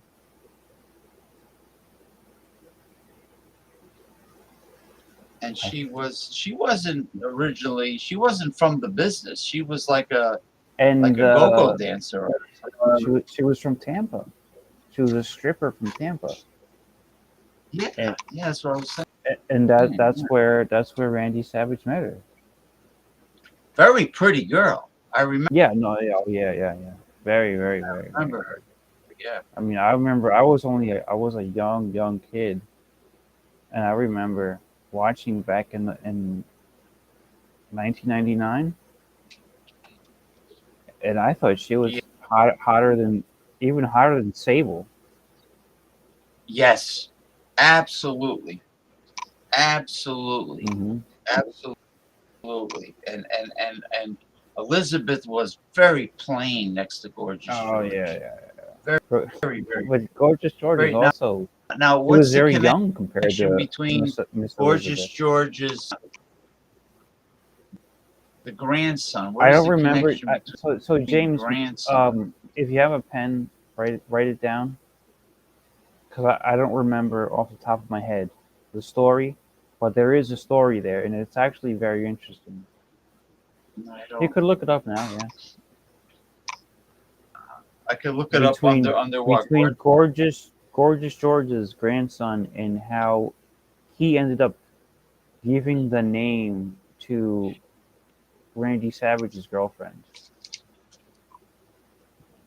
I don't exactly remember how it happened. No, it wasn't even that. It was like a copyright thing about the name. It was a legal thing. Okay. It was copyrighted. And then it somehow was given to Randy Savage to where he can give it to somebody else, and he gave it to her. Yeah. Well, he was billed, Randy Savage and his brother Lanny they were billed from Sarasota. They were in real life though, right? Yeah, I think they are from Sarasota. Sarasota is it's just south of me. Quite a ways south. No, it's not that far. It's an hour south about. It's on the Gulf. It's about an hour south of where I am. Well, that's not bad. An hour's not bad. No, it's not far at all. There's Sarasota is a town called Punta Gorda. Yeah, Punta Gorda is a little bit further south. Yeah, and then there's Naples, where my sister was staying, Anna Maria Island. Anna Maria Island, yep. That's actually further north, closer to me. Oh yeah. So Anna Maria Where's Island. that near? Anna Maria Island comes before Sarasota. If you're going. Where's is that near? Is that near Sanibel Island? No. Sanibel Island is even further down south by Fort Myers. That's where the hurricane hit. Oh yeah, the hurricane Fort Myers hit Sanibel Island before it hit Fort Myers, because it had to go through there first. There's Fort Myers, Naples, and Marco Island. Marco Island, yep. Yeah. Yeah, but that's way down. Hurricane Ian, it was in 2022. It hit Sanibel Island, and then went from Sanibel Island onto the mainland, which is where it hit Fort Myers. And actually, Sanibel Island was uninhabitable for like 6 months. Yeah, I know. Homestead, which I've been to. Homestead is actually by Miami. That's all the way on the other end. I think it's part of Dade County. Yeah, actually. it is part of Dade County. It's all the way by. It's on the East Coast by Miami. Yeah, but it's like the last town in Florida before you hit Key Largo. And it's actually supposed to be a pretty bad area. It's not known as a good area. But there is a race. There's a racetrack there, right? They do a race every year in Homestead. Hialeah? No, in it's- Homestead. no. In Homestead, they do a famous NASCAR race. At least once a year. It's a huge event in I was Homestead. thinking about I went to the Greyhounds. I went to the Greyhound track one time. But no, Homestead has a big event every year. Greyhounds chase the rabbit, mechanical rabbit around. But Homestead's supposed to be a very, very dangerous, bad area. Yeah, it was. It wasn't so great when I was there, and I guess it got worse. Yeah, Homestead. Yeah, Florida's got a lot of high crime Florida areas. has a lot of high crime. Yeah, you gotta watch where you go for sure. I'm really surprised. But it that, has a lot of very, very beautiful, nice areas that are crime free. So you just gotta know where you're moving to. You gotta know where you are. I'm surprised that a politician that's supposed to be really tough on crime, Ron DeSantis, Republican, doesn't crack down on these areas. Well, he's only the governor. He's not the mayor. He can't. He's not the mayor of the city. See, he can't send. If you notice something, James, the mayors of all of these big cities in Florida, they're Democrats. Orlando the mayor's a Democrat. Tampa, the mayor's a Democrat. St. Petersburg, the mayor's a Democrat. And what do Democrat mayors of Now, cities have they're soft on it's crime. not as bad as the other states because Ron DeSantis won't allow that. It's not going to let it go crazy like New York or Chicago. But he still lets the cities. Like Miami's a shithole. It's not really a shithole, right? It's not. Orlando. I don't want to say it's a shithole.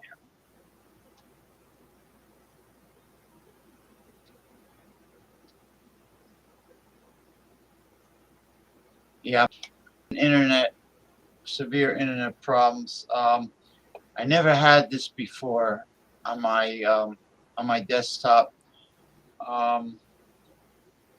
Yeah, I see. In other words, like for instance, the wrestler Asuka, she lives in a really nice looking Orlando, really pretty. Yeah. Quiet. But then again, Orlando has a ghetto. But it has a ghetto, but it's not the whole city's not ghetto. It's a huge city. Right. So there's bad parts of it, and there's good parts of it. Tampa has the same thing. St. Petersburg has the same thing. Clearwater has the same thing. Fort Lauderdale has the same thing. Yes, sir. I mean, I think this is not a Florida thing. This is an American thing. Even in West Palm Beach, I was in Palm Beach, and there's all mansions there, and you go over the canal into Riviera Beach, Florida, and it's all like drug dealers and I'm used to this. I'm not. It's not like I'm not used to this. I'm from New York, so you know. You go from one neighborhood to the next. Up here where you have a really bad area is Brooklyn is like that up here. Brooklyn's pretty. Brooklyn, you can have the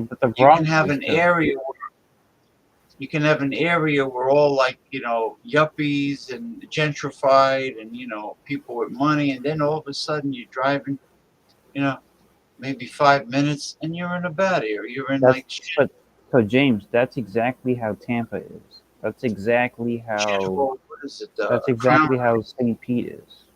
Crown Heights, Flatbush, shitty areas. I don't know if Bedford-Stuyvesant is. I hear Bedford-Stuyvesant's no good. I hear they gentrified it. Maybe I don't know. They gentrify everything, but gentrified is good for the city. I think it's good for the city. It is. It is. Nobody. Get the scum out. Get the scum out. That's what Giuliani did That's what Giuliani did, right? With Police Commissioner Bratton from Boston, Massachusetts. Those are the good old days. You can't do that anymore. I'm talking about a young Giuliani with all his faculties. Yeah. He cleaned up New York. He cleaned it. Bill Bratton. Fucking heads. I don't know why, but Bratton was. You got to have a tough police commissioner in a big city. Well, he also had a tough manager in the Yankees, right? Wait a minute. In the 90s? In the 90s? All right, it was the same time as Giuliani. It goes together. You're talking about George Steinbrenner Sr. I think George so, yeah. Steinbrenner. Yeah, Steinbrenner. George Steinbrenner would not tolerate bullshit. The shit that they've been tolerating for the past several years. No. You couldn't throw the bat when you hit a home run, right? They weren't allowed to flip the bat. There's not that. There's no facial hair. There's no facial hair. He believed that if you wear the pinstripes, you have to uphold the reputation, the historic reputation of Babe Ruth. And he just didn't tolerate people that are well-paid players that just got lazy, and there was no hustle. Like Billy Martin, like a Robinson Cano. There's a lot of them, like Billy Martin. Can you imagine Billy Martin having an expensive guy like Giancarlo Stanton is always getting hurt every year, and he only plays a part of the year, and Billy Martin will be screaming bloody murder. All right, James, I gotta get going, man. Yeah, me too. Hold on. Let me just put up what Hochul was right, wanting to kick out the assault migrants. Oh, really? How come they're still there, though? Yeah. Democrats need to stop coddling. You're right. They pander. They're pandering to the left. George Santos. Oh, that guy. Is that the guy who said he was Jewish, but he wasn't? He lied about everything, George Santos. You remember when he wore his purple jacket? He looked like the Joker from Batman. No, I don't know. I just heard that he lies about like every aspect of his life. He did. So like, who is he? Nobody knows who he is, right? Because he just lies. He's just some politician. Who the fuck is he? What is it? Is he? He said he was like a Puerto Rican Jew or something, right? Because he wanted to get like all the votes. Because he wanted to get all the New York votes on his side. Thank you, Daryl Messias. I guess I'll talk to Mick Von Raven tomorrow. I won't bother him now because I think he was high tonight. Yeah, because he really got aggravated. The girl made plans to meet him at 6 p.m. and then the girl's like, then the girl says, we have to meet for a short period of time because a friend of mine from out of town wants to meet me tonight after you, and that didn't set right with him. Then she changed it, I think, to 2 p.m. and then she canceled him out. Like, no, she stiffed him. So he drove all the way to the restaurant, to the restaurant, and she says, "Oh, I'm not on the road." He texted her and says, "Where are you?" She says, "I'm not coming."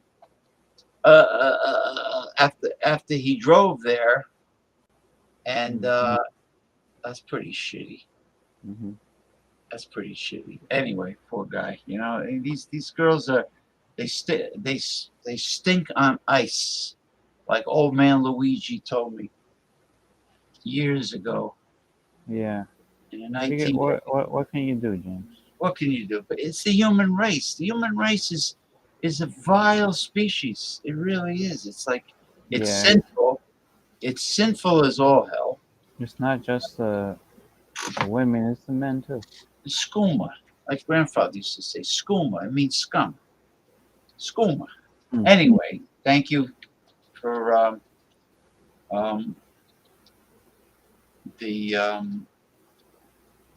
Now, I'm interested in watching the rest of that Dutch Mantel segment well, there. Dutch Mantel and that kid.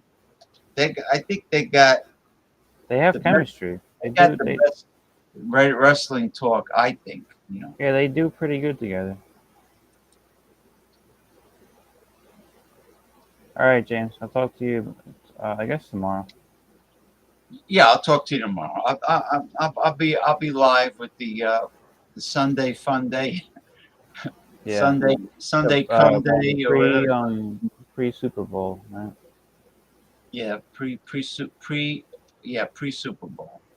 All right, cool, man. All I'll right. talk to you Have a then. good night. All right, bye bye. Mr. Mike says, listen, and boycotting dating. This entire situation is deteriorating. Everyone is a shit. Shitakaka. You're absolutely right. Glad for friends and good food. Food and grog. I like that word. I wonder what the history of the word grog. It means booze, right? Or just drink. Good food and grog. Bread and circus. Nah, that's something else, right? Bread and circus. Bread and circus. Here, let me play a little circus music for you.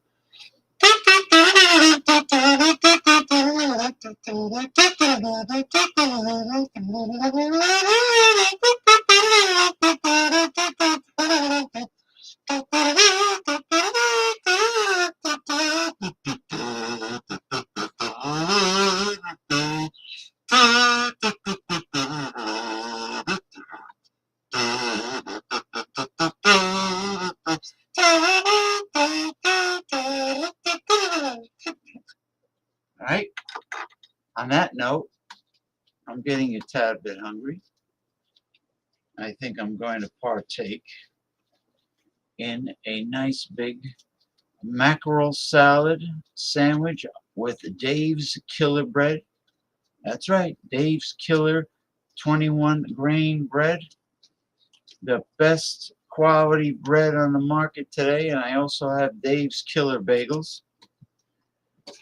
Cinnamon raisin, but I like the mixed berry.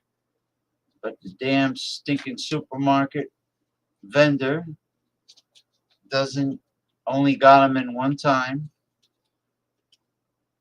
I don't know why. They're retarded. Because the Dave's Killer mixed berry, the berry bagels are absolute bomb. They're absolutely delicious. And I believe the Dave's Killer bread is made it's either in California or Oregon. It's on the West Coast, definitely.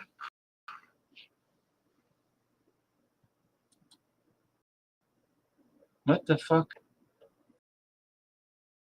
What did you say?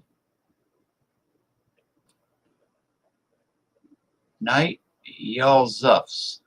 Good night, my friend. Talk to you tomorrow.